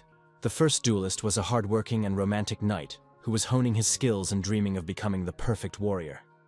A modern-day Don Quixote, Sir Eclipse. The second was the perfect new champion, Perfect Player, who responded to the request and accepted the challenge. Our hero also appeared in all his glory. The audience recognized that Eclipse's experience could be equated to 12 years. What is Purple thinking? Eclipse said that carelessness is a disgrace to a knight. He added that he would fight with all his might because of this. Purple replied that he was glad to hear it, but then Eclipse would have to surpass himself. Genome declared that after Sir Eclipse's announcement, Purple's statement shattered everything to smithereens. Which of them will win? Genome announced that the duel would begin the moment both sides entered the golden circle. However, other users suddenly appeared. It was surprising. Did the reporter forget to turn off the raid function? The very fact that the duel was taking place was now in question. What would happen next? One of the users asked. Did they really hope that it would just be the two of them? Genome was even more surprised. Was all this staged in advance? If someone interfered in the duel, the duelists would deal with them themselves. The new arrivals were surprised. Why were the duelists so calm? They couldn't have known about this. Were they really waiting for them? Purple and Eclipse wondered how the uninvited guests dared to interfere in an honest duel. Although, this was an excellent opportunity to warm up. Our hero thought, even though it had been announced in advance that this was a joint stream, the guests still showed up. That's bad form. That's why a trap was set up to stop such attempts right away. The guests ignored the warning and attacked anyway, believing that their numerical superiority would give them victory. Genome noted that the attackers would not receive any ability adjustments. How would they cope with this? Genome and Shin, watching the confrontation, came to the conclusion that Purple and Eclipse were demonstrating perfect control. Do stream snipers not train at all? They're like a herd. Purple said that he would ban such stream snipers from his stream forever. Genome noticed that Fire Whirlwind had turned into Dragon's Ascent. It was drawing in more and more uninvited guests. Shin noted that Purple has pulled ahead, but Eclipse is not going to give up. His sword skills are beyond imagination. Genome noticed that the attackers were forcibly logged out. The invasion ended in desertion. Shin said that the uninvited guests probably thought they could get away with anything. Genome asked her what she had done.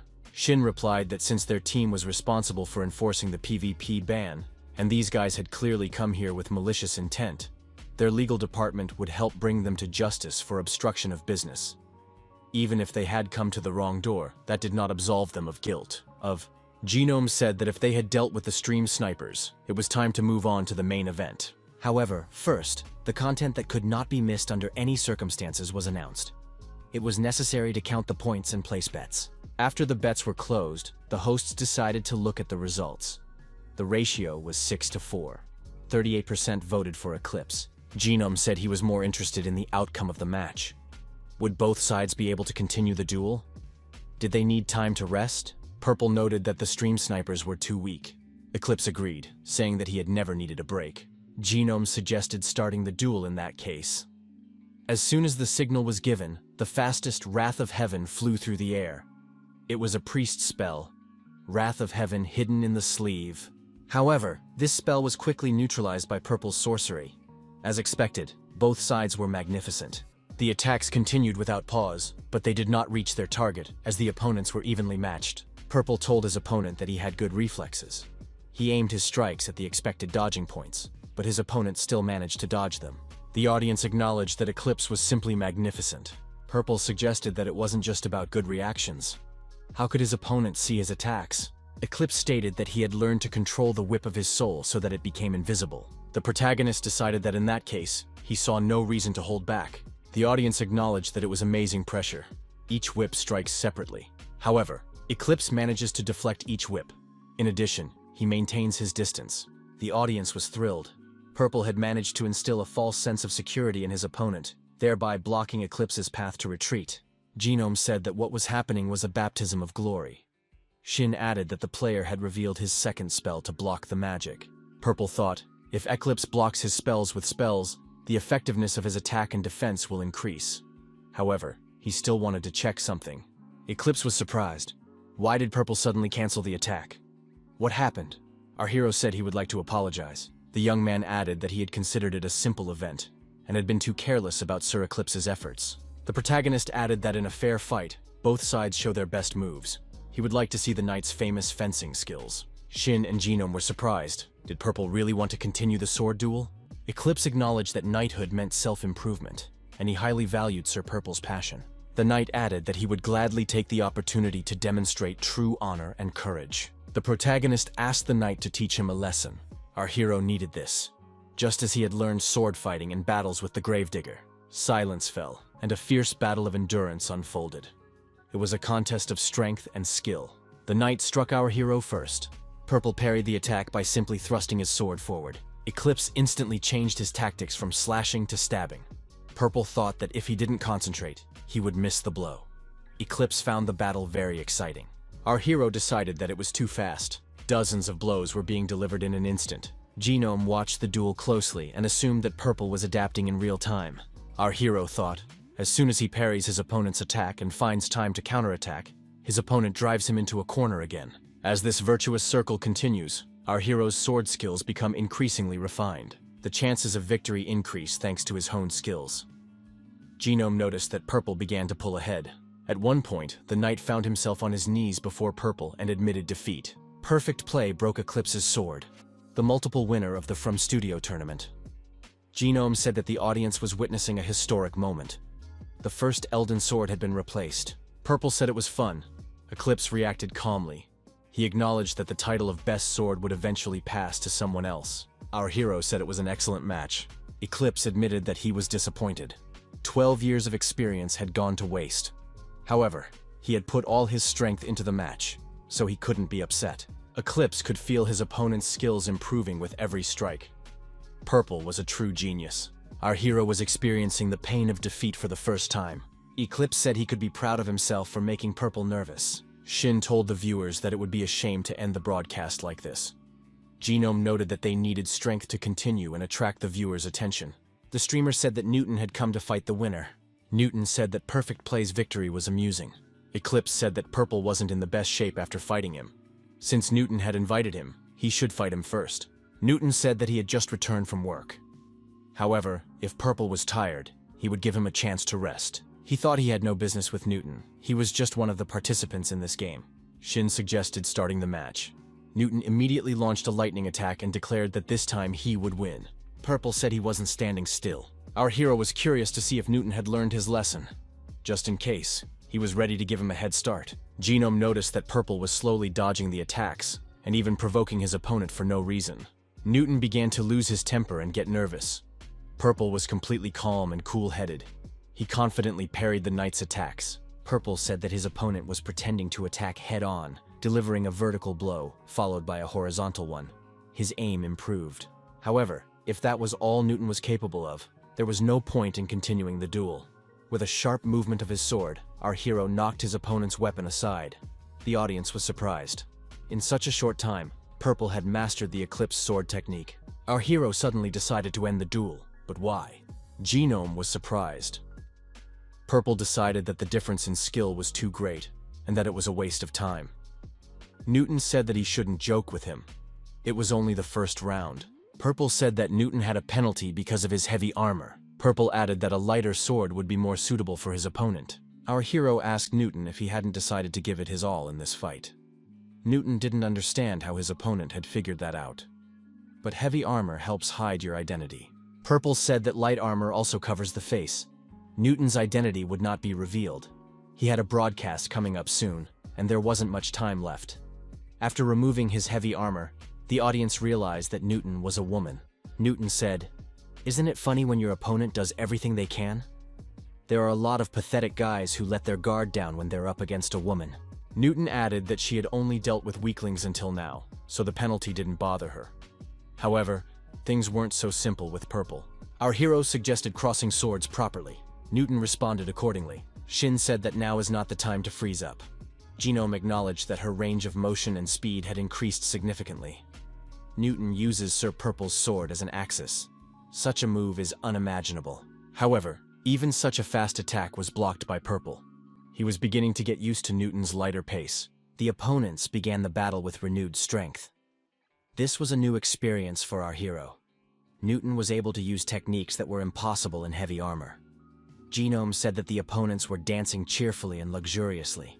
Suddenly, Newton's blade broke. Now it was clear why this place was called the Sword Graveyard. Newton was cornered.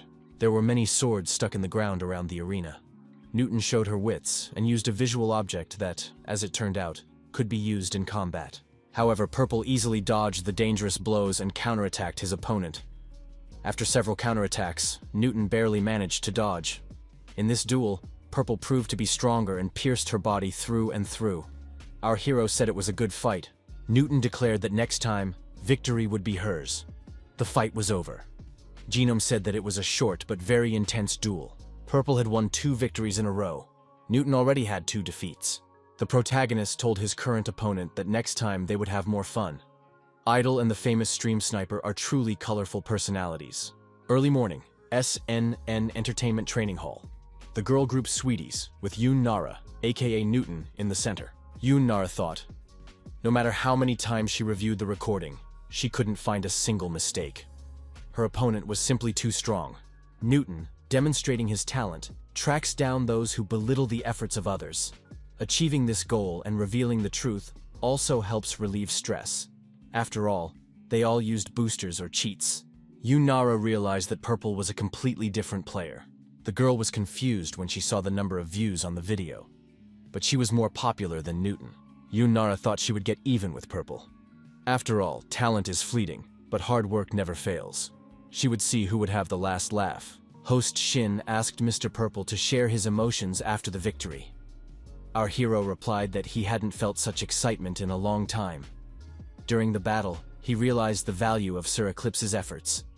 The young man promised to work even harder in the future. The video showed the stream hosts and players. This video had almost 1 million views. The metagamer influencer team was waiting for the meeting to begin. Was Purple really called in because of problems with stream snipers? A meeting participant said that the puzzle had been solved, but the overall picture was not very good. The department head entered the room. In a stern voice, he said that he was late because he had been called by the CEO. He had read the article himself. The head of the influencer group said that everything had gone well. They now had an extra day of paid leave. The employee was surprised. In that case, what was the tone at the beginning of the conversation? The department head said that they still had things to think about. Have the plans with V-Star been finalized yet?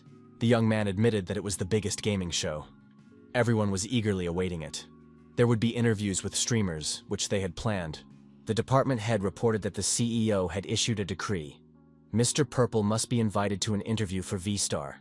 Purple greeted his subscribers and thanked them for their congratulations. He agreed that the duel was incredible. Today, he is ready to continue the story. Purple recounted how he unlocked the soul function, defeated the awakened Undertaker, met the witch, and learned witchcraft. He then defeated the vengeful golem, recruited the witch as a companion, and formed an alliance with the knights. Then the young man said he was going to go to church. Viewers noted that it all sounded very simple in words, but in reality, it was quite different. Foreigners began to appear in the chat. Purple expressed hope that these people were already studying Korean, because he was not very good at English. The streamer said that he was now going to look for the sacred jade, the royal castle, the capital. The outskirts of the city are in ruins. The protagonist said that this place, surrounded by a blue curtain, was a sanctuary for church knights. Passing by the fortress wall, our hero saw a bloody massacre. The knights claimed that only death awaited the traitors and were killing the priests. They demanded that the way to the sanctuary be opened. The knights committed this madness, claiming that they were acting to protect the kingdom. They must become stronger. The witch said, the death of their comrades, the uncertainty of the future. They clung to their mission to keep their spirits up, but their obsession with it corrupted them. Purple confronted these knights. He couldn't let them take the souls like that. The knights wondered why the sword was floating in the air. The spectators assumed it was a glitch. Purple declared that it was witchcraft, though there was a limit to how much power could be put into it. Our hero used a sword control technique. The young man realized that he needed to improve his abilities. The mad knights were destroyed. The townspeople and surviving priests applauded the protagonist. The spectators noted that it was true martial art. This man must be allowed into the city. The hero arrived. The town elder bowed to our hero and thanked him for saving the townspeople. He said that the saint also wanted to express her gratitude and would take the young man to her in the cathedral. There, he would be able to rest his battle-weary body and mind. Our hero was escorted to the cathedral, a majestic building on the outskirts of the city. However, the witch was forbidden from entering. The priest said that the exile could not enter the cathedral. The protagonist felt no discomfort. He thought they were allies. The witch declared that the rune of the outcast was imprinted on her soul. She had already forgotten about it. That was probably why she said she would wait for Purple outside.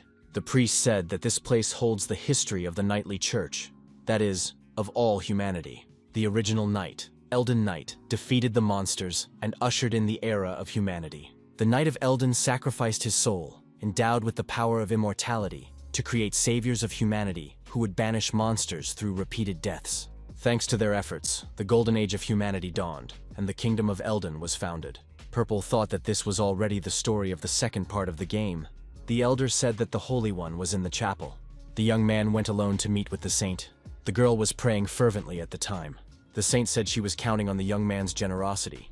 She had not met him before because she had been devoting herself to the memory of the victims. The girl introduced herself as Sophia. Although she did not deserve it, she continued to serve the knights as a saint. The protagonist felt nothing. Everything was calm in terms of the game, the characters, and the objects. It seemed strange. Sophia said that she had learned about the situation during the battle. Thanks to the young man, many lives had been saved. She asked how she could repay him. Purple said he had business with the saint. Sophia understood. In order to sort out the situation in the royal castle, the young man was asking for the sacred jade. The saint would gladly agree, but it was difficult at the moment. The protective dome of the sanctuary was created with the power of the sacred jade.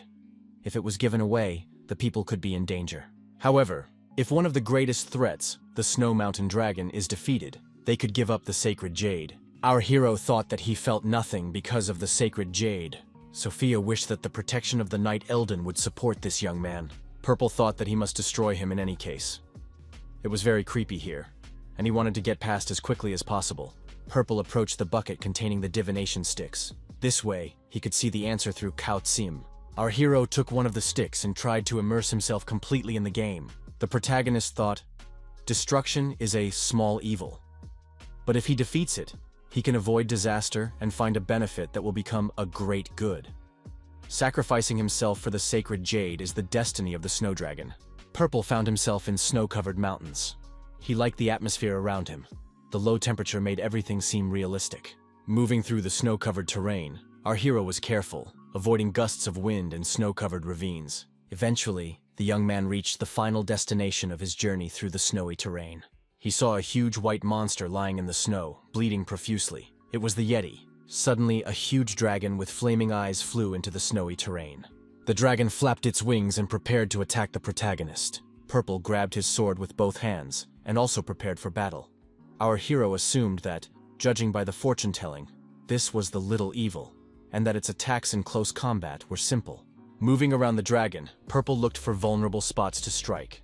A suitable spot was found below the neck. However, after this attack, the dragon survived, and the young man's sword broke. He thought he could pierce the thick skin if he struck from a height and cast a spell, but he underestimated his opponent. The sword was broken, so he would have to use more force to strike in the right place. Purple asked the spectators if they had heard anything about reverse scales. After many hours of battle, the dragon was destroyed. The hero gained the soul of the Snow Mountain Dragon. The protagonist obtained a special material, dragon scales. It was a valuable material for crafting. Purple thought something didn't add up. The prophecy had spoken of great fortune, but there was nothing special in the dragon's nest. The witch saw the armor on the destroyed knights and said that they were dragon knights. They were a small elite group of knights who had been trained with dragons since childhood. After completing their training, they took up arms to defend the kingdom. The witch had heard that their unit had been disbanded after an accident in which the dragons attacked their masters. Inside the dragon's nest, the witch sensed the small soul of a knight. She offered to talk to it using her magic. Thanks to the witch's magic, the knight's soul made contact. The soul asked in surprise what was happening. Purple asked what had happened to the other knights. The soul replied that they had come to the snowy mountain at the request of the church to defeat the monsters. The saint had given them sacred jade, saying that the Knight Elden would protect them. However, it was a trap. When the sacred jade glowed, the dragons went mad. They couldn't even be wounded. Purple said that this was the same sacred jade worn by the saint. Could there have been several of them? The witch declared that it was not sacred jade. It was golden in color. The divine power did not react because it was a fake. The knight's soul asked what had happened to the dragons. Who had protected his soul and remains? Purple replied that he had merely taken the life of the last remaining dragon on Snow Mountain. The young man added that this dragon had protected its master. The knight's soul saw the dragon's soul and wept bitterly. The audience assumed that this dragon was like a pet to the knight. The knight's soul said that the young man had given peace to his brother, who was now alone. The soul added that it was time for her to reunite with everyone else. One of the spectators remarked that the evil and powerful dragon that had attacked the sacred lands turned out to be a pet that loved its master. The witch said that they called the dragons and members of the order they had grown up with brothers. Now they would be together again. The witch remarked that Saint Grandmother Sophia had never been that kind of person. Purple was surprised. Wasn't the saint an elderly woman? The witch replied that it was obvious. In that case, the woman Purple had met was not the saint. The witch couldn't give a reason because of the ban on exiles, but asked him to take her word for it. Our hero declared that he only believed what he saw. The saint he had met had bewitched the Dragon Knights with a fake sacred jade. The witch explained that if Purple told Blondo everything, he would help the deceived inhabitants of the Holy Land. The protagonist stood at the entrance to the cave. Not far from him lay the destroyed dragon. Purple went to the knightly order. Blondo listened to the young man's story and said that if this report was true, then the church had been captured.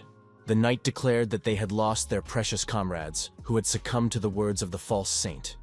He would station troops at the Holy Land and give the young man authority. The protagonist noted that an alliance with the knights had been formed. Now it was time to start making weapons. The sword made from dragon scales could be entrusted to a blacksmith or made by hand. Our hero chose the second option and armed himself with the necessary equipment. Great luck awaited the protagonist. The young man thought that probability did not matter. All he had to do was catch the target's movement and hit it accurately. Our hero hit the target 4 times in a row. Each time it was a stroke of luck. As a result, the weapon was almost ready. The target's speed increased significantly. It was necessary to concentrate. Our hero finished making the sword, but it looked ordinary. The next moment, the sword flashed in the young man's hands and took on a unique appearance. It was the Sword of Dragon Scales. He thanked all the viewers for their congratulations. He thought that his video editor, Byung-hoon, always had a knack for making money. Sir Eclipse sponsored 1,000,000 coins. He said that a powerful weapon is a knight's hope. Purple thanked Sir Eclipse. Our hero stated that he struck when the sword trembled slightly, and it just so happened that he hit the target.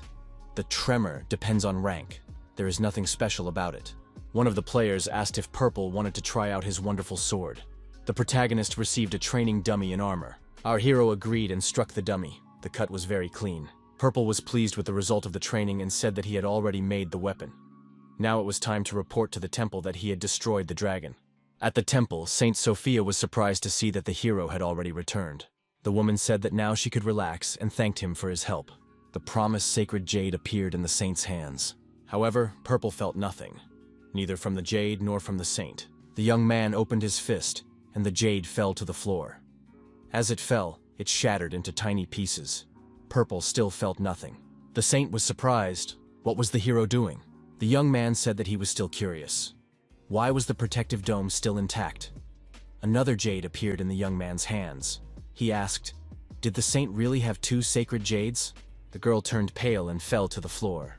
The saint's face changed, and she turned into a zombie. Purple left the temple and saw the locals beating each other. The priest shouted for the survivors to flee. The injured were no longer their family. The priest recited a prayer, but the attacks did not stop. He shouted again for everyone to flee the sanctuary. However, this was impossible. The protective dome would not open. Knight Blondo arrived at the temple with his army and told everyone to retreat. He said that they should strike the shield at the same time when he gave the signal. The mission must be completed and the people must be protected. Many people with bloodshot eyes rushed toward our hero, saying, "Let the split one lend us his strength." A timer appeared. The young man realized that this was a timed task. He had to clear a path and protect the people standing in front of the shield. Purple saw no problems with the task and set about completing it. He decided to call it a perfect save. The road was cleared. The residents shouted that they had survived and began to thank their savior. Blondo thanked the hero and said that the young man was a true master. The knightly order would not have had enough strength to break the shield. Purple noticed that even the fallen knights had managed to make cracks. The witch suggested that the shield had been deliberately weakened, since they had created monsters using the bodies of the inhabitants of the Holy Land. If they checked the crematorium in the basement of the cathedral, they might find a way to remove the shield. Cathedral, crematorium. Purple thought that this was the secret passage, so the monsters had appeared from here. In the middle of the large hall, on the altar, there was something that looked like a huge egg. The woman standing nearby said that they hadn't seen Her Royal Highness in a long time. The witch looked back and saw Sophia standing in front of her. The old woman took the witch in her arms. Purple was surprised. Was the witch really a princess? Apparently, she said that the ban on revealing her identity had been lifted, and now she could tell everyone who she really was. The girl said she wanted to introduce herself again. She was the daughter and heir of Aiden, the ruler of destinies, Alyssa. Sophia said she was concerned about the news of the princess's exile. Could it be that the ruler did not want to pass on the crown? Had he taken the crown and left them? Alicia replied that she did not know, so she had to return her body as soon as possible to go to the palace. The mark could be hidden by a new soul. The old woman asked the princess if she had found her body. Alicia confirmed this. Alyssa said she wanted to ask about the fake sacred jade. Sophia replied, "The ancient knight, the eternal soul, the holy knight Eldon. Those who were consumed by greed became undead." The old woman laughed and said that the revelation about the knight Eldon had appeared again. Sophia raised her hands and said that greed comes from the flesh. The Holy Land is a vessel that holds the pitiful soul and the key to salvation. The old woman declared that it was necessary to gather the dead, kill their greed, and give them new bodies. The egg behaved unnaturally and aggressively. Purple shouted for Alicia to hide immediately. Various voices could be heard calling out their names. They became one on the Holy Land, the noble people he had tried to protect. A voice said, "Salvation will come." The egg began to summon the undead from all sides. Skeletons approached and attacked Purple. Our hero decided to follow the divine spirit and, using his abilities, counterattacked the undead. The undead were destroyed, leaving only wet spots behind. However, our hero suspected that this creature could transform and even regenerate endlessly. The spectators agreed that this thing was indestructible. What should be done now? Purple said that in that case, he had to get serious too. Our hero activated an ancient spell. The protagonist demonstrated the power of the sword he held in his hands. The egg opened and revealed its internal structure. The young man wondered at what temperature it would fry. The shell shrank, and now the contents were clearly visible. The weak spot was in the center of the egg. He moved close enough to strike with his sword. The audience noticed that the yolk of this egg was very large. Our hero knew that he had to hit the target precisely, and he would only have one chance. After the blow, Purple assumed he had hit the weak spot. The egg began to leak from the inside. This incredible being said that it would save them all. A glowing knight appeared. Our hero determined that the knight had a sacred jade in his chest. The opponents crossed swords, and a physical confrontation began. The knight proved invincible and easily absorbed Purple's magic. Purple saw no weaknesses except for the sacred jade, so he decided to target it. To fend off the knight's attack, he had to concentrate. The protagonist dodged, and the knight flew forward. The young man decided to use teleportation and began to instantly change his location. He was out of reach for his opponent. At one point, Purple was attacked and dropped his sword. Now our hero stood unarmed before his opponent. The protagonist turned around and rushed after his sword. The knight tried to stop him. However, the young man, having reached the sword, did not touch it and slipped past. His opponent was puzzled. The spectators were also confused. Our hero had a plan. Purple stopped and turned sharply to face his opponent. Our hero assumed a fighting stance, as if preparing for a fistfight. Purple decided to use magic, but his opponent realized this too late. Under the influence of the spell, our hero's sword flew into the air and pierced the knight's back, who, of course, had no idea what was happening. Purple said he had acted according to plan and everything had worked out. Our hero explained that the sacred jade had tried to absorb the dragon's ascent, so he couldn't misusing it. The knight said that was foolish. After all, he was the savior who would correct the universe. Purple and Alicia heard the sound of footsteps receding. Was the fake knight running away? However, our hero realized that the third phase was beginning. Now the knight was trying to return the souls that had escaped from the sacred jade. The people of the Holy Lands were in danger. A huge, multi-faced monster appeared before our hero. The monster said that it would save everyone. Purple decided to call Blondo the knight for help. He declared that the sacred jade had been destroyed and should have weakened. It was time for the knight to attack. The soul in the monster's palms was destroyed. He said that this couldn't be. How dare this man destroy the savior of the universe? The remains of the soul turned into golden dust, and our hero scattered it in the wind. People couldn't believe it. Was the monster really destroyed? The shield was indeed destroyed, which meant that everyone was saved. The knight held out the medal and reminded him of his promise to our hero. Blondo said that the young man had saved everyone, so he should accept his sincere gratitude. In this battle, our hero finally understood. It's not about completing missions, but about the knights behind them. Blondo said that the young man did not have to return the sacred jade and the medal. Now their beliefs were not tied to factions or missions. Purple approached the huge gates leading to the castle. The young man thought he just needed to insert the keys into the lock. But the sacred jade was broken, so he wasn't sure it would work. Our hero noticed that the sacred jade had been restored. Purple realized that since the sacred jade contained an immortal soul, it could regenerate thanks to its influence. Alyssa stood there, unsure of what to do. Was it because of who Sophia really was? Maybe it was all her father's fault, since she didn't get along with him. The gates were open and our hero entered. Purple waved to the audience and said they had a great time, and that time had flown by. The young man wished everyone a good night and said they would see each other tomorrow. Byung-hoon, as always, said that Kyungbok was a world-class genius. The young people had dinner together and talked. Byung-hoon asked what the raid on the final boss was all about. Kyungbok was in the capsule, so he didn't want to interrupt him, but they said that if you go through it solo, you can get a bad ending, even with the witch's support. You won't survive anyway. Kyungbok admitted that he almost got himself into trouble. Byung-hoon added that there might be stream snipers among the viewers who could join, so he thought they could invite Eclipse or Genome, or even take both of them. Park Ju doubted whether their teams would agree. If it meant suddenly rearranging their schedules, they might refuse. Kyungbok reminded him that stream snipers also need to prepare. Purple went live and greeted the viewers. The young man said that Madman sometimes helps him. The streamer said that he had to get down to business, otherwise editing this video would be too difficult. The young man warned that he intended to go all the way today. Purple found himself at the entrance to the castle again. As he traveled through the castle, our hero was surprised to see so many mirrors. Alicia suggested they look at themselves after they entered the royal hall. Such is the policy of the Arbiter of Fate. Purple said that it was impossible not to look in the mirror here. The protagonist sensed something was wrong and grabbed his sword. He suggested that someone was there. Alicia said she could sense souls. Perhaps they were wandering in the mirror. It was barely perceptible. The girl said she could guide them. They definitely needed help. What would the split one say to that? Our hero was asked to invite the Holy Spirit, i.e., another player. Up to 10 people could be invited. Purple realized that this was the beginning of a cooperative game. The main character said that he would invite 10 people within a minute. The Holy Spirit could be a player who had seen the ending at least once. 10 Holy Spirits were invited. The number above each player showed how many times they had completed the game. The protagonist wondered why these people were stream snipers. Purple saw that their intentions were not evil, but he was sure that they were stream snipers. He assumed that without preparation, they would not have time to enter, but he realized that he was wrong.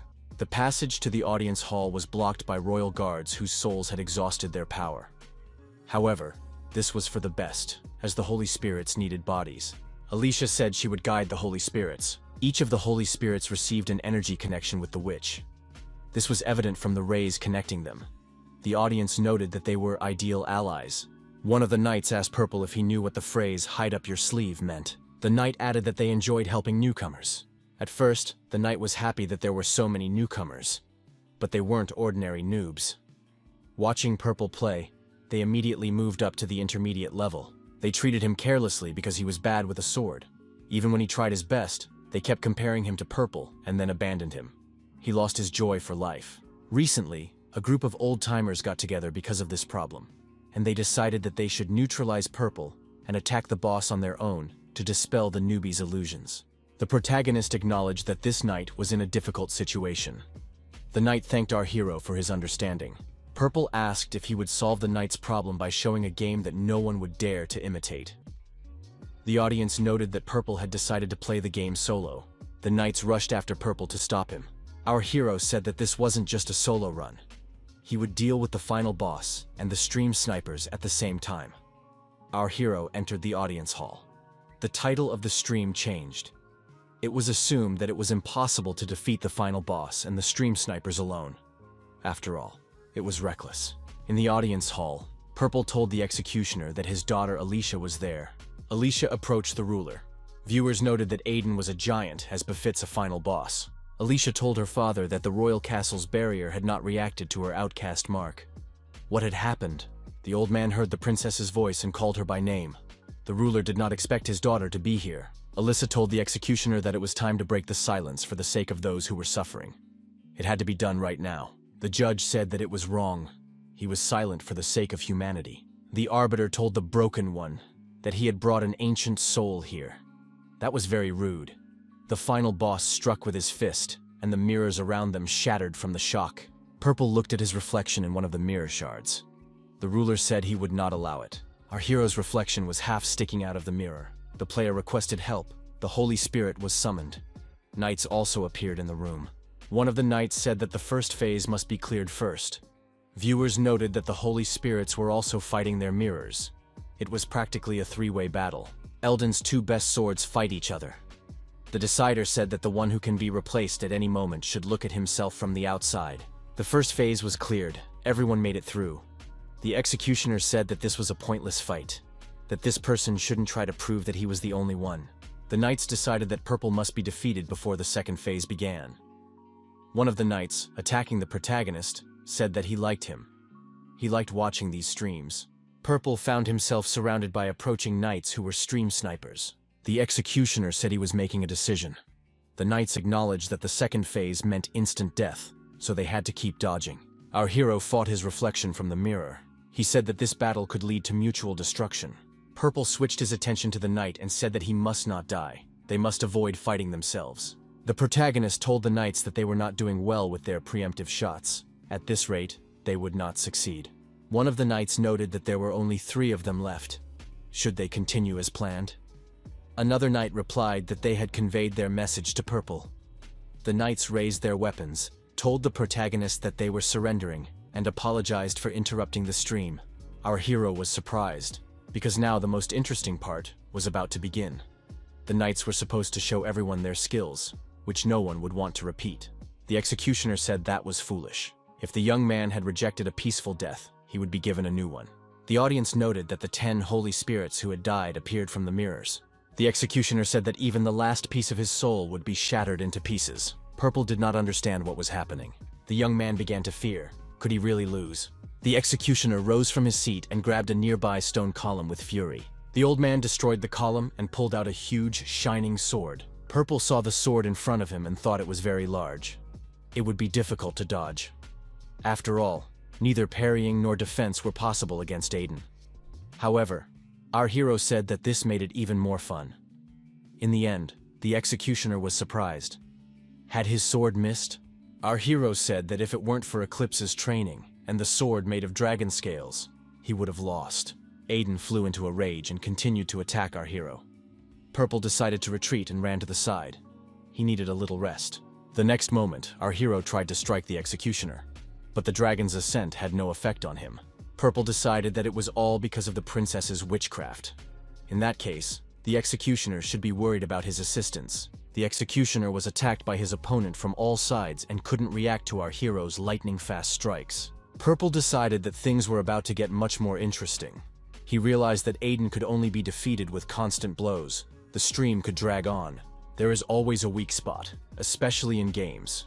There are no weak spots that a player cannot reach. Purple understood that he just needed to focus, and it was very important not to get distracted. If all the conditions were met, it would be easier than ever to find the optimal path to achieving the goal. The protagonist easily dealt with the knights and approached Aiden, his vulnerable spot. Purple set himself the goal of defeating him in an instant. It was dangerous, but also fun. Our hero was determined and moved forward with every step. He made a crazy evasive maneuver and found himself on the executioner's throne. The audience was surprised. What kind of place was this to stop? Aiden was furious. He declared that no human had the right to sit on that throne. Purple said that what seems difficult at first is not difficult at all. The protagonist found himself on the executioner's body and moved his hand toward his opponent's head. The young man noted that the distance was now right. As a result of his successful advance, Purple found himself above his opponent's head and prepared to deliver the decisive blow to the most vulnerable spot. The protagonist swung and plunged his sword into the neck of the executioner, the final boss. Everything around them began to crumble. Aiden staggered, losing his balance. Aiden's body turned to stone and cracked. Someone in the audience suggested that he was a golem. That meant someone had been controlling him all this time. It turned out that Alicia was his adopted daughter. The audience assumed that the third phase was beginning. The executioner shouted for the man to disappear. A bright light burst from the final boss's body and shot upward. The executioner shouted loudly. Aiden pulled the sword out of the wound. He simply broke it. Purple realized that this attack wasn't enough. The executioner said that fate was unchangeable. His body was covered with strange inscriptions. The audience thought that this was the end. Purple held in his hands a fragment of a long sword with the highest durability. The protagonist said that he had previously destroyed the golem with this broken sword. The stone body of the executioner continued to crumble, and the final boss broke into pieces. Purple told the audience that the final boss had indeed been strong. After the game ended, Kyungbok left the capsule. Park Ju asked our hero if he was okay. Byung-hoon was barely coping with the chaos. Kyungbok noted that he had written many times in the group chat that he was fine. Park Ju said that he had reread the instructions and was ready to show what was wrong. Kyungbok was surprised. Had the manager already figured out the cause? Park Ju activated the system and said that this was the raw data measured by the capsule. It is distributed across games, and you can look at the part where the overload occurred. The situation changed every time Purple said he was concentrating. Our hero realized that using divine power caused a computational overload. And there had been many such situations. Kyungbok realized that the problem was that he was using divine power for too long. The protagonist shared his version with the manager, adding that he sees the problem precisely in this. Park Ju replied that he was not sure. There had not yet been any cases where the capsules themselves warned of danger. The same applies to products from other companies. Park Ju decided to contact capsule support first and check the documents more carefully. The manager said he had come to check on his friend's health and tell him what had happened. Now it was time for him to leave.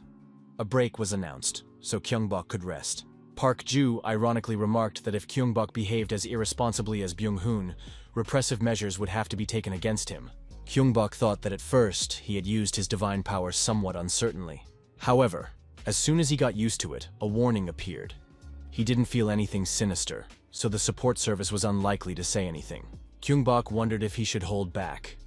If even in his free time he thought only about streaming, then he had become a real streamer. The main office of Reality, the capsule manufacturer. The development manager reported that they were producing capsules with increased brain safety requirements. Therefore, he thought that a warning about computational overload would actually be useless. The amount of calculations performed by the client with the problem was more than 5 times higher than usual. This time, a warning was sent because the set limit was exceeded. It was more than 10 times the average value. Marketing and customer service managers were surprised by this figure. The development manager believes that this is a defect, but no problems have been found. The customer service manager was surprised. Why did the warning pop up only now? The interviewee replied that in other cases, the volume of calculations increases and then immediately decreases. So it seems that this was automatically identified as an error. However, this time the volume remained too high for too long. The specialist noted that if this was not a one-off case, then it was definitely not an error. But it was difficult to believe. The only explanation was that the customer had selected the information for processing themselves. Since this was not a device defect, it could not be repaired or replaced. Even high-quality products would not be able to fix this. The development manager said that the customer in question is a novice streamer, but already quite well known. He has even collaborated with the web magazine Metagamer. The specialist noted that due to the nature of the product, it is difficult to contact influencers. They need a quick response from customer support. What should be done? The customer service manager suggested a custom capsule that increases the computing limit. A colleague admitted that one line at the factory was idle due to the production of other devices. The employee added that they now have the opportunity to manufacture a custom-made high-end model because Reality values every customer. The manager added that such custom advertising is only available to Purple. So this is their chance to emphasize how responsible a company they are. It was decided to sign a contract for a special custom model and sponsorship of the broadcast, with the first use. It all turned into an unexpected advertising project from the support service. At a meeting with representatives of Perfect Play, the manager of the development company reminded them that the young people had received an offer, but he wanted to clarify it once more. The offer was made with recognition, so the contract price was 15 million. The high-quality custom model would be provided free of charge. Kyungbok immediately thought that he was currently using a capsule worth 8 million, and 600,000 subscribers brought in about 13 million. The manager added that the custom model exceeds the average user's computing power by 50 times. Since the simulation increased the load more than actual use, it would be covered in this volume. If any problems arose, they would immediately update and replace the capsule. Kyungbok paid attention to the manager's word load. In the virtual world, our hero did not experience any recoil from using divine energy. Since the return always falls on the head, Could it be that the capsule is receiving it? Kyungbok thought. If the limit is increased, he will be able to freely use divine power. Then it will be possible to expand the limits of perception or gather more specific information. The manager of the development company announced that the custom model would be released the next day. The man added that they highly valued the contribution of the player Purple's streams. The longer Purple delays his streams, the more he loses. They had planned to provide the capsule separately from the contract, so production began immediately after the request from customer support. The manager added that what the player requested separately would also be made free of charge. Our hero now understands why reality has the highest market share for capsules. Purple held his first offline stream. The streamer greeted the viewers. Purple said that reality had made a new capsule especially for him. Purple reiterated on camera that this elite capsule was created exclusively for perfect play by reality. Our hero decided to tell viewers why this capsule was created.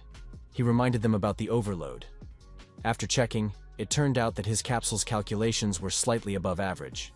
Therefore, the new capsule was configured so that it could withstand approximately 50 times the average value. He told viewers that the technician had already installed the capsule. He had simply covered it with a box in preparation for the presentation.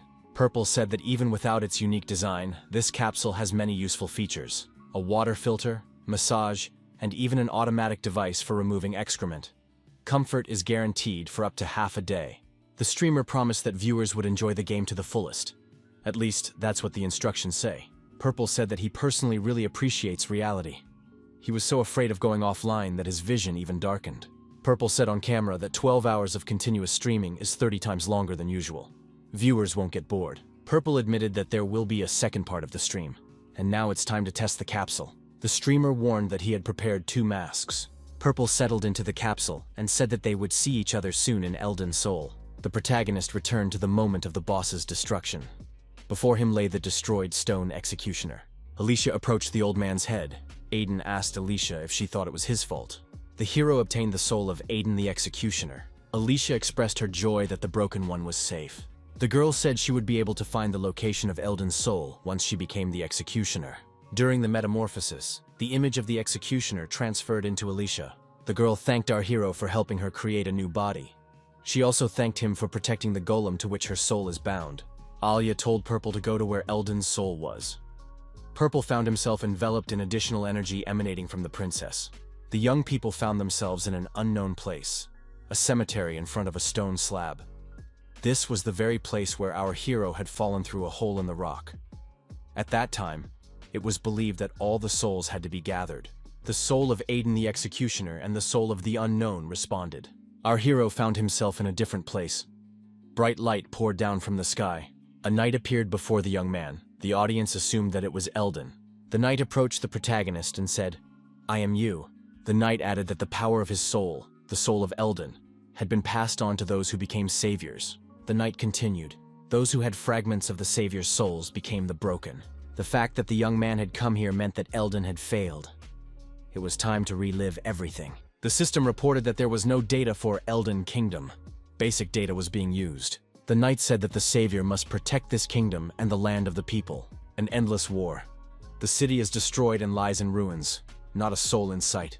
Life is full of repeated deaths. Comrades he loses one after another. The end of the human era was approaching. He had to do something. The knight tried to change the situation somehow. People don't need victory. They want to survive. The audience understood. There was a reason why the walls were so high. The knight looked tiny in front of these walls and gates. The knight thought that his task as the last savior was to protect his comrades. The wounded young man raised his head and saw the savior before him. The knight said that the young man would guard the cemetery. As he left, the knight declared that he had his own mission. Following his destiny, the knight thrust his sword into the ground in front of him. A bright light spread in all directions.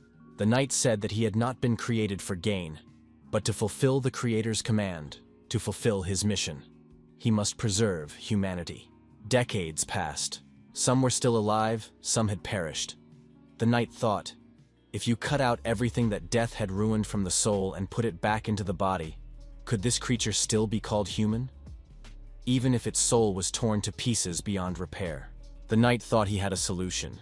He needed a pure person capable of fulfilling the mission entrusted to him by the Creator.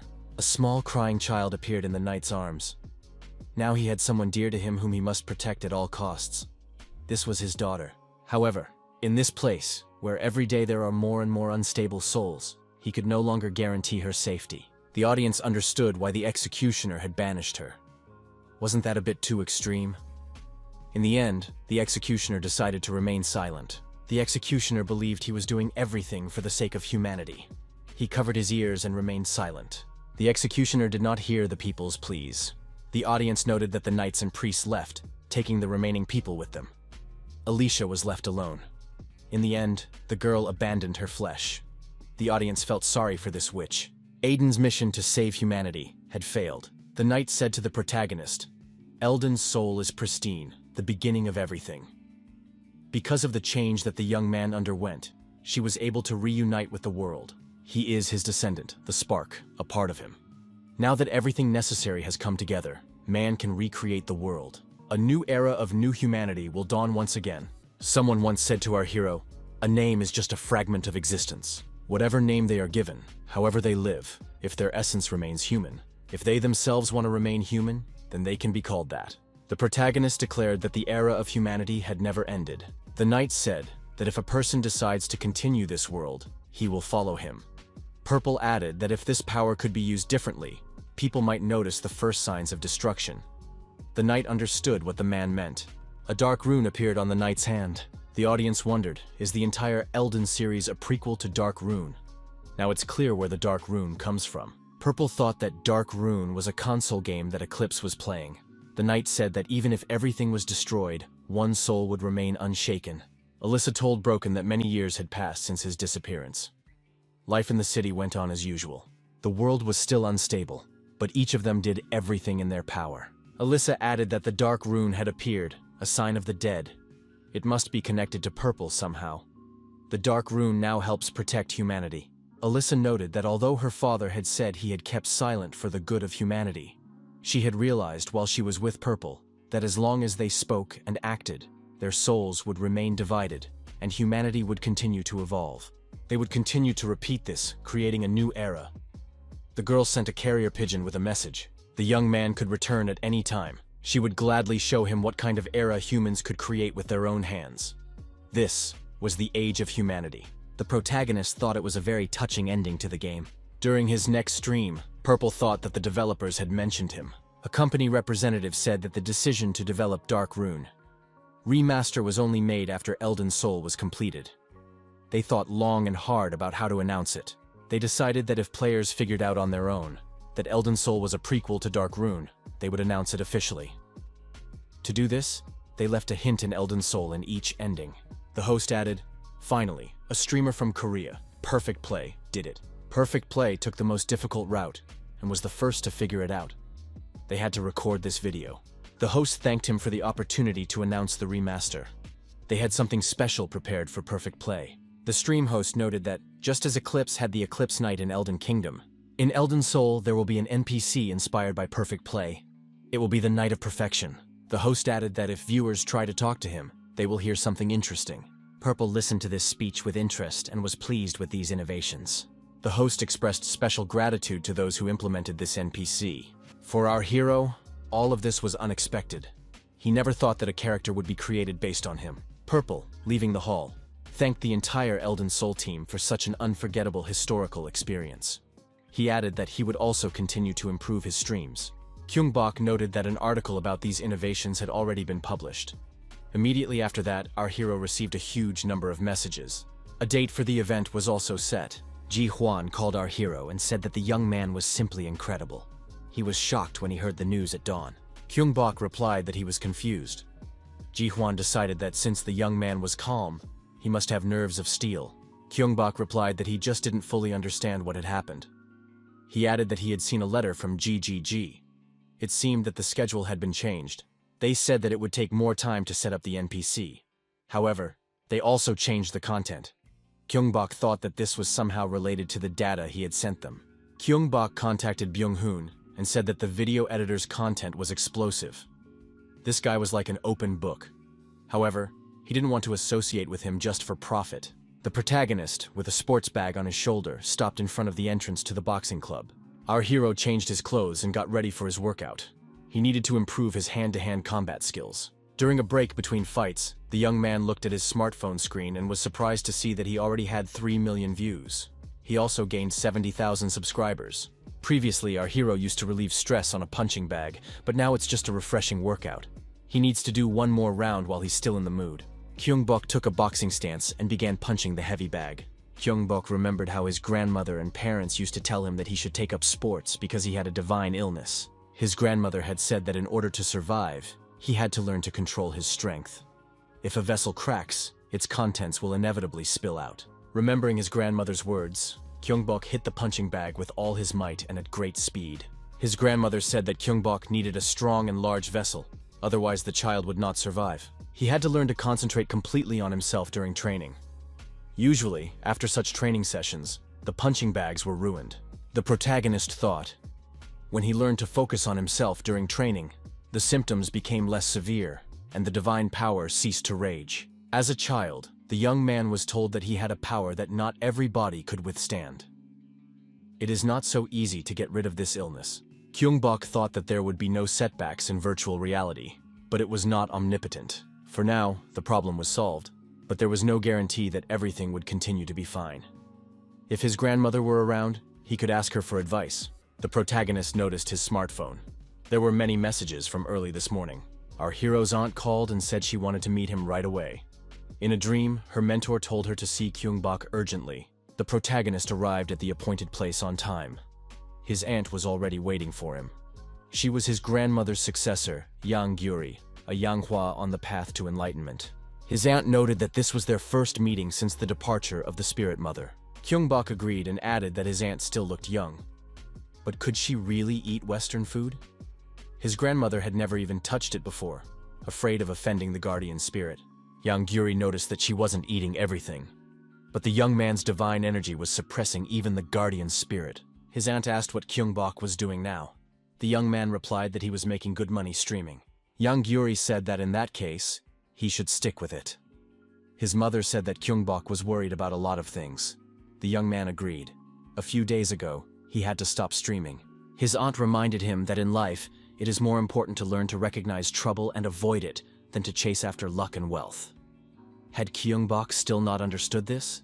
Yang Gyuri reminded him that the spirit mother had saved her. Before that, she was a shaman with a false spirit. An evil entity attached itself to her, pretending to be her protector and feeding on her desires. Yang Gyuri continued, when she received her true spirit, she realized that a guardian spirit does not bring suffering. It helps one learn exactly as much as one can bear. Since Kyungbok did not accept it, he does not know his limits. That is why he suffers, unable to handle divine power properly. This is divine illness. Kyungbok must not become a shaman, his grandmother said. Otherwise, he will be controlled by his power and lose his own eye. Yang Gyuri said that the young man's divine power is too strong, so a guardian spirit will soon come and lead him on the right path. A false spirit will not even be able to approach him. A shaman corrects problems. Kyungbok asked, the right path is good, isn't it? His aunt replied, the false spirit is enslavement. The guardian spirit is acceptance. Whether the young man follows his desire or the right path, in both cases, if he loses his free will, it is the same thing. Yang Gyuri said, if Kyungbok is interested in free will, if that is really what he wants, she will help him. His life is not yet over, so he can return, but not to his ordinary life, for that is the right path. According to divine decree, one must follow the will of heaven. Kyungbok thought, what if he had simply followed his parents and crossed the border between life and death? Wouldn't that mean complete fusion? His aunt said that fate does not always bring good things. One should not look for the right answer in it. Following only what heaven approves is not always good. Yang Gyuri remarked that the most important thing was for Kyungbok to be happy. My aunt said that the young man had grown up a lot. In the old days, she would have started questioning him, but now she can see that he truly loves what he does. You can see it in his eyes. It is important to strengthen your vessel, but it is even more important to know how much strength it can hold. Then, Kyungbok will be able to use his abilities even better. She believed that the young man would succeed.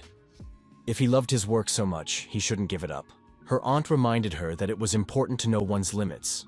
It was scary not to know where the line was. But if you knew your limits, there was nothing to fear. Yang Gyuri added that he would have to discover his limits on his own. However, she could give him a hint. His aunt said that his grandmother could see not only into the future, but also into people's souls. Kyung-bok asked if it was something like foresight or mind reading. Kyung-bok said that his aunt had calmed him down a lot and thanked her for that. Young Yuri noted that even though they were not related by blood, his grandmother had taken her in during a difficult time and replaced her mother. Kyung-bok became her nephew. What aunt would remain indifferent when her nephew is lost on the path of life? His aunt noted that others couldn't get close to Kyung-bok because of his strength. However, his grandmother always watched over him. Kyung-bok once again thanked his aunt for her kind words and unconditional support. Yang Yuri got behind the wheel of her personal car and offered to give the young man a ride. Kyung-bok thanked her and added that he lived very close by. He also promised to call her more often. Kyung-bok remembered his aunt's words. A guardian spirit does not bring suffering. He also remembered how Yang Yuri had promised to help him if that was what he really wanted. The more he concentrated, the more his strength obeyed his will. The setbacks and illnesses were just warnings.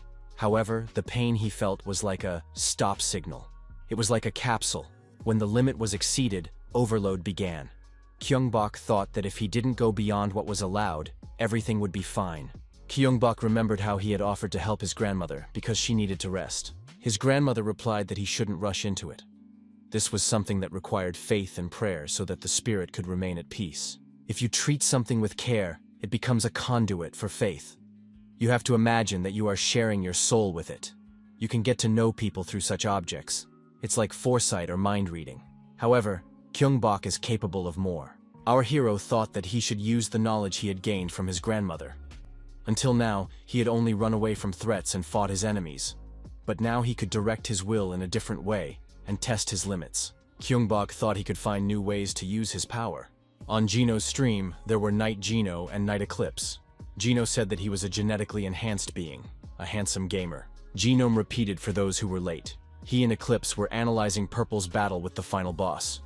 Everything was by the rules, no cheats. Genome said he wouldn't miss this chance. Purple had invited him to his first joint stream. On his stream, Purple said that the moment of truth had arrived, the battle with Aiden. If it weren't for Eclipse's training and the dragon scale sword, he would have lost.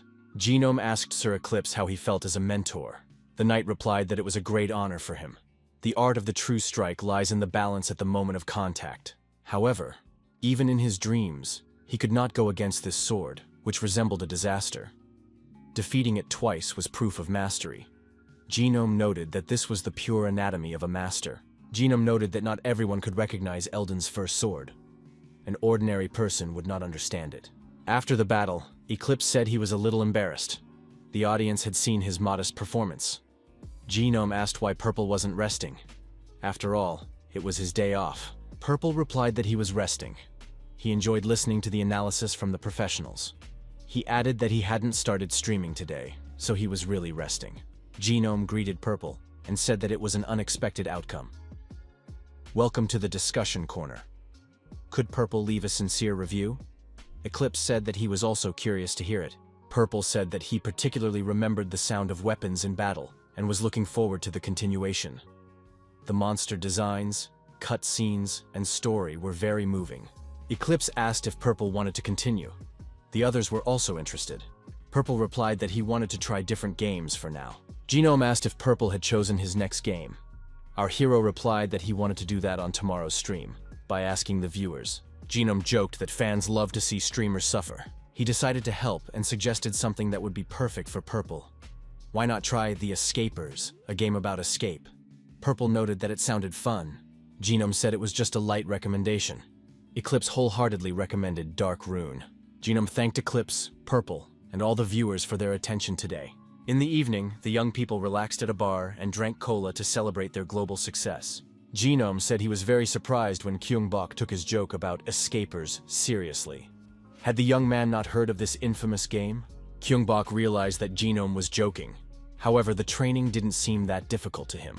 Our hero explained that the developers had seen his stream and sent him a gift. He had been wanting to try different games to train his divine power. Park Ju noted that they had also seen a letter about the event and wanted to discuss it today. Genome said that postponing the date because of the NPC was only half the problem. The real problem was the team, the captain and the wild card. They can't wait for GGG's decision. They need to find the two remaining team members themselves. Kyung-bok asked why the format had changed. Jaenom replied that it was all quite complicated. GGG invited streamers from Serengeti TV, but they are very different from Try. They have a wild show atmosphere. They say that some of the invited streamers really messed things up. So the casting was completely cancelled, which threw the whole schedule off. Jaenom added that this is why they switched to the recommendations from the captain format. Kyung-bok noted that with Jaenom's connections, it won't be difficult to find people. Kyung-bok added that there are 2 vacancies and the format is an entertainment show. The main thing is to meet the deadline. The rest doesn't matter. Our hero remarked that the first thing to do was to make the show interesting. The next day arrived. At the Tongmyo market, the young people noticed that nothing had changed here at all. Kyung-bok saw a clay pot for 1,000 coins. He thought for a moment that it was an antique. The protagonist remembered his grandmother's words. If you treat something with care, it becomes a conduit for faith. Jaenom said that they had come to the right place. However, it was not a residential building, but a shop. The young people went inside and greeted the owner. The owner was not there, so they decided to look around. Kyung-bok noted that, unlike a normal shop, this place had a completely different feel to it. Good and evil manifest themselves in different forms in people. His grandmother said that the time would come when Kyung-bok would understand. Our hero thought that his grandmother felt the same way. The feeling of energy became sharper, like a sharpened blade. Even with the same strength, everything looked more voluminous because there was no recoil. Maybe it was because of a change in the approach to using strength? The shop owner appeared and asked what the young people were interested in. Jaenom apologized and said that they were looking for someone, the person who was broadcasting. The shop owner asked if the young people were from television. Did they know Sun Na-in? Jaenom said they weren't from television. They must have gotten the wrong address. Kyung-bok said that was the right house. A young man peeked out from the next room and greeted the guests. Kyung-bok said that they were meeting in person for the first time. He asked the young man, "Eclipse?" The young man apologized and said he was supposed to meet the guests, but didn't have time to come down. They must have been looking for a long time. Kyung-bok replied that it was no problem since they hadn't warned him they were coming. Jaenom said that he had always been curious about where Eclipse's armor came from. It turned out that he lived in Tongmyo. Jaenom immediately apologized. He thought they had become close during the streams, so he had taken the liberty. Kyung-bok remarked that Eclipse had the figure and gait of a knight. Eclipse said that he lived with his grandfather, who owned a shop. His parents lived in another city. The young man added that he was 27 years old, but looked older. The young people noted that Eclipse was younger than them. Eclipse said that he had started YouTube and fencing at the age of 15. 12 years of training may have accelerated his aging. Kyung-bok, who was also into training, thought that the world was unfair. He suggested getting straight to the point. Jaenom said he understood. Eclipse had a concept of deep immersion in one game, and the decision would not be easy. However, they offered good conditions and hoped that the young man would participate. Eclipse said that money didn't matter to him. Besides, he himself had been thinking about broadening his horizons. Eclipse said that after his defeat in the duel with Purple, he had thought long and hard. He had always wanted to be the best in one field, but then he suddenly realized that he had become a frog in a well. The owner of the house said that he had excellent partners for the new challenge. So, in any case, he wants to participate. However, he has one condition. Eclipse noticed that he was a man with a fighting spirit, so he wanted to fight Kyung-bok offline. Our hero agreed and said that Eclipse understands what fun is. Eclipse suggested doing it right away. Kyung-bok thought it was a great chance to test his abilities. If the divine power had grown stronger, then he had also changed, and maybe he would understand new possibilities and limits. The young men shook hands and headed to the arena. The rivals entered the mental training club. Eclipse said that there were official European fencing schools nearby, but this was where ordinary enthusiasts gathered. The participants were not aware of the streams, so there was no need to worry. The young people in the hall greeted Eclipse and called him a master. The guests were surprised to learn that Eclipse had students. That was to be expected from the mentor of the best swordsman. Eclipse said he was just helping them. A sign reading Arsenal hung outside one of the rooms. The guests were amazed by what they saw. There were weapons and knight's armor. Eclipse said that only connoisseurs gathered here. He sets aside a little of his income from streaming for everything. They send the armor to be professionally cleaned, so there's no need to worry. Jaenom was surprised. Do they really fight in armor in this club? Isn't it just for streaming? Eclipse replied that to show real skills, you have to be fully prepared. Safety is a given. The students noted that the master was wearing heavy armor. But who was next to him? Maybe one of the association's strongest fighters? The students asked the master if they were new members of the club. Eclipse replied that they were his acquaintances. He wanted to show them around and practice a little. The students were delighted and said that this was a good opportunity to broaden their horizons. The master himself would participate in the sparring. Eclipse's students asked Kyung-bok about his experience. Our hero replied that he had about 5 days of training. Eclipse suggested they warm up first. Kyung-bok picked up a sword and said that the balance was different from the game. Eclipse explained that it was a replica with a blunt blade. Kyung-bok decided that he would get used to it during the fight and said he was ready. Eclipse noted that any technique could be used with a sword. The students hoped that everything would be fine. After all, if he was a beginner, he probably didn't even know how to hold a sword. The young men noted that their master had struck first. Did he really consider his opponent more experienced? Kyung-bok successfully parried Eclipse's attack. Our hero thought that the difference from the game was not only in the balance of the sword. In reality, access to divine power is limited, so perception is dulled. Fatigue from the heavy equipment also plays a role. However, the body gradually remembers, and even with limited abilities, it is still possible to use divine power. By mastering what was limited, and with enough of it, the young man gradually understood how to use it effectively. The disciples noted that their master was the first to increase the distance. Was it really only 5 days since the novice had first held a sword in his hands? Eclipse thought that the blitz had not worked. He had tried to play on the difference between virtuality and reality, but Purple's adaptation was simply phenomenal. The more aggressive the style, the more fatigue from heavy armor takes its toll. However, there was no time to think about that. Before Purple could fully adapt, he had to attack again. Kyung-bok grabbed the sword by the blade and struck his opponent with the hilt. Eclipse lost his balance and fell. Our hero grabbed the sword correctly and pressed it against the chest of his armored opponent lying on the ground. Eclipse looked at his sword lying nearby and admitted defeat. The disciples were surprised. After all, a novice had defeated a master with the murder stroke technique. It was incredible. Eclipse asked our hero if he had learned this technique on his own. Kyung-bok was surprised. Was that even a technique? His opponent had said that anything could be used. Eclipse thought that Purple had simply chosen the most effective move. He was a true genius. Kyung-bok said he understood that feeling. When it came to something like that, you couldn't even get angry. Eclipse asked if there were any night costumes in GGG. Genome confirmed this and promised to give him one as a gift. Kyung-bok welcomed Eclipse to the new team. He said it was an honor for him. Genome noted that he was good at reading people. Our hero thought that Eclipse would be suitable for entertainment shows. The protagonist introduced Eclipse's participation in the stream and thought it would be really spectacular. At GGG headquarters, the head of the marketing team said that BJ from Serengeti had been found guilty. The manager told the employee to pass on to the team leader that the list needed to be handed over as soon as possible. The employee said that Genome had already invited participants to join his team. Manager Min Hyuk replied that they should just trust Genome. After all, he had been in this business for a long time. The employee informed the manager that Eclipse had come to see them. Min Hyuk remembered. Wasn't that the guy who only played from games? Not an imposter or someone with the same last name? The employee said that Purple had also been invited on recommendation. The department head was flooded with fond memories. Could it really be that man again? Min Hyuk grabbed his head. He had to pull himself together.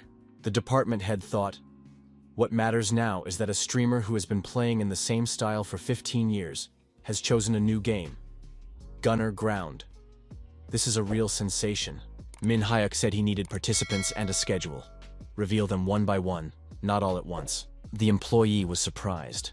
The casting wasn't even finished yet.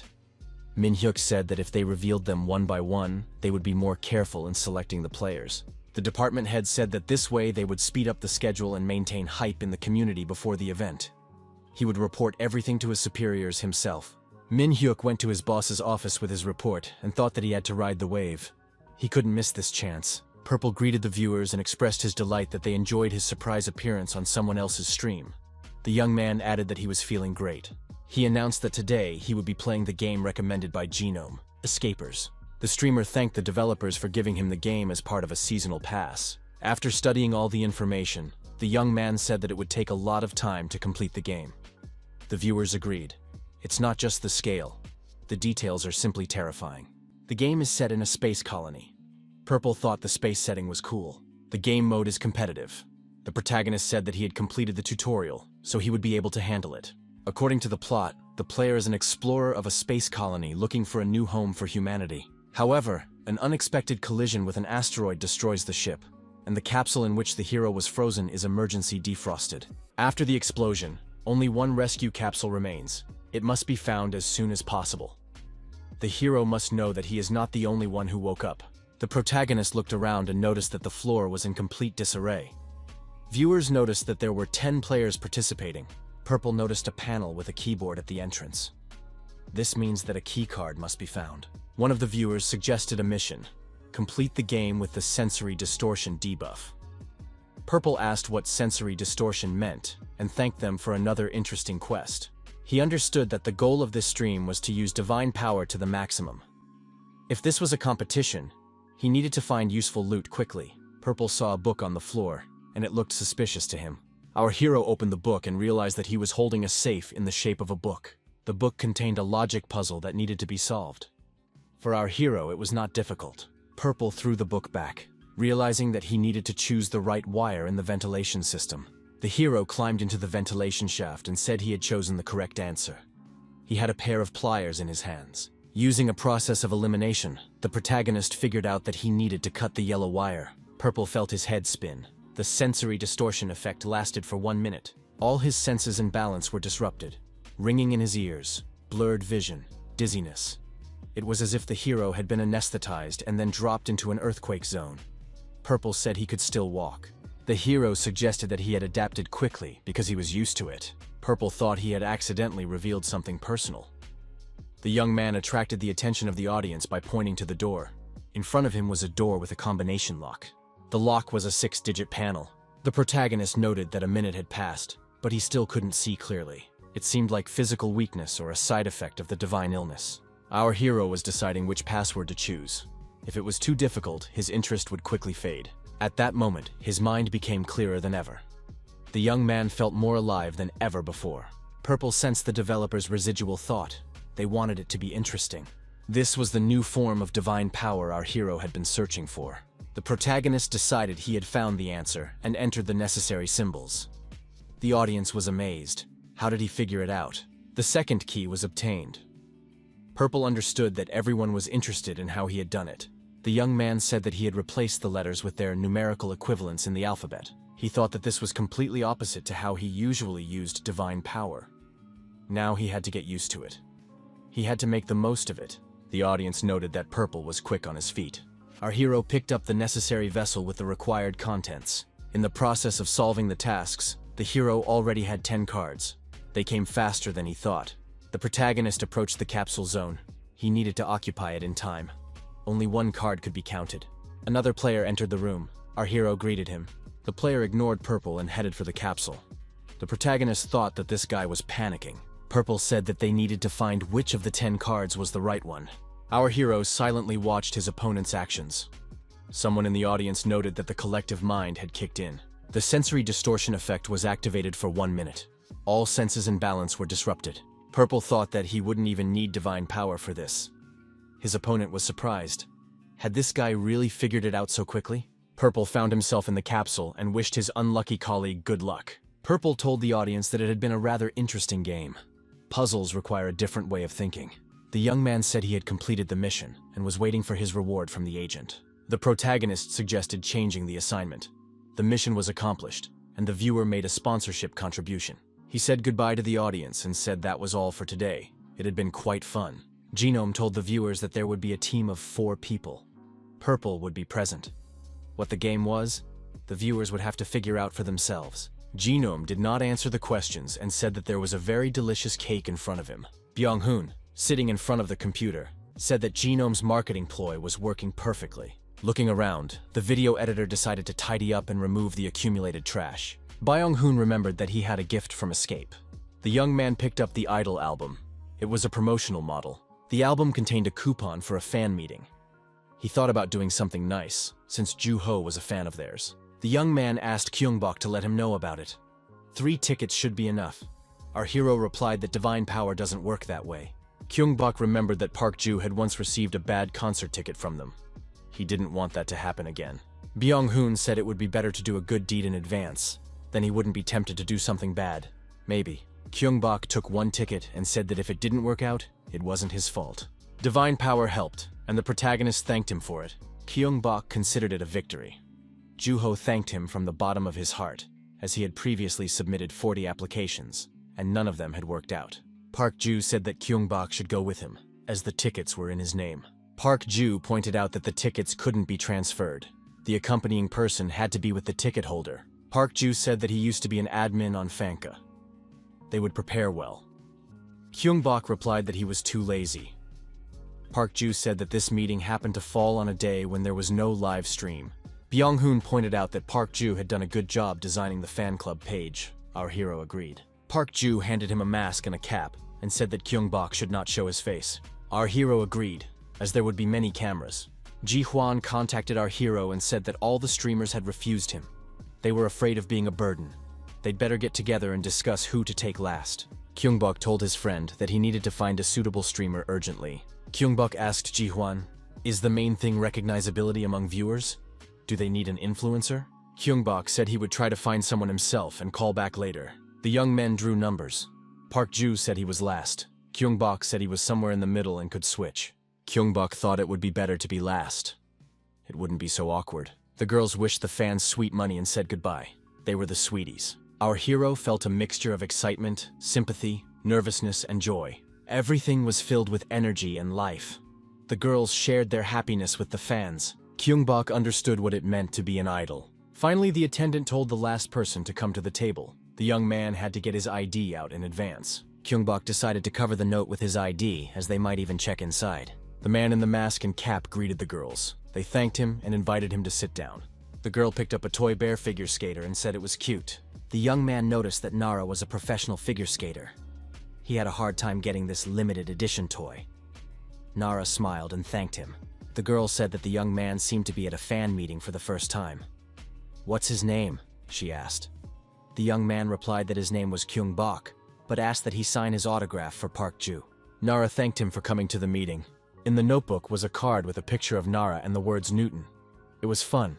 Kyung-bok turned the card over and asked her to sign the back. Nara was very surprised to see this card in the young man's hands. Kyung-bok took off his mask and said that now she knew him too.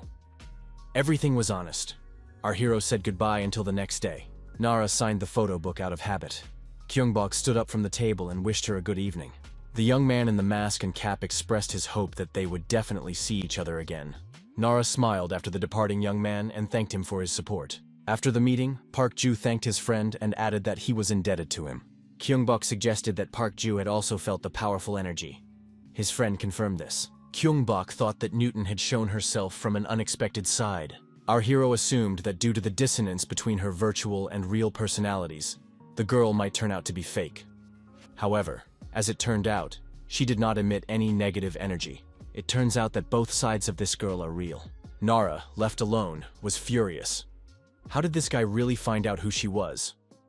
After the duel in Dun Elden Soul, he didn't do anything, and she thought it was just a fling. How did he find out? And how did he get to the fan meeting? Nara thought that this guy was nothing like their cute bricks. The girl tried to calm down. If he wanted to, he would have started with threats. They both know each other in real life. In that sense, they are truly equals. Nara remembered that Kyung-bok had asked her to send him a message through the capsule. Nara walked over to her capsule. If this guy managed to get into the fan meeting, she would listen to him. Kyung-bok read the message. The girl replied faster than he expected. Nara suggested they go to the waiting room. Kyung-bok thought that his old acquaintance Newton had appeared. Nara was dressed as Newton in the virtual space. Purple appeared and said that she had replied very quickly. The girl said she'd been busy in the morning. Nara asked what kind of proposal it was. After listening to the young man, Nara said, "So he wants to invite her to join the team?" Kyung-bok was surprised in his mind. Was that really impossible? Nara said that Newton was a famous stream sniper. Would GGG or other team members accept her? Purple replied that GGG would be delighted to have some news to report. He could convince the others. However, he was most interested in her opinion. Did Nara really not want to? The girl admitted that it would be fun. But wasn't the audience's reaction more important to him? If she joined, the team's image could be ruined. Purple said that Nara must realize she did the wrong thing. The girl replied that she knew, but her goals were worth it. Pure evil, everywhere and nowhere. The girl understood that she wouldn't last long on stage with her colleagues. After a performance, A friend told her that she couldn't go on like this. Nara reminded her not to read the bad comments. There is no cure for baseless hatred, only more stress. The haters insulted and hurt the girls. They told them to know their place and not ruin the game. Nara said that anyone who insults others for their efforts is trash. The girl added that there are things that cannot be changed no matter how hard you try. Hiding behind anonymity, the scoundrel hides his face, riddled with boastfulness and lies. Nara said that she achieved everything through blood and tears. She just wanted to show that those who only talk and look down on others are nothing. The girl added that there are also donors who depend on skill. Her goal is to put everyone on an equal footing for evaluation. Kyungbok thought that this was a typical story for someone who had been through show business. Kyungbok was surprised. Did she really include him and Nara in that group? The girl replied that it was like that at first. Genome, in particular, was very conceited. Kyungbok said that was just the guy's concept. Nara admitted she was wrong. Even though Kyungbok had a sharp tongue, he wasn't the type to humiliate others. Nara noted that after their meeting, her goal had changed. Nara said that she recognized Kyungbok's strength. However, by defeating him in a fair fight, she would personally prove that skill acquired through hard work, rather than talent, never fails and is valued in any endeavor. The girl added that through her efforts, she could even surpass Kyungbok's talent and prove that the fight was not in vain. Kyungbok said that with that goal in mind, they should definitely play together. It would be an excellent opportunity to observe her in action. Nara asked what would happen if the apples started causing trouble again. She was referring to those who called themselves her fans. Because of them, her reputation had become even worse. Kyungbok suggested using their team to draw a line. The young man asked if Nara wouldn't miss such an interesting program. The girl sternly asked how he recognized her and how he ended up at the fan meeting. The protagonist thought he needed to get out of this. He said that his manager was Bricks. He also runs a fan page. He knew everything about their schedule. All he had to do was put it all together and figure it out. Kyungbok said that only he knew her real identity, so she didn't need to worry. Nara replied that in return, Kyungbok had to keep quiet. She also wanted the right to call and give feedback. Kyungbok said that went without saying. However, calling each other sounded fun. The young people shook hands and said they had an agreement. Nara warned that this was only for one time. Kyungbok made a proposal to the girl about the call. Nara replied that she didn't care. But was he serious? The young man added that it was in case they won. Nara replied that the more she got to know him, the more surprised she was. Did he really only think about streaming? Genome thanked our hero and welcomed the new player to the team. Genome said that before he received the message, he was in a terrible panic. Eclipse said that Purple's taste was impeccable. Genome added that Purple wouldn't take just anyone. Our hero added that Newton would be joining soon. Genome was surprised. Is this really the Newton he's thinking of? Purple mentioned this when he asked if an influencer would be suitable. Eclipse said that a true knight doesn't throw words to the wind. Purple's choice can be trusted. Genome thought that the infamous stream sniper Newton had softened after her defeat and started learning, which improved her image. She stopped stream sniping. Genome thought that he was in for a crazy rating. Everyone had to see this performance. It was unmissable. 100 people were participating in the event. Such a lineup was bound to attract attention. Even GGG will be thrilled. The situation is unprecedented, and players from other games will also be interested. Newton's skills are unmatched. Genome wondered if Kyungbok had really thought this through. Genome told his colleagues that he wanted to do it. He said that in that case, he would invite Newton. Newton appeared and thanked him for inviting her to the team. She said they hadn't seen each other in a long time. Genome suggested doing everything in the best possible way. The young people shook hands and said they were ready to trust such allies with their lives. Their goal was victory. Newton said that anyone who became a burden to the team would die by her hand before they died at the hands of the enemy. Eclipse was surprised, because attacking an ally was an unworthy act. Newton said that she respected Eclipse as a knight, but that he was wrong now. To win in a team game, you have to think not about yourself, but about the team. Eclipse said that as a knight, he would protect his comrades in any situation. Newton added that the victory of the team was the victory of each of its members. Genome said, "Who starts a real battle when all you have to do is shout fight? It's time to call Kyungbok for help." Purple said he made a good choice. He can already see how it will look on TV. Genome said resentfully that Purple really only thinks about the show. The stream began. The hidden participants were about to be revealed. The host greeted everyone. It was commentator John So-yoon, and this was her second video. John So-yoon said that before starting, we need to remember how the teams are divided. There are 100 people participating in the event, 25 teams. The commentator added that they had previously shown the captains and the first participants. Now, based on the results of the vote, the top 3 most anticipated teams and their hidden participants would be revealed. The names of the teams appeared on the screen. John So-yeon said that they were all awesome. The girls started with 3rd place, Veteran Genome and Rising Star Purple, Team Purge Day and their hidden member. Everyone saw a knight standing on the edge of a cliff. It was the streamer Eclipse. John So-yeon said that she also couldn't believe it for a long time, but it was true. And that's not all. Now the audience will find out about another member of this team. This person does not have their own YouTube channel, so they will just show a video. Genome appeared on the screen with an apple in his hand and greeted the viewers. The streamer asked if red apples suited him. Genome added that he had to live up to the viewers' expectations and introduced the 4th member, Newton. Genome showed the 4 team members on the screen and said that Purge Day would be victorious. A few days after this team announced itself on GGG, a special event dedicated to the Time Warfare update began.